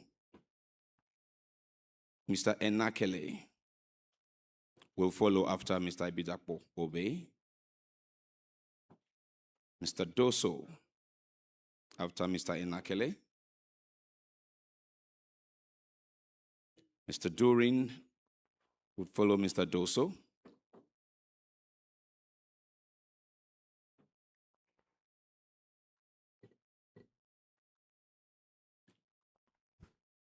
So we're presenting now to Mr. Ibidapo Obe, who will be followed by Mr. Enakele.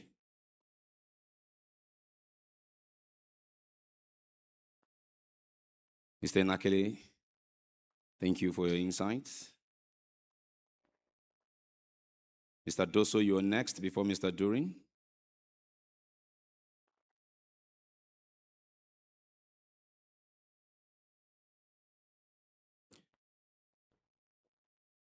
And of course, Mr. Ogumbi,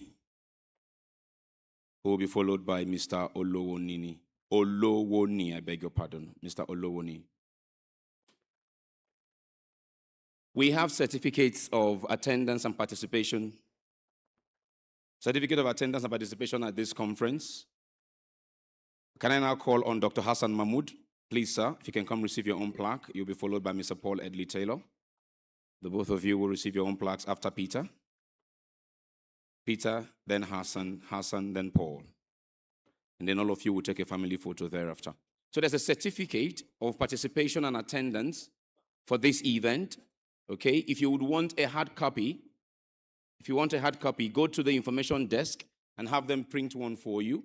You would be paying for the printing fee. They would let you know how much that is when you get there. But I hear it's just taking a small amount of money that you would have to pay. And I think if you don't want to print, you want just a soft copy, I think you're going to get that via email or something. But please, we should all get it because this all forms part of continuous training, yeah? So please proceed at the end of the closing ceremony to get your certificate of attendance, or at any time you step outside towards the exhibition, you can get that, a certificate of participation and attendance. We have it. Please, family photo. Please, family photo. Thank you very much. Okay, again, I would appeal that you allow them to take their seats in the audience. Let's be mindful of the seats in the front for ministers and the permanent secretary who will be joining us once we begin the next panel to prep for the closing ceremony, because it's just going to go back to the closing ceremony. Now let's get ready for this panel that we're dealing with now. Talent, leadership, and narrative for Nigeria and Africa's 2050 energy goals. We've been talking about talent since we began. Let's now just drive that conversation deeper with experts in that field. Panelists, please, you may take your seat. You may please take your seats. You may please take your seat, panelists. Thank you very much. Please take your, yes. By the way, Dr. Obinna Izobi is an author who has written a book on Nigerian content. Please see him if you want to get a copy and learn about Nigerian content. Please, let's allow them take their seat. Please allow them take their seat. Please allow them take their seat. Please allow them. EVP, sir. Please, sir, if you can take your CFO rather, please take your seat. Please take your seat. Please take your seat. Please take your seat. Please, please, please. Thank you very much. Where are my ushers? I need water change here with cup. Where are you? Please, please take your seat. Allow them take their seats. Thank you very much. Please allow them take their seats. Allow them take their seats. Thank you very much. Thank you. All right. For this panel, we have a lead presentation, and it shouldn't come from any other than the Petroleum Technology Development Fund, who are responsible for helping the industry and government build capacity. So to get us going, I would like to take on the very key or lead presentation from the PTDF. This presentation will be heralded by a 1-minute video. So technical, please, I'm going to introduce her. Once I'm done introducing her, you play the video. As she comes up, the video plays. At the end of the video, she takes her presentation. Of course, the Executive Secretary of PTDF, Alhaji Ahmed Galadima Aminu, is not able to join us, but in his stead, I'd like to invite the General Manager in charge of education and training of the PTDF. Please welcome Hajia Rabai Waziri Adamu. A round of applause, please.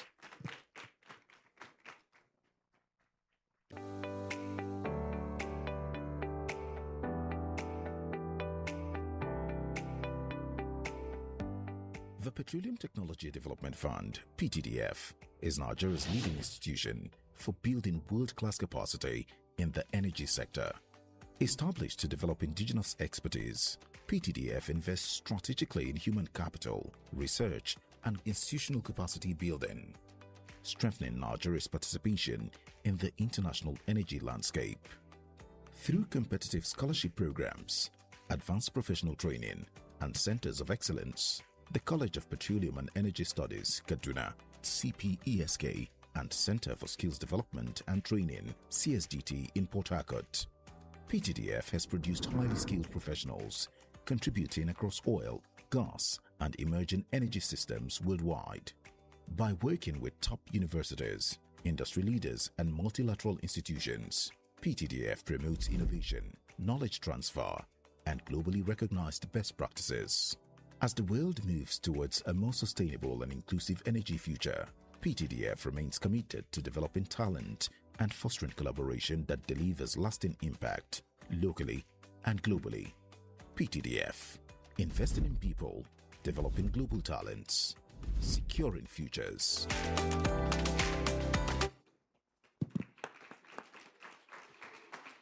Thank you very much for taking the time towards that video. I wish to say a very good afternoon to you, distinguished ladies and gentlemen.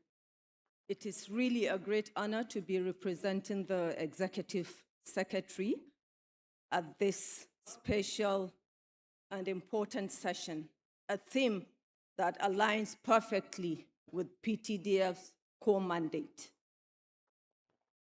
Before I delve into the presentation, I'd like to ask a question.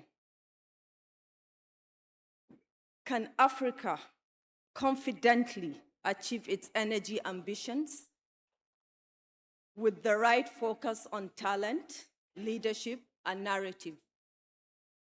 It is actually a rhetorical question, so I will like to argue that no, it cannot, unless this focus is supported by intentional action. Statistics will show that, according to the African Development Bank, 850 million youth population is projected by the year 2050. In Nigeria alone, the working population age by 2030 will reach 120 million. This demographic reality is neither a blessing nor a burden. It depends on how we develop and deploy our human capital. And it is with this conviction I'd like to quote the Executive Secretary, PTDF. In his inaugural address as the Executive Secretary last year, he said, "This shaped my inaugural address as Executive Secretary of PTDF. We articulated a deliberate shift from transactional program delivery towards building strong, sustainable systems and institutions that will deliver value for many years. A shift anchored on one belief: the choices we make today will determine whether Nigeria remains a passive observer, or it becomes an active leader in the energy landscape. Energy transition is often framed around technologies, capital flows, and infrastructure. But history is so clear that no nation has ever transformed its energy system without transforming its people, its institutions, and its narrative. Distinguished ladies and gentlemen, this is the lens through which I will speak today. Talent, leadership, and collaboration as the pillars essential for Africa's energy transition. So, do we have the right skills? What are the urgent talent gaps Nigeria must address if we are to reach our 2050 aspirations? Despite decades of industry activity, Nigeria still faces shortages in some specialized technical and digital skills. In 2024, PTDF actually undertook a skills gap audit, an industry skills gap audit, in collaboration with the Society of Petroleum Engineers. And it is typical for PTDF periodically to undertake such skills gaps. This is what actually shapes our focus on research, and then the overseas scholarship schemes and the industry in-country scholarship schemes is actually guided by this industry skills gaps. So this, the results of this industry gap actually threw up some skills that are really needed if we're to achieve our aspirations. I'll just rush through them. Transition-ready hydrocarbon skills. Of course, we still need our reservoir and petroleum engineers, but we need those who understand carbon management, methane reduction, and efficiency. So existing resources are used responsibly with financing and transition. Digital oil field technologies, including, of course, data analytics, artificial intelligence, and automation, directional drilling, and then others that, because of time, I may not be able to. But also, we need researches in carbon capture, utilization, and storage, which is a key area that PTDF sponsors. Hydrogen technologies, digital asset management, and others. And these are all areas that PTDF actually sponsors in terms of research and under the PhD scheme, and then the research grant competitions that we have. The energy landscape demands a new skill paradigm, a workforce that understands systems, not silos. And PTDF is at the heart of it because we have made reforms to our scholarship schemes.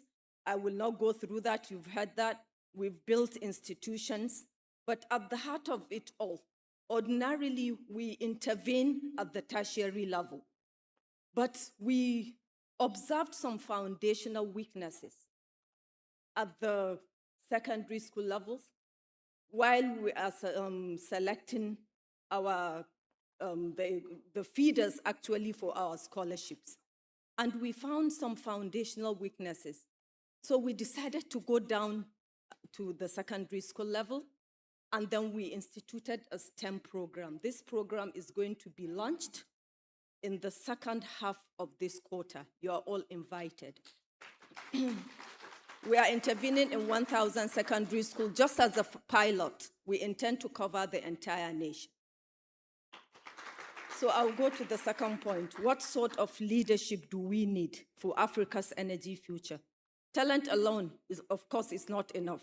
Africa needs leaders who can manage complexity rather than stability. Leaders who balance energy security with sustainability, align goals with global realities, and make long-term decisions within short political cycles. That is very key for our politicians, actually. Leadership matters in policy coherence, regulatory credibility, institutional trust, and investor confidence. Leadership today must be evidence-based, and that is why we are strengthening our research and innovation at PTDF. At the inaugural speech of the Executive Secretary again, he actually created a new department, which is called Research and Innovation. I think yesterday you met the head of that department. And crucially, of course, leadership must be inclusive. Women and young people must not only be beneficiaries of training, but they must be shapers, active shapers of the energy transition, researchers, regulators, and innovators. The third one is collaboration. Across the ecosystem, Africa cannot achieve its energy goals through fragmented efforts. We need true ecosystem collaboration across government, academia, and the industry. But again, we must move beyond the triple helix model. We must adopt the quintuple helix model, which of course would include engaging the media to shape credible narratives and civil society to build legitimacy and trust. In closing, I would say Nigeria and Africa will meet the 2050 energy goals through technology, not through technology alone, but through people. People trained with foresight, led with integrity, and supported by strong institutions, credible narratives, and purposeful collaboration with a clear intent to strengthen competitiveness and business resilience to drive Africa's progress towards cleaner, smarter, and more sustainable energy solutions. As we begin this panel, allow me to just leave you with 3 framing questions. Are our education and workforce systems preparing Africans for the energy challenge of tomorrow, not yesterday? How intentionally are we cultivating leadership that is capable, ethical, and future-focused? What story are we telling our youth about their place in Africa's energy transition, and who is shaping that narrative? That is very key. We need to shape that narrative ourselves. We should not allow external people to tell our story. I look forward to a rich and forward-looking conversation. Thank you very much.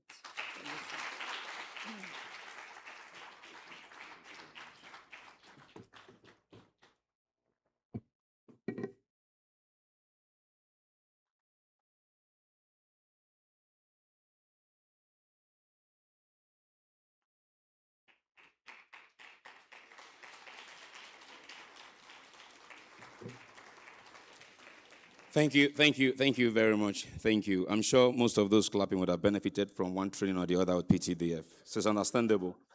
Maybe they want to do PhD this time, so it's all right. Go ahead, you get a PhD. But really inspiring, and I like the STEM thing that you're launching later this quarter, so thank you. Please give her one more round of applause. Thank you very much. And that is GM Education and Training for PTDF, Hajia Rabia Waziri Adamu, representing Alhaji Ahmed Galadima Aminu, Executive Secretary of the PTDF. Onwards now to the panel. She has charged them with 3 questions, and I'm sure the moderator was listening. Welcome, first off, Principal and Chief Executive Officer of Petroleum Training Institute in Warri, Engineer Dr. Samuel Ehiagari Onoji. You're welcome. Joining him, the second seat, sir, the second seat. Joining him is the Executive Vice President, Business Services for NNPCL. Welcome, Ms. Sophia Mbakwe. You're welcome.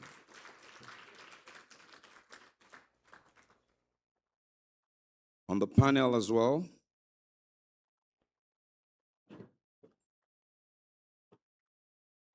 okay. This delay, I don't want. There you go. On the panel as well, I'd like to welcome Associate Professor of Petroleum Engineering and Director of Energy Research Center at the University of Abuja, and National Chairman of the Nigerian Institution of Petroleum Engineers, Engineer Yetunde Aladeiton, FNSA, PhD. You're welcome. Senior Advisor Upstream Commercial and Business Development for Chevron Nigeria and Mid-Africa is here. Welcome, Ms. Tolu Olariwaju. Regional Manager Africa World Energy Council is here. Welcome, Ms. Joy Oso Miame. Oh, you're welcome. Team Lead Platforms Africa is here. Welcome, Dr. Adiola Yusuf. You're welcome. On the panel, Senior Manager from NMDPRA and immediate past chair of SP Nigerian Council is here, Engineer Dr. Amina Dan Madami. You're welcome. President Women in Energy, Oil and Gas, and one of the managers at NLNG is on our panel, Mrs. Tolulope Longe. You're welcome.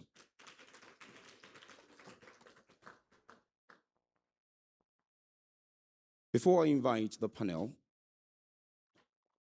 the Nigerian Association of Energy Correspondents is the leading body of energy correspondents, and they have put together a publication as an association. And please, if you find that publication, support them, for they tell the story. I don't think I have a copy close to me. They tell the story for us in this industry. Onwards to the moderator, Communications Manager for Chevron. Welcome, Dr. Victor Anyebudike. You are welcome.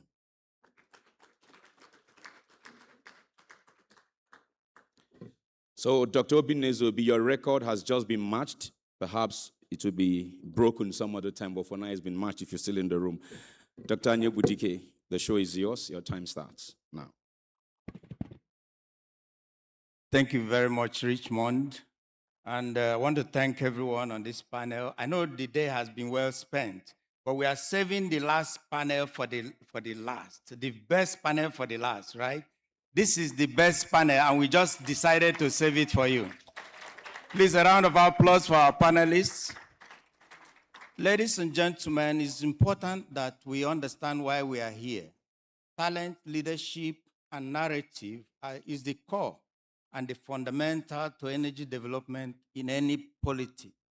And I am happy that the lead speaker has raised key points. And that is why we are also going to be discussing some of the salient points here today. One of the things that the key speaker mentioned, and I will paraphrase, is that no nation has transformed its energy future without transforming its talent, leadership, and narrative. And we are left with three questions. The first question is, what kind of training are we providing for our youths for the future? And the second one, who is leading this training and who is leading this move forward to the future? And the third one is, what kind of narrative are we propagating and who is leading this narrative? I think that is the essence of why this panel is constituted. And when you look at the African nation, in 2050, we have similar goals all over Africa.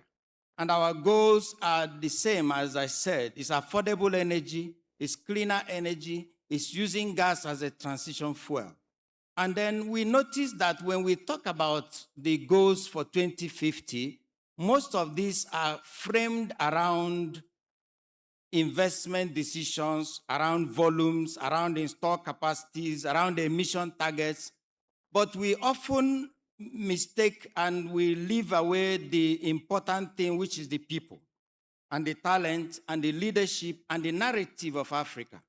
So we are going to be looking at this, and I know that we have very wonderful panelists here who are professionals in various fields. And we are going to be asking you some of these questions that will lay credence to what we're talking about today. So I will start with with PTI.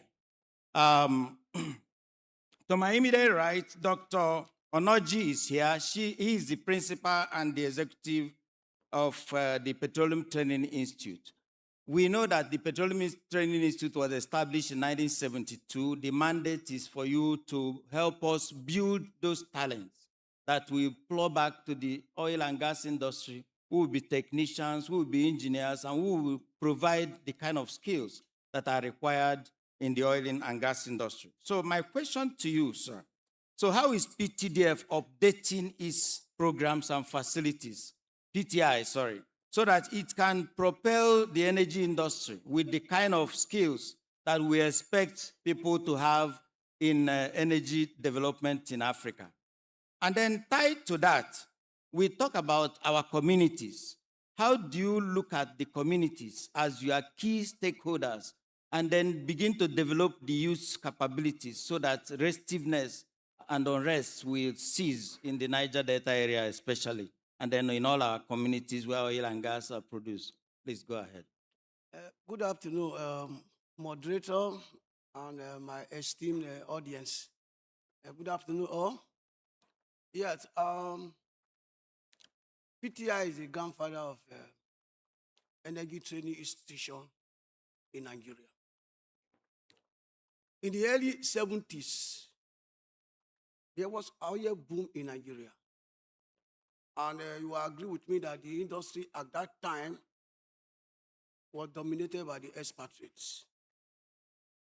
The government of Nigeria quickly established the Nigerian National Oil Corporation, which later metamorphosed into what we call NNPC, and now NNPC Limited. That was in 1971. In that same 1971, because of the large volume of oil discovered in Nigeria, Nigeria joined or became a member of OPEC in 1971. And because the industry was dominated by the expatriates at that time, there was need for OPEC member nations to establish a training institutions to train local manpower that, of course, would drive the energy industry in the future.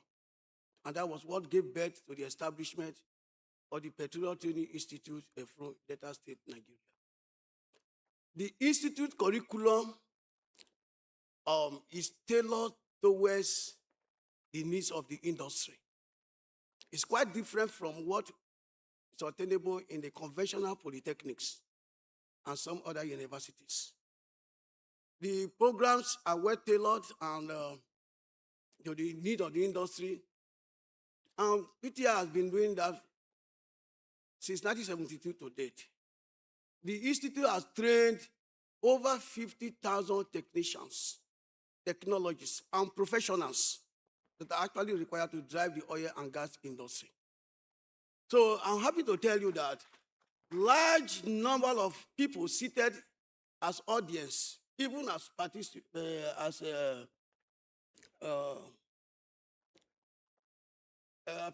here today, are product of PTI. And that is why we say PTI is the grandfather of the oil and gas industry when it comes to training. Yes, the youth are very, very important. I like the slogan of NNPC. It says, energy today, energy tomorrow.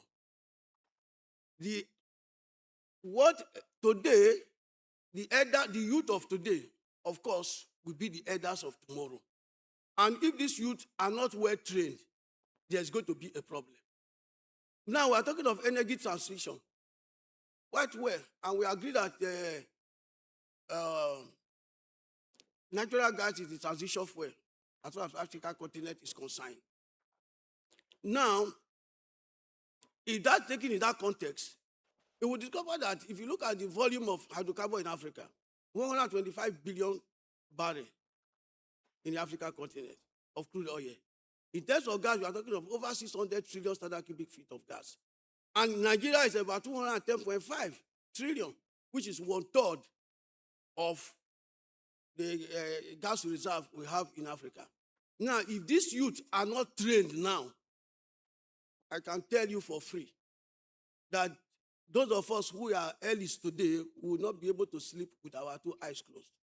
And so we need to train these youth. And in PTI, we have different programs. We have the Skill Development Academy. It's not a school, it's an academy. Academy is an advanced form of a school. It's an academy where we train the youth in various aspects of the oil and gas operations. We have a functional drilling rig in PTI. We have drill simulator. In fact, Dream Sim 6000, the latest that we used to train our training. We call their training without getting their students. We call their training without getting all their students because the kind of skill they acquire, they are not the kind of skill you get when you go through the conventional polytechnics. We are in collaboration with so many organizations. A notable example is James Fisher's Academy in Aberdeen, in Scotland. where we train youths on dive medic technicians for rescue operation in deep oil operation, deep offshore operations. We trained all those people. And I can tell you that in the next few months from now, PTI will be training independently without collaborating with JFD in Aberdeen.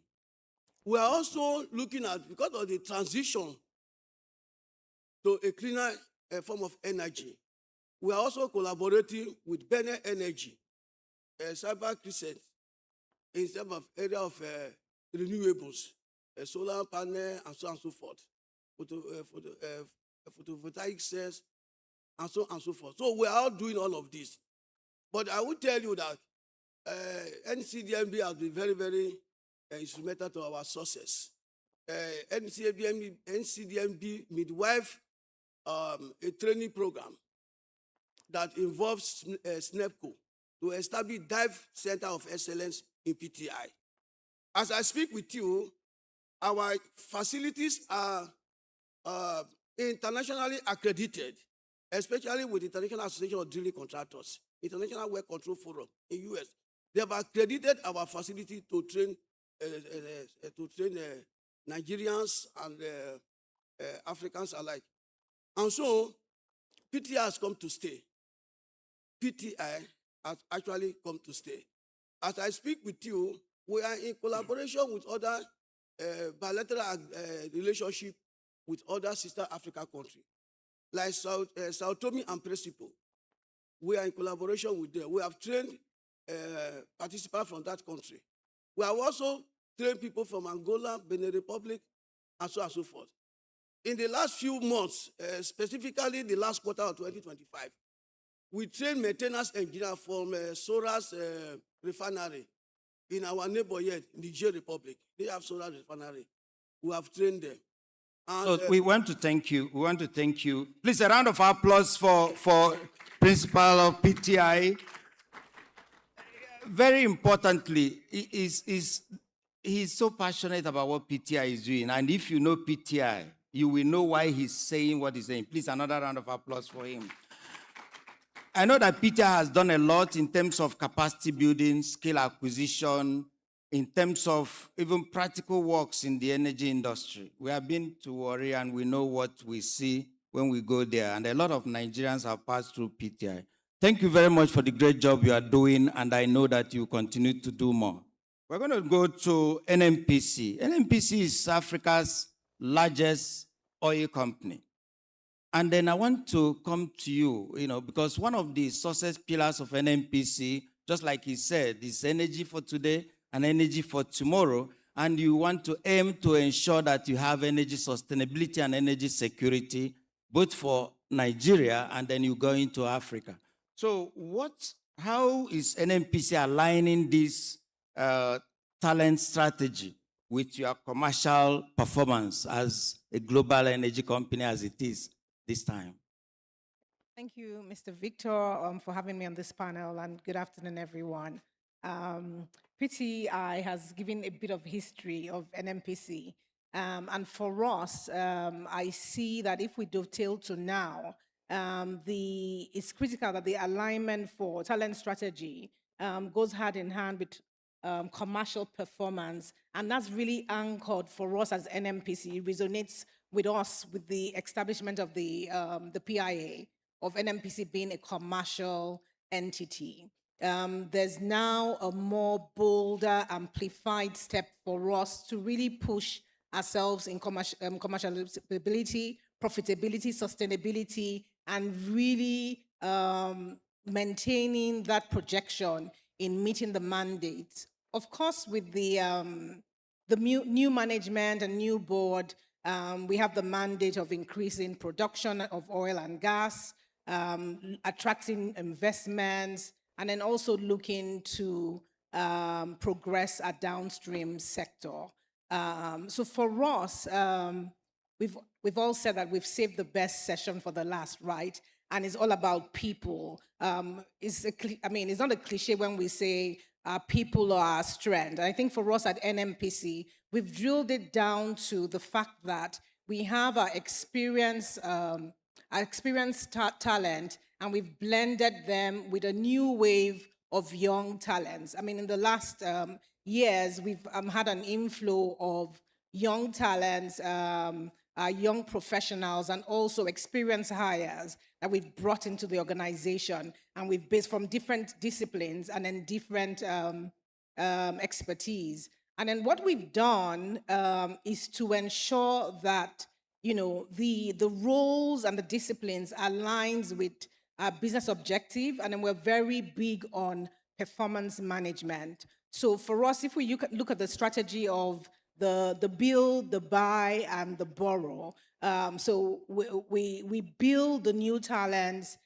We have a HCM director who is here, where we're building the talents on on-hand training, onboarding, rotation, and really providing the right curriculum. And of course, we have the platform, PTDF, PTI, and then all of these establishments that already exist. And then we buy where we need to, headhunt for talents that can complement the mature talents and then the fresh talents. And then, of course, with the experience and the mature talents, there's the hand-holding where there's the mentorship and the coaching. So you're able to have a clear succession planning for the old and the new. And then as well, we borrow in the sense where we second our talents and our teams, and they're working in different projects with our partners. I think the new terminology is the independents and then the super majors, where we there's that synergy, and then they go for the secondment. So they really get their hands dirty, and then they have that understanding of the business, and then they bring that back. So I think for us at leadership in NNPC, and I again emphasize with the new mandate that we have and that drive for commerciality, is important that we've tied that into the KPIs that we've set for the organization. So for us, talent strategy is a critical enabler for our commercial success. So it really goes hand in hand. And when we look at what are the critical skills, I think that are needed within NNPC, I would say, I mean, it's easy for me to say maybe the legal is a critical skill because I'm a lawyer, but no, every skill is important. The hard skills are important to really connect the dots. But what I think is also important, again, in the competitive landscape that we're in, with the volatility that we see, with the crude oil price, the aggressiveness of competition across for funding and that capital inflow, is also the soft skills. So the soft skills in the space of where the commercial skills, the communication skills, the ability to close deals, to ensure that you have a win-win. So those are the skills that we are building, emotional intelligence. So you're going on the table thinking, how can we be flexible? So bringing adaptability on the table to really show that we can close out FIDs. And I think we've heard our CFO and our GCO speak, Engineer Bayo Jewelry, yesterday at the fire chat, the progress that we have made in NNPC, again, with the new mandate that we have and the new board that we have established. We have what we try to deliver, what we believe that we can deliver. And then he gave the example of how we were able to explain and carry out our own analysis and projection of what our crude production numbers are. And that was now what was reflected by government. So for NNPC is really using the talents and ensuring that we are creating that hub, like I said. So talent strategy,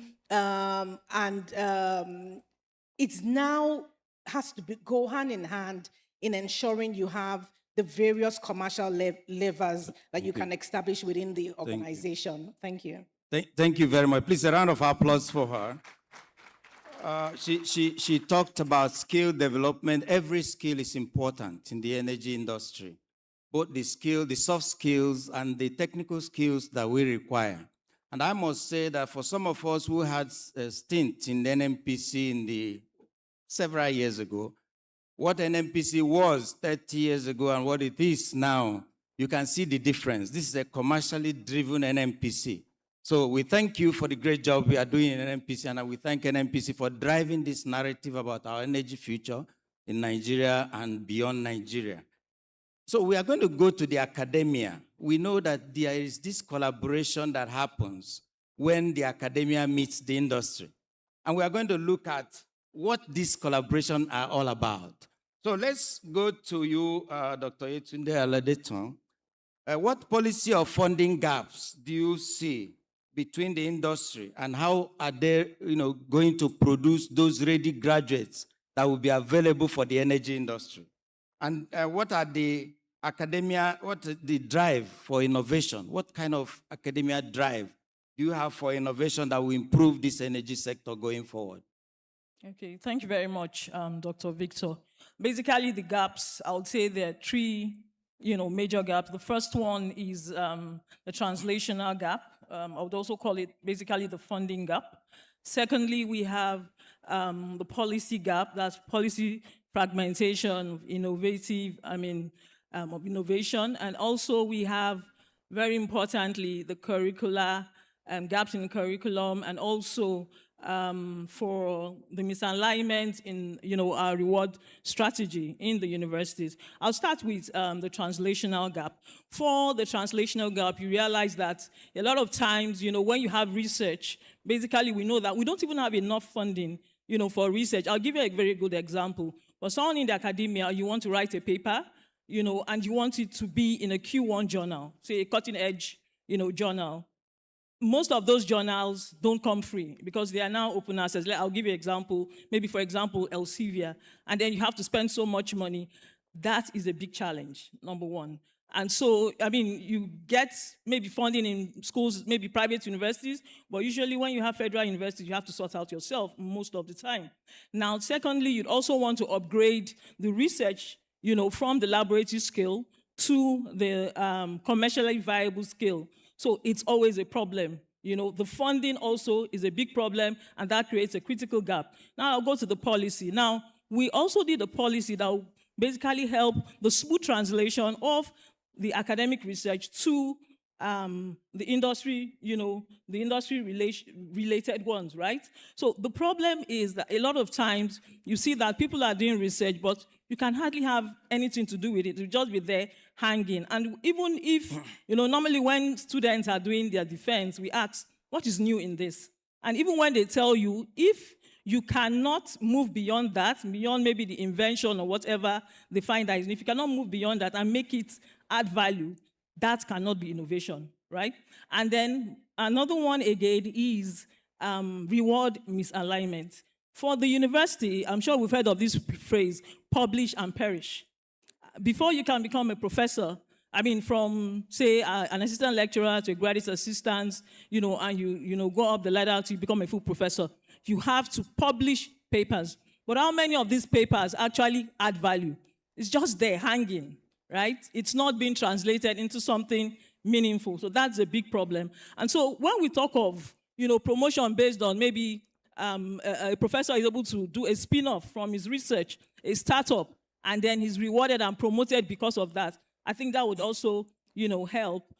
So basically, for the solution, I would say that research shouldn't be for industry, it should be with industry, okay? So the meaning of being with industry means that, for example, you have a student, doing a research, there should be collaboration between that student, his or her supervisor, and also someone from the industry that will actually guide, the research. I remember recently, about a week or two ago, I was invited, to interview some PhD students. And so what happened is they came together, brought some companies, and told them, let's have your problems. And then they put out an advert, for that area of research, and we had students come over. So people, representative from that particular some of those industries were there, and they were asking them questions. And then when they find the students, or the candidates that they feel the research actually aligns with what they want to do, they take them up. So it's very important. And then one other thing we should also learn to do is to adopt the triple helix model. I'm a preacher and I'm an advocate of the triple helix model.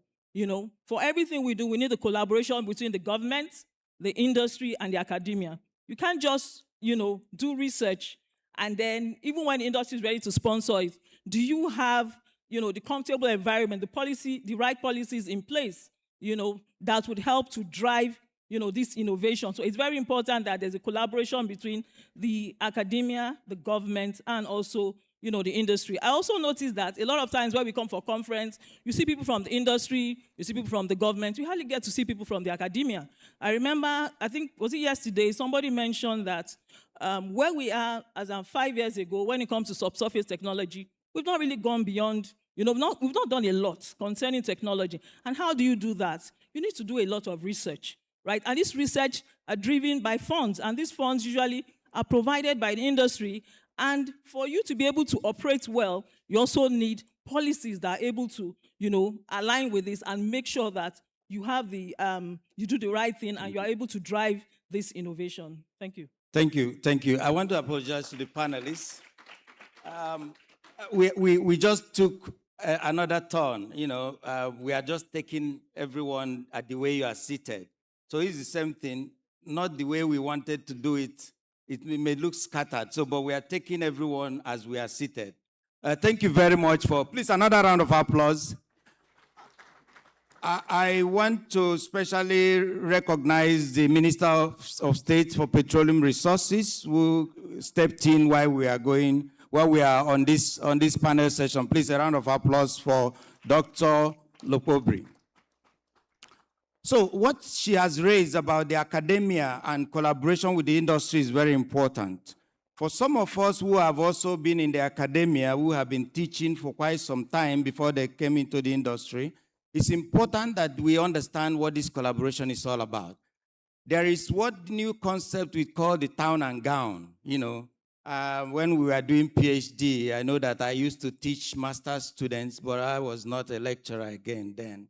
You know, so the most important thing is for there to be fertilization of ideas between the industry and the academia, so that it's not that you are churning out people who just come into the industry and they're totally lost. They don't know what the industry is all about. So thank you very much for bringing that perspective. Please, another round of applause for her. So we go to you, Tolu. From the industry perspective and working in an international oil company, Chevron, Nigeria, Mid-Africa region, we want to talk about this talent acquisition and this thing around diversity and inclusion. So how can international operators strengthen inclusive talent pipelines across Africa? And then what workforce capabilities do you think are most critical for sustaining operations competitively in Nigeria and Africa in general? Thank you. Honorable Minister, distinguished audience, and my panelists, I say good afternoon. Thank you, Victor. I think the audience, looking at the session so far, we've spoken about, you know, different interventions and what different companies, different institutions are doing to upskill talent and create an enabling environment. For us at Chevron, we have a multi-pronged approach. We've run our scholarship schemes for decades now. We have beneficiaries of that scheme actually working in the company. We also have contractor competency development programs. We partner with some of the institutes like the PTI in developing essential skills required to run the operations in the upstream, midstream, and I'm sure there are other companies that do that too. But more importantly, the industry is evolving, and it's evolving at a very fast pace. You know, it's fossil fuels, renewables. We're also looking at other advanced methods like CCUS, like PTDF in the speech had highlighted. So it is important that we stop looking at talent development from the traditional lens of STEM that we had typically done in the past. So what we have tried to do is to bring in young talent and very quickly have a multifunctional rotation also a multi-geographical rotation, leveraging the scale of our operations worldwide, so that you expose young talent very early to different systems within the energy paradigm. So they're not thinking about, mono solutions. They are able to, it stokes the curiosity that helps import some of these solutions to our company as well as to Nigeria. But I also want to mention that, it appears that the next level of this, after the PIA that the panelists have spoken about, also after some of the things we have achieved with the local content bill, is to start coming together in a cohesive and structured manner. Because when we look at these problems independently and we go with our own solutions, we might all end up queuing against the same issues, whilst there are gaps within the system. So elevating it to a cohesive system, a structured approach where we all come together as industry. I like what she said about academia, regulators, as well as the private sector, coming together with a consistent approach to solving what we still see as structural gaps within the industry would help. That will be the next level that I would like to see us get to. Then let me segue to what you had asked about the skills that will be important, or what will be important in terms of driving the competitiveness of the industry within Nigeria as well as Africa. Given the fast pace of technological innovation, I think we need to look at learning models beyond STEM. STEM is important, that's like table stakes, but we also then need to start looking at commercial acumen. We need to start looking at digital innovation, data science. In our operations, we are going into intelligent wells, intelligent operations. You need some core skills to drive that, beyond STEM. And how do we stoke this curiosity? When we also look at the evolution of the industry, we see more movement towards maybe the creative arts and the business side. We no longer have that massive interest we used to have in the STEM areas. So I think it will be important, like I was very happy when I heard the PTDF mention that they have gone lower from the university system to the secondary school system, because we need to catch these minds young. The skills that will be important for the future of energy, things like critical thinking, curiosity, because it takes curiosity to get interested in the new things happening around us. You are barely learning one thing, another thing has emerged. We've gone from generative AI now to agentic AI, now we are into robotics. So you need to stay in that constant learning curve. And that skill, that ability needs to be built right from, I dare say, primary school. How do we expose early to experiential learning? Also, we then need to look at leadership. How are we grooming leaders for the industry? For the future, we probably will need to go beyond our traditional way of looking at leadership, which is more based on tenure rather than contribution. That probably will not work, in the phase we're moving into. We need to look at leadership from, rather than a hierarchical sense, we need to go to distributed leadership, where everybody knows that they are empowered to make decisions, they're empowered to make their thinking visible. And I think if we do that very well, we will build the next talent in Africa that will drive the cohesion, collaboration that would move the industry forward. Thank you very much. Please, a round of applause for Tolu. And thanks for the great job that the industry is doing, especially what you have mentioned about what Chevron is doing in bringing in a lot of talent pool to the industry as we move forward.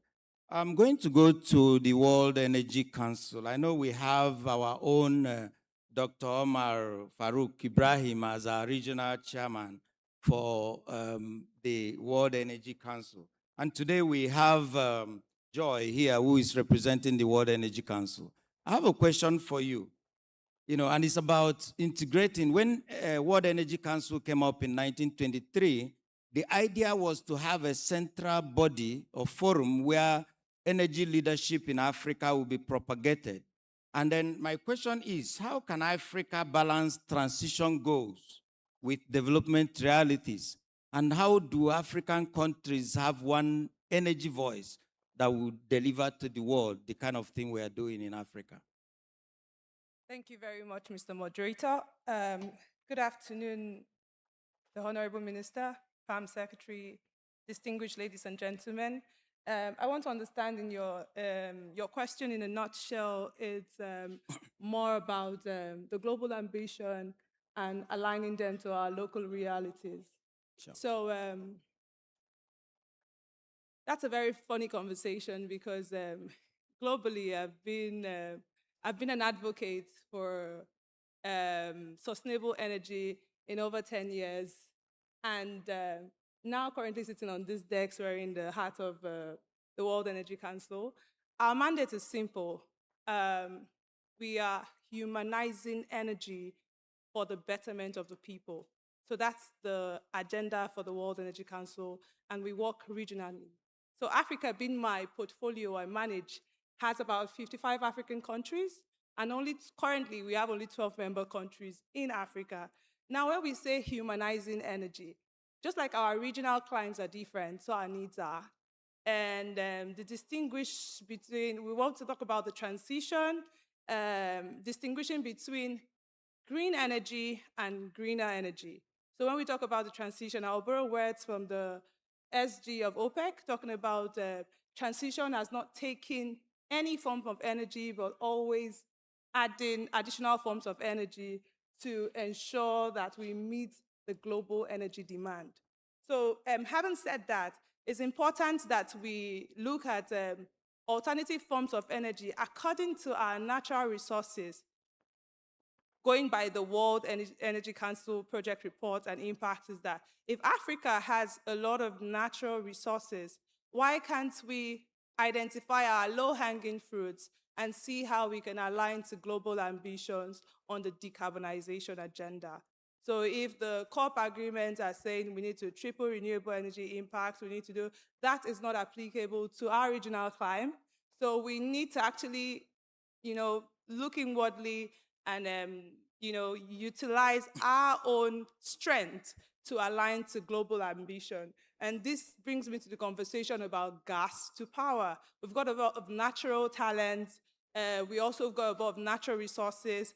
The West has continued to extract this from us, taking our manpower, that's the Jackpot drive in 2020, I think that's after COVID, and we're talking about taking our natural resources, and there's been no in-country value addition. So if we are, according to my understanding, our sovereign wealth portfolio has been channeled into the green transition. As we are channeling all this portfolio into the green transition, we need to actually do a lot of in-country value addition. We can't continue to export our cobalt out to say we want to get the panels ready and all of that. Let's get this technology imported into our local economies so we can drive industrialization. Where there is actual industrialization, then we can begin to talk about decarbonization. Thank you. We know, I don't know if everybody, this is a serious traditional energy ecosystem, but I just want to throw in a bit of light about what we've done about access to power and conversation around Mission 300, which was launched in Tanzania last year, about 27, 28 of January last year, talking about 600 million people without actual access to power. And these 600 million people in Africa, 80 or 90 million of them are in Nigeria. So when we don't even have access to power with all the natural resources we have, what are we talking about? What are we actually doing? I was in Davos recently last week, about 2 weeks ago, and all the conversation around Davos and the World Economic Forum was focused on energy security. It means that the West are really driving their narrative and not looking at the inclusivity of Africa that even are looking for energy access. our conversation remains energy access. And then when we have access, we have industrialization, in-country value addition, we can now begin to align with decarbonization agendas. I would, in a nutshell, so let's talk about projects, infrastructure, bankability, off-takers.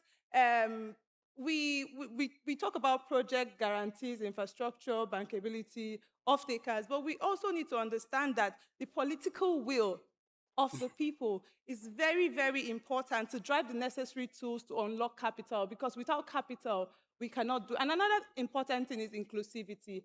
All hands must be on deck to ensure that over 80, 90 million people that do not even have connectivity to the grid can have access to power.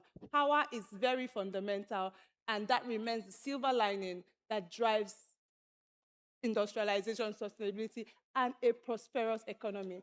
Thank you very much. Thank you very much. Please, a round of applause for her. That is the message. We have to find a blend between energy security. We have to find a blend between environmental sustainability. And we have to find a blend between energy access. So when we have these three, Africa and Nigeria will move forward. I know the minister always say, look, what we are doing is energy security and energy access for our people, not just energy transition. So another round of applause for you. So we go to the media. Dr. Yusuf, talking about narrative, how do you think positive communication or media should be able to enhance this policy and investment risk or reduce those risks that we have in terms of investment and policies? And then looking at ESG, environment sustainable goals, what do you think that the media will do in helping to create those stories around our ESG, deliverables in Africa and in Nigeria? Okay, thank you very much. The Honorable Minister, the Permanent Secretary, esteemed delegates, panelists, thank you so much for that question. To start with, I am of the media, and by the virtue of what I do, people refer to all of us in that category as a storyteller. But part of other description that they give to us is that we are people that mind other people's businesses. And what that will mean is that everything everyone is saying here, aside from the personal businesses that we have that we need to, mind, we mind, businesses of others. But in addition to what I do, I'm an energy communication researcher. And that will take me to some things that we have been able to find out that will answer the question. Then at the end of the day, I will tell a story and, round it off. During the course of my PhD thesis, there are some things that we discovered that I think will help this, will help tremendously in answering the question you asked to me. First off, we discovered that aside from the 28%, of women in the oil and gas sector that we have as, the data, global data, in Nigeria, between 2015 and 2021, the research that we conducted showed that just 4% of reportage from the oil and gas industry, was a reportage that we called the She Said, and I quote. It means that it's only just 4%, of women that were quoted, in the report that came out in Nigerian newspapers between 2015 and 2021. And that tells you some things about the way we do our storytelling, right from the source. Going forward, the president, spoke about, he has given the marching order, which the minister is working assiduously, well to ensure that we all achieve. And that is the 3 million, production, okay? So if you look at that production, you will see that as we are doing today, when you compare it by per capita, and this is to say that, everyone has to be every hands has to be on the deck, to ensure that we do the narrative. And I'll quickly tell the story. So now, if we do the per capita, you see that by the time we will be, producing 3 million barrels in 2030, Nigerian population would have been 400 million. Now that we are producing 1.6, Nigerian population is around 200 million.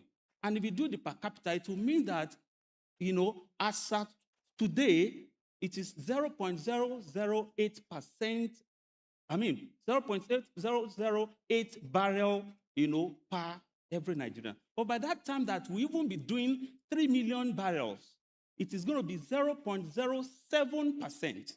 So what that means is that, as huge as that number may look, you understand, we need to ensure that, and that can only be achieved through proper narrative and storytelling.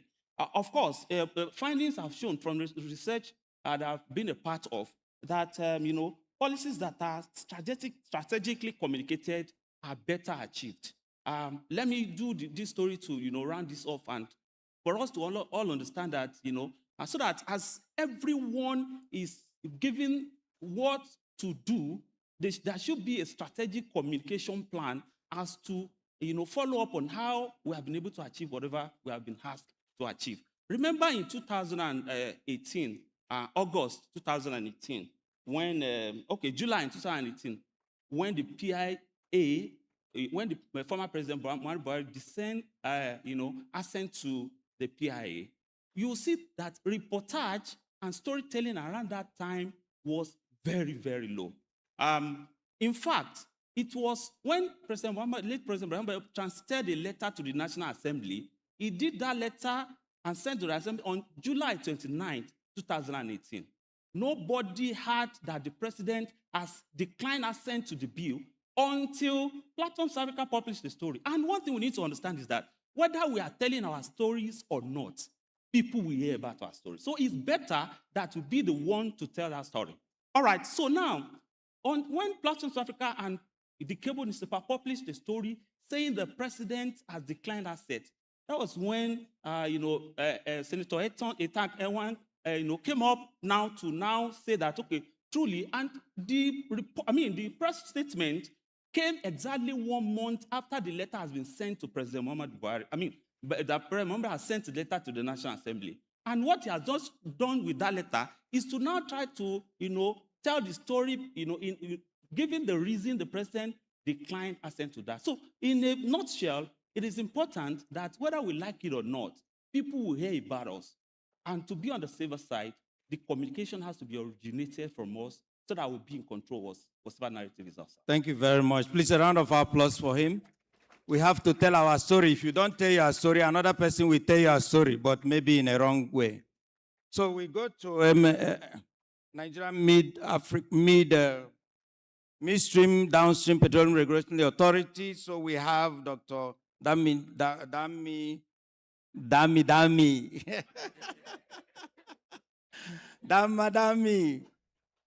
So we are going to be talking about regulation. So how do you think regulation enables innovation without increasing costs or project costs in the industry? Okay. Thank you very much for butchering my name. And remember, we're police. So, good afternoon, Honorable Minister. Good afternoon, Pamsa. Good afternoon, everyone. And thank you for having me here. And I have good news. We're no longer policing. We're now partnering as regulators because we are business enablers. So we want energy security, we want accessibility, we want everything. And it is at the midstream and downstream that all of that happens. So we have to make it easier for operators, for investors to develop those resources so that we can have energy in our homes. So how do we do that okay. Go ahead. Okay, no problem. So how do we do that as authority? First of all, we've moved away from prescriptive regulations to performance-based regulations, especially gradually, especially for those companies who have strong governance structures. We allow them to decide how they want to do it, but we give them our limits. So this is the outcome we're expecting. So whatever technology it is you want to use or however you want to do it, this is what we're expecting. And it allows them to be very innovative at a very cost-effective way. Other things we do is we've also harmonized all our processes. We've automated. We have, you can check, the police will always tell you, come to our station. So you can check our website. We have the central electronic licensing portal. All our permits, electronic permits and everything is there, so you can check it out. And then also in terms of our approvals, we have streamlined all our approvals. We have checklists. We have, part of the regulations as checklists for the regulations and guidelines on how you get your licenses. So we've automated it, and it makes it much easier, and it prevents all those project delays. I'm sure you all know that project delays are more expensive than the regulatory fees that you pay. So it's cheaper for you to, work with us to do your project according to the guidelines and the regulations. And we get our powers from the PIA, from the Petroleum Industry Act, which gives us the power to draft our regulations. So another thing we do is we develop all our standards jointly with the industry, because we regulate the industry, but they are the ones that know where their pain points are and what the constraints are. So we work with them to develop standards, so it makes it much easier for them to also comply, and it makes it easier for everyone, actually. So I can see that you're looking at me, so I'll stop here, and I'll tell the audience to come and meet me at the police station. Please, a round of applause for her. The great job you are doing in the downstream and midstream regulatory authority. Finally, let's go to the women's corner. Women in energy, oil, and gas. So, Mrs. Longe, how does women's leadership improve energy business performance? Please, in just a few minutes, just tell us what you're doing.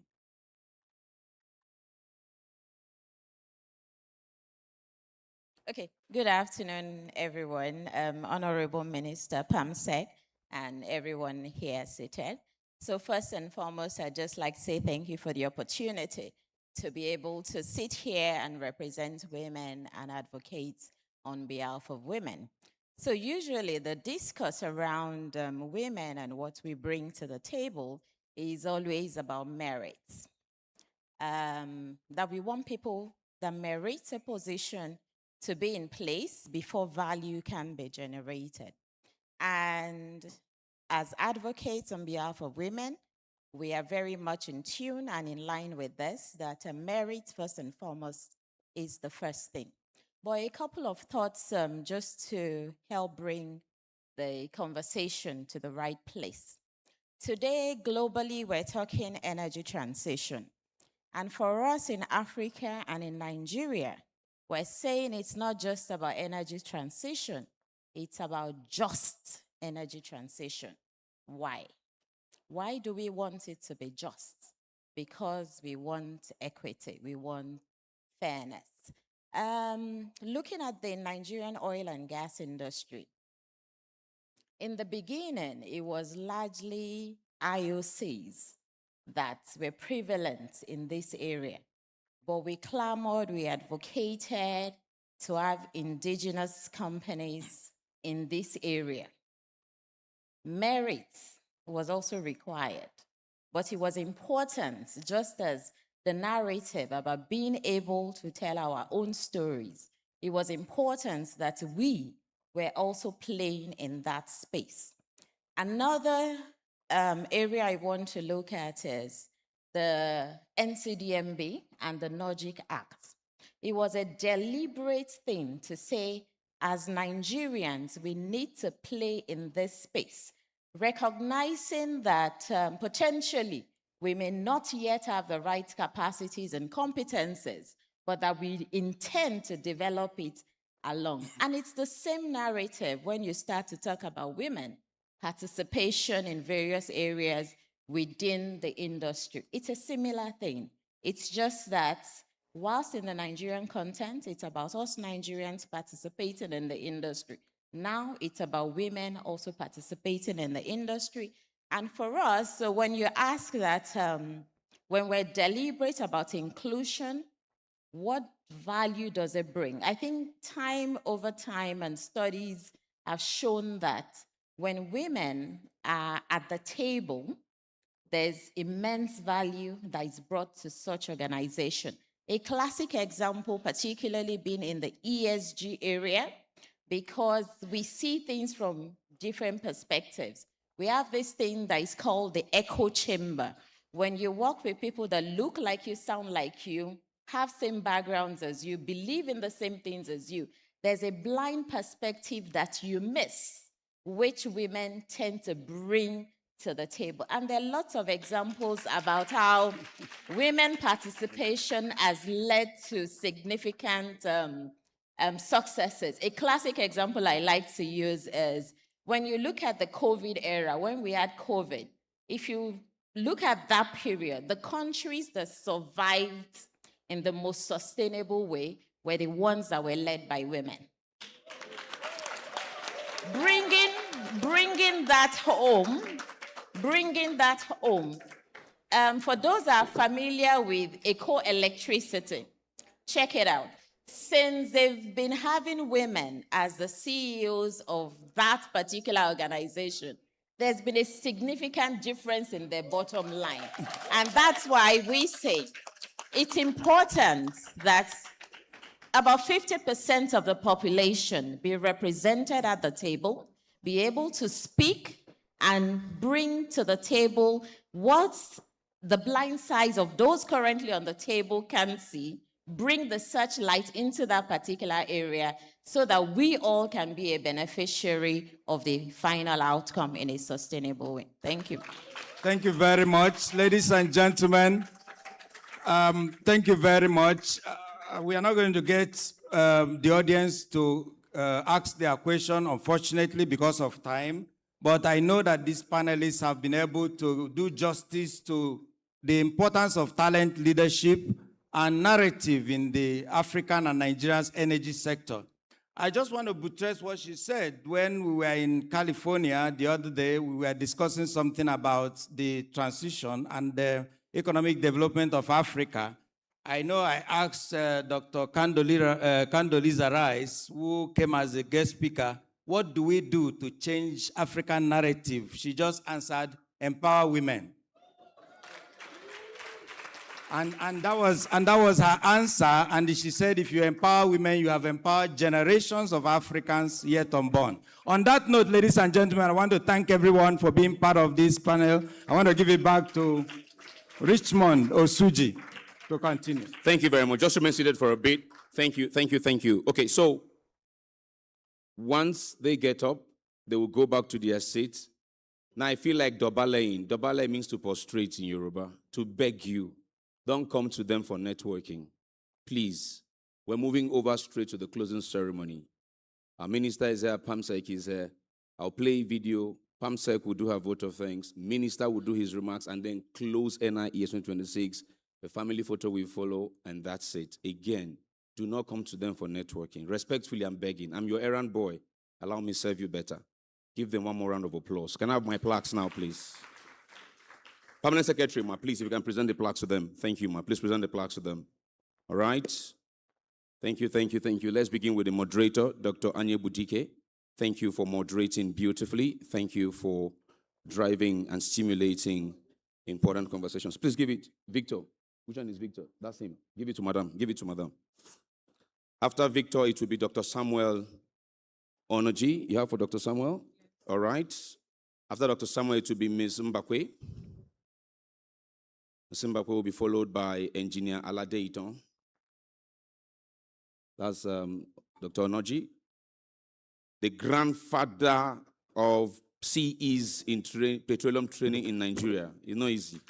If you want to clap for PTI, yes. Thank you very much. EVP Ma, you're next. Madam Sophia Mbakwe. Thank you for your insights as well. partnering across board to increase capacity. Engineer Aladeiton, PhD. Thank you. All right. Ms. Olariwaju, thank you for your insights as well. Thank you. Ms. Osomiame O.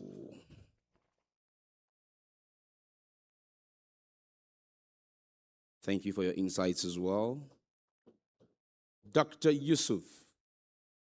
Now remember, ladies and gentlemen, the publication put together by the Nigerian Association of Energy Correspondents, it's available. Make inquiries, they would get it to you. They tell the story as it should be told, support them.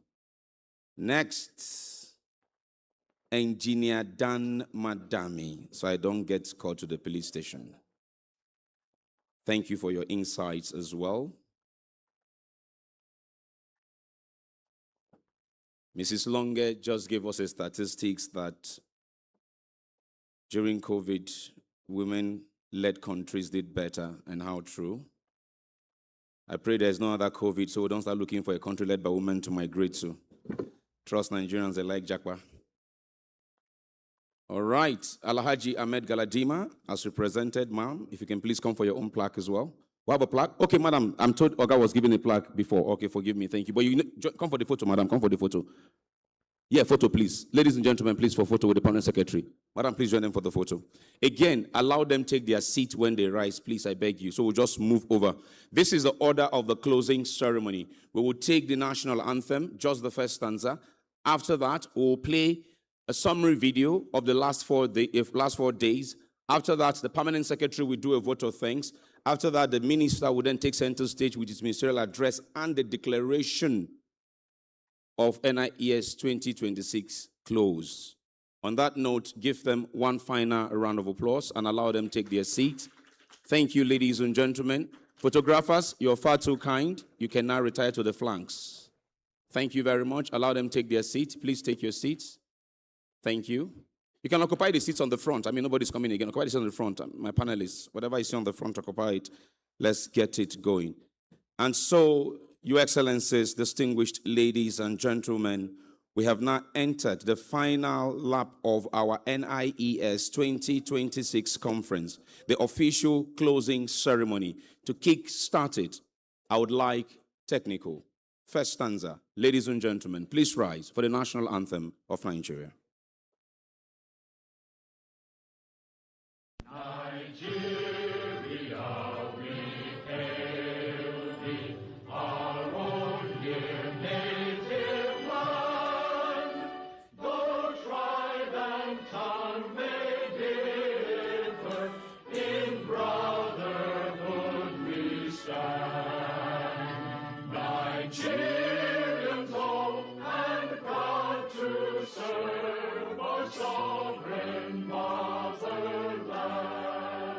God bless the Republic of Nigeria. We may be seated. Thank you.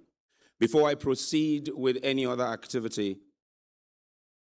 again, I acknowledge the presence of the Honorable Minister of State Petroleum Resources, Oil, the Permanent Secretary of the Ministry of Petroleum Resources, the heads of agencies, the NCDMB as represented by Director of Corporate Services, Dr. Abdul Malik Halilu, and of course, the PTDF-ES as represented by the GM of Education and Training who spoke to us earlier, as well as the Executive Vice President of NNPC who is representing the Group Chief Executive Officer of NNPC, Dr. Engineer Bashir Bayo Ojulari, all other heads of agencies, CEOs of IOCs, both independent and international, service companies, association presidents and chairmen, members of the press, ladies and gentlemen. In the last 4 days, it's been one activity after another. And this video presentation will just walk you through what happened from the very golf tournament that kicked off this week into today that started this morning. And I'll be back for just 3 remarks to close this ceremony. Technical, over to you.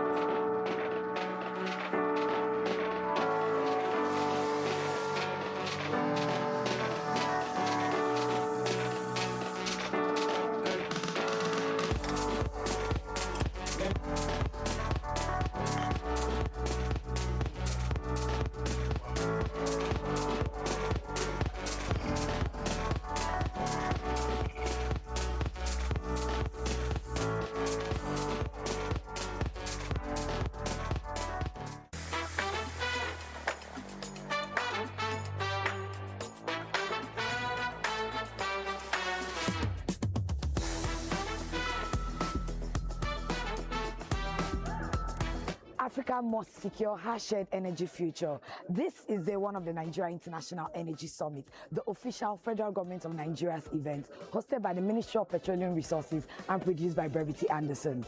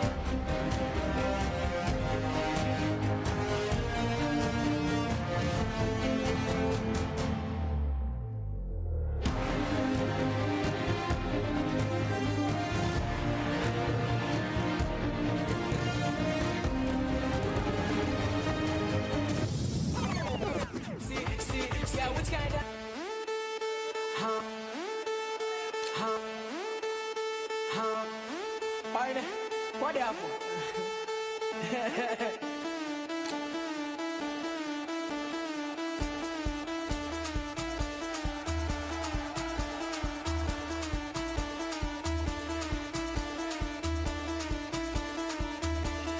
When come to us start to play. You go dance.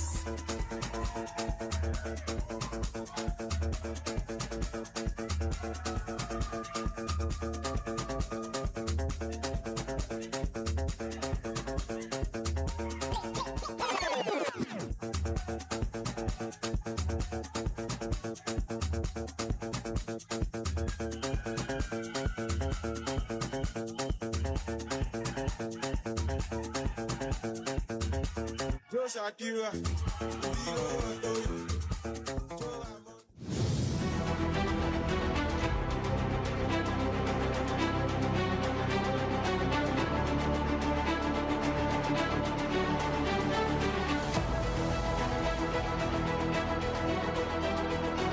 Heads of state, honorable ministers, esteemed sponsors, industry leaders, partners, delegates, ladies and gentlemen.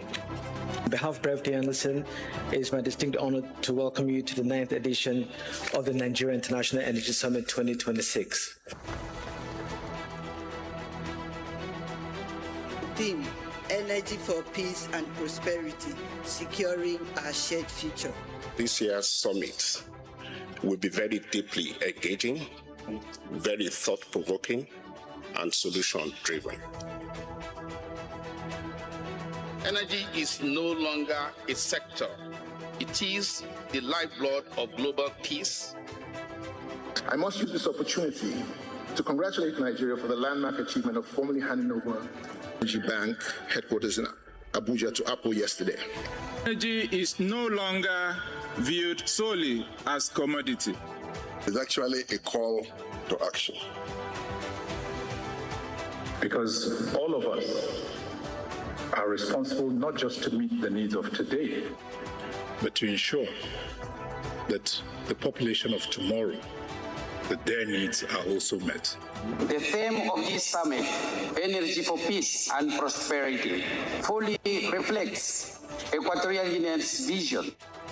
Ladies and gentlemen, energy is far more than a commodity.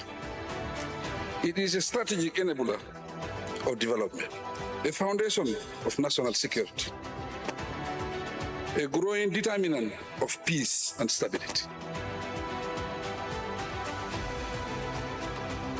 Energy is the invisible force that holds the modern world together. It is a quiet architecture of balance amongst nations, the unseen hand that steadies economies and sustains societies. Nigeria stands ready to collaborate with Africa, global partners, and the private sector to deliver energy that is secure, affordable, cleaner, and inclusive.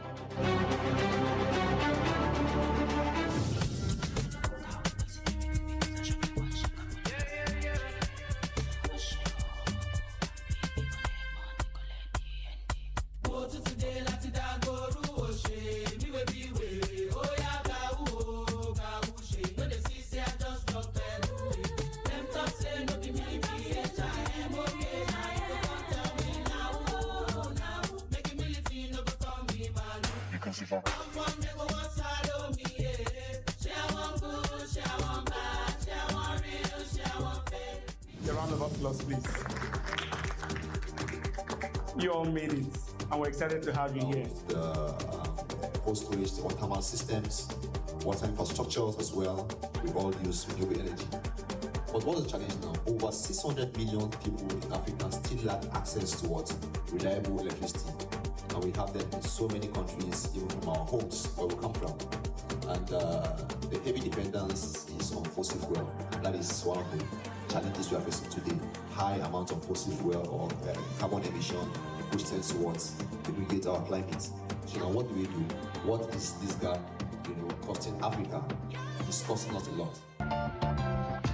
So I think this year's theme, Energy for Peace and Prosperity, is completely aligned with the Viva's focus on sustainability. It's been very rich conversations. We've had the opportunity to meet partners, potential partners, existing partners, build relationships. We always prioritize quality, and the kind of crowd that comes into NIES, they're always quality crowds. It's not a lot of people, but the people that you do see are the main people that you need to see in the industry. I'd like to thank Breveton Anderson. There's never been an event of this magnitude held in the country. The Vice President was at our stand. He was able to listen to our challenges. He made some promises. He encouraged us also. We didn't spend money and come here and not get a good value for our dollar spent.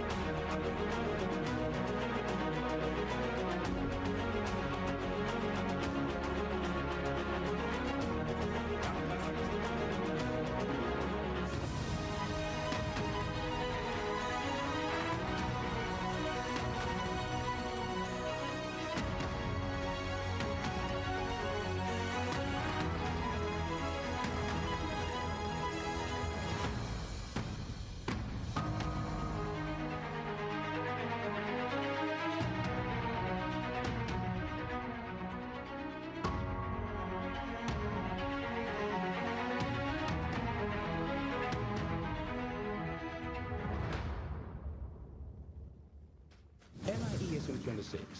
You.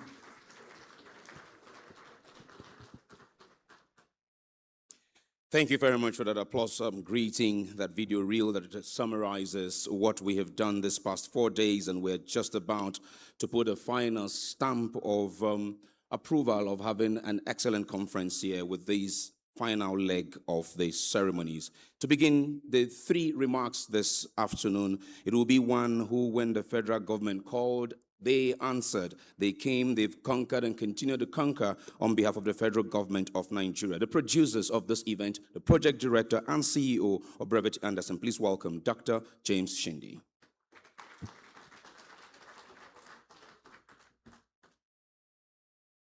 Thank you, Richmond. Distinguished guests, ladies and gentlemen, I'd like to just stand on existing protocols. My job here this evening is very simple, just to thank everybody who's been part and parcel of what we've just seen on the screen there over the last few days. I'd like to thank specifically the Ministry of Petroleum. I don't know if we have the directors in the hall, members of the LOC. Can you please just stand? The directors of the Ministry of Petroleum. Let's give them a round of applause, please.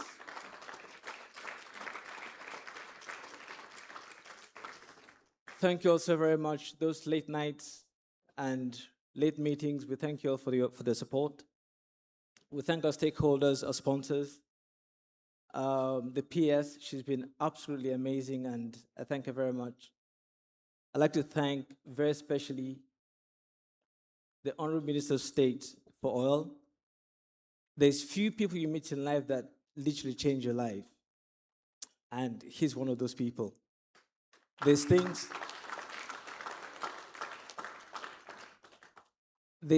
he's done, especially for this edition, to make it work, that we shouldn't say in public, but all I'll say is that he's been an amazing, amazing gentleman. God bless you, sir. And to the Honorable Minister of State for Gas, I thank him very much also for his support, and to my incredible team. And I say this all the time, but everything you see here is because I work with one of the best teams ever. And across the board, if you look at if you add everybody involved, that's the assistants, the drivers, the PAs, the SAs, they run about 350 people who put this event together. It's a massive team. And I thank them all very much from the bottom of my heart. So for every member of the BA team who is in the room, can you please just stand? Let's give you a round of applause. All of you, thank you very much. Late night meetings, travels, time away from families, but I think it's all worth it, I think. Well, you have to say yes, I'm your boss, right? So, but seriously, thank you all very much. And to our sponsors as well, our speakers, but also to your delegates for being here today, because you can do all of this, right? Fancy halls, fancy seats and everything, and then nobody turns up, and then it's all, it goes south, right? So I want you to applaud your neighbor and thank them very much for being here today. Because without you, there's no conference, right? It'd just be myself speaking to empty seats. So thank you all very much. And to everybody else who haven't mentioned my name, from the bottom of our hearts, we thank you very much. And hopefully, we'll see you in 2027. Thank you very much. Thank you.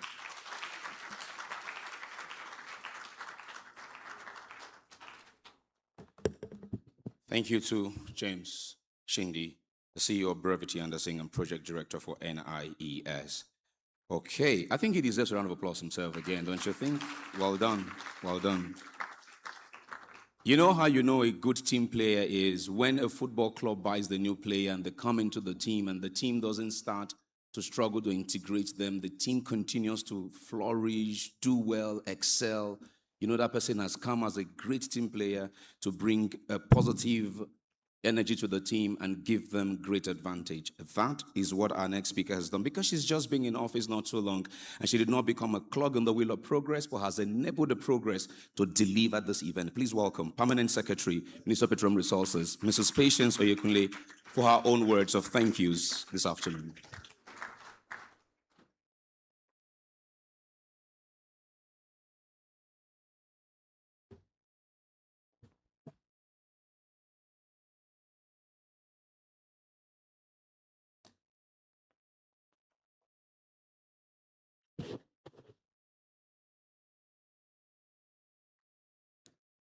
Good afternoon, everyone. Honorable Minister, please permit me to stand on the already existing protocol. It is with immense gratitude and deep sense of accomplishment that I address you today as we conclude the 9th edition of the Nigeria International Energy Summit 2026 with the theme Energy for Peace and Prosperity, Securing Our Shared Future. Let me begin by expressing my profound appreciation to His Excellency, President Bola Ahmed Tinubu, GCFR, for his visionary leadership and unwavering commitment to the energy sector transformation.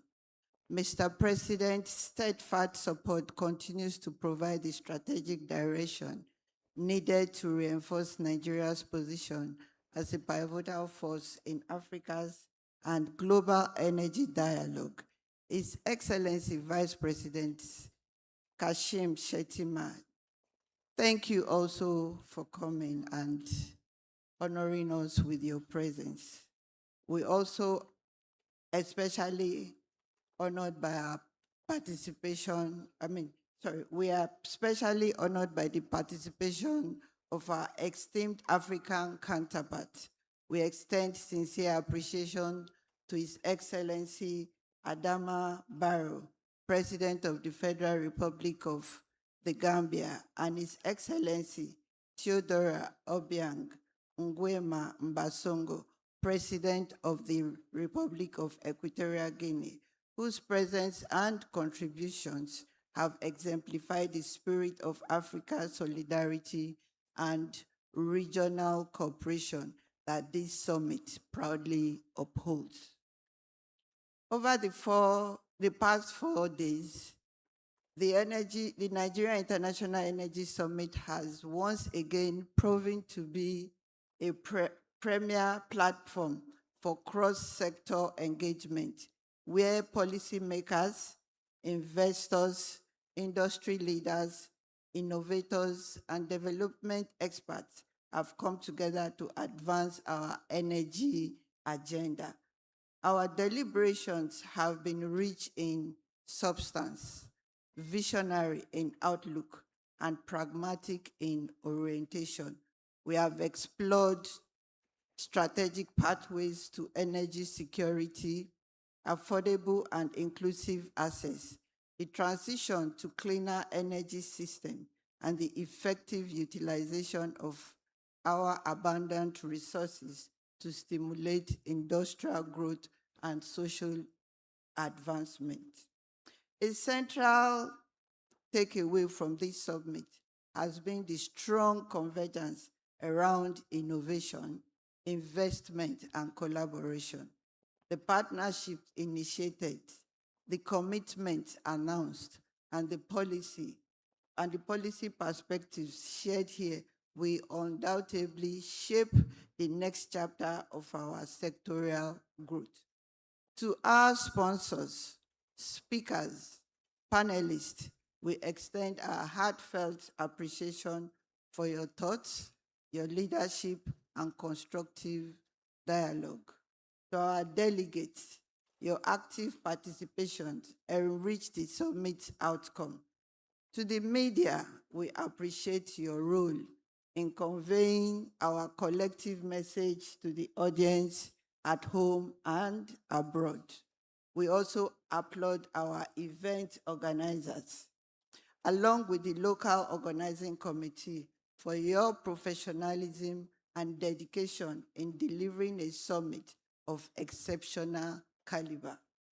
As we close this chapter, let us not leave our commitments behind. Let us translate the spirit of cooperation, innovation, and purpose that we have cultivated here into tangible progress in our respective institutions and countries. The real legacy of this summit will be measured in the projects executed, the policies realized in its aftermath. Let this be the foundation upon which we'll build a secured, inclusive and prosperous energy future. I wish all our delegates safe travels and continued success. We look forward to welcoming you back for the 10th edition of the Nigeria International Energy Summit in 2027 by God's grace, where we will build upon the momentum of this year's achievement. It is my hope that at the next summit, we'll be presenting in our various booths and presentations the progress achieved since the 9th summit in the areas of job creation, revenue flow into government treasury, and other value additions in the sector. Thank you all. God bless the Federal Republic of Nigeria.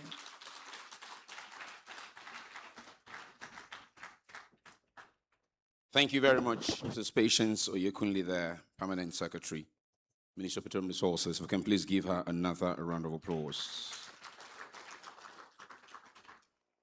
As a human being, he is a man of great stature, but his passion, zeal, and patriotism to see this industry flourish for the betterment of Nigerians today and tomorrow is 1,000 times larger in stature than the man that he is in person. That is the kind of zeal he carries everywhere he discusses Nigeria and African petroleum industry. For his final words at this year's summit, welcome His Excellency, Distinguished Senator Heineken Lopobri, Minister of State and Resources Oil.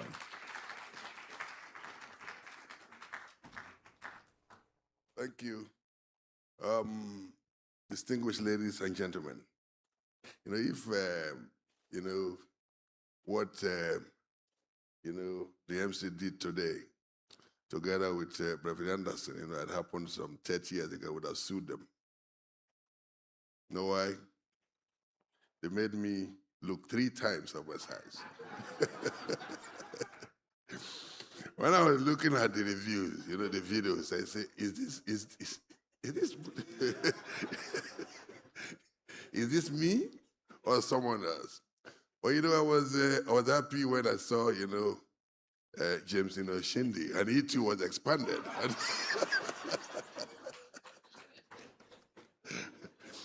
So I felt, well, not just me, everybody was expanded. And I'm sure all of you who are here, if you looked at yourself, it's as if those who were short were made shorter, and those... Well, distinguished ladies and gentlemen, let me, join Jim Shindy, President Anderson, the Permanent Secretary, to thank all of you for making this year's edition very, very spectacular. This is the 3rd edition, I've been privileged to, to do as minister. And it kept getting better. This year's edition was much better than last year's. And I believe that this is a solid foundation that we should build on going forward. When you are planning for an event like this, so many things are expected to be done, including making contacts, trying to be, sure that everything, is done well, setting up committees, getting the people to attend. And if you do all those things, and if you people do not attend, the event will be a complete failure. This year, 2026 edition saw more quality people attending than I have ever seen in any conference in the world.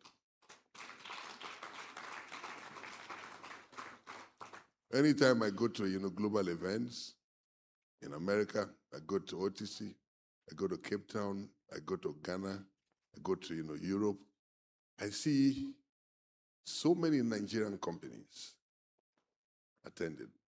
If you go to OTC, it's as if it's a Nigerian event. The exhibitions are more of Nigerian companies. And so I want to leave this with the industry, whether it is not time that we build a world-class, energy center so that we can bring the rest of the world to Nigeria.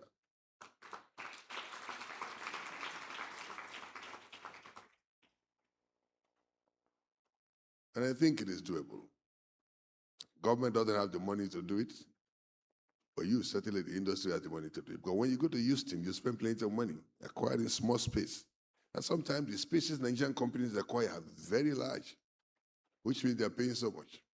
And so we have been thinking that it's better we build, a global event center, where we have five-star hotel, we have shops, we have, everything, so that we can bring the world, to Nigeria. And I hope that it will happen, we will start it under my time.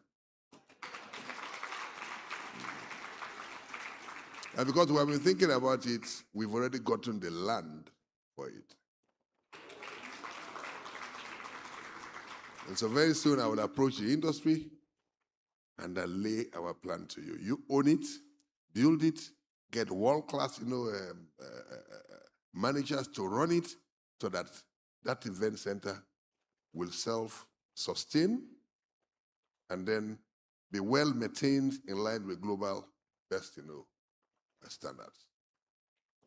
So let me, at this point just say that, look, we're very grateful for all of you, particularly those African presidents who honored us with their presence, particularly, President Bola Ahmed Tinubu, who himself would have been there, but who honored us by, sending the vice president to represent him. And for all of you, if it's other years, this hall would have been empty. But I'm very happy that this year, the enthusiasm is still there. I wish we made it 5 days. I'm just joking. What I mean is that with what I see here, even if it was 5 days, most of you wouldn't have wanted it to end today. But I thank all of you, for your enthusiasm. I thank all the panelists, and I think the takeaway is that next year will bring, greater blend of the academia, the industry, government, everybody. Let me, end by saying that as part of the preparation for this event, I used to call James Shindi a lot. One day I called him and then, a white woman, picked the phone. Say, hello, this is James Shindi's wife. I say, I see Shindi's wife picking Shindi's phone.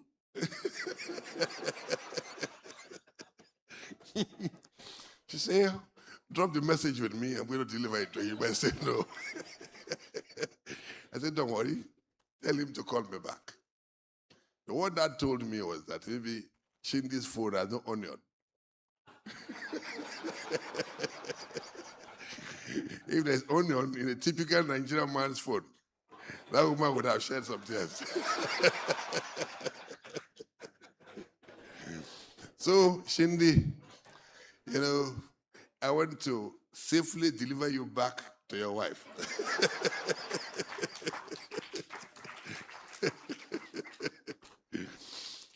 So, ladies and gentlemen, thank you very much. I just wanted, to just make this place a little bit more, lively, and that's why I decided to end it, like this. So with these few remarks, I want to say that this year's edition, although has formally come to an end, was the beginning of a new journey.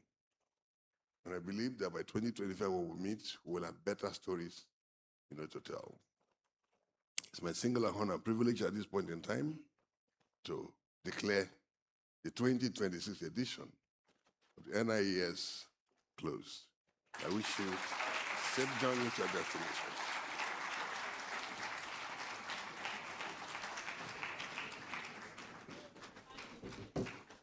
Thank you very much, Your Excellency, Honorable Minister of Natural Resources. Distinguished ladies and gentlemen, just give us 2 minutes of your time. 2 minutes of your time. 2 minutes of your time. The minister is already seated. So give us 2 minutes of your time. 2 minutes of your time. 2 minutes.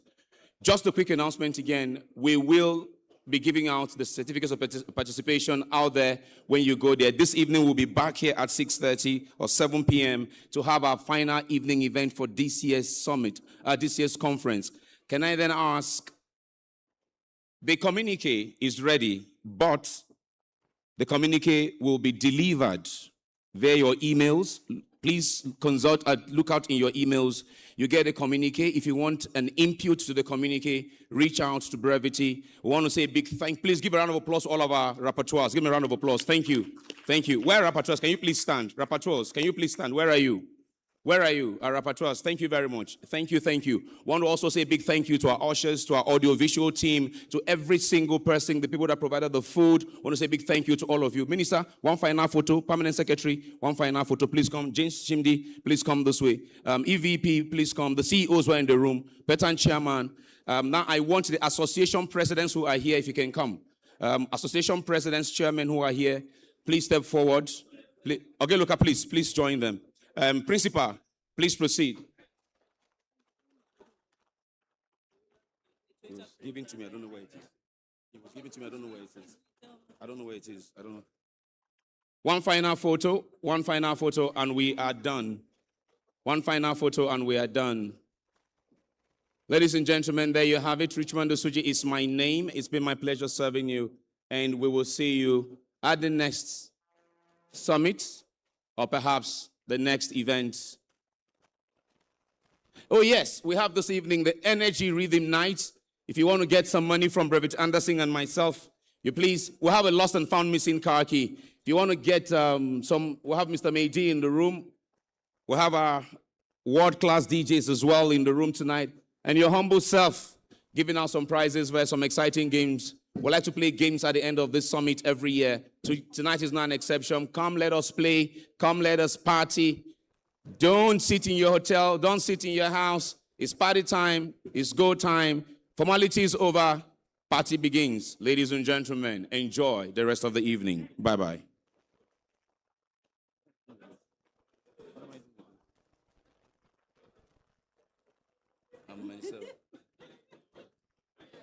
Take care of your personal belongings.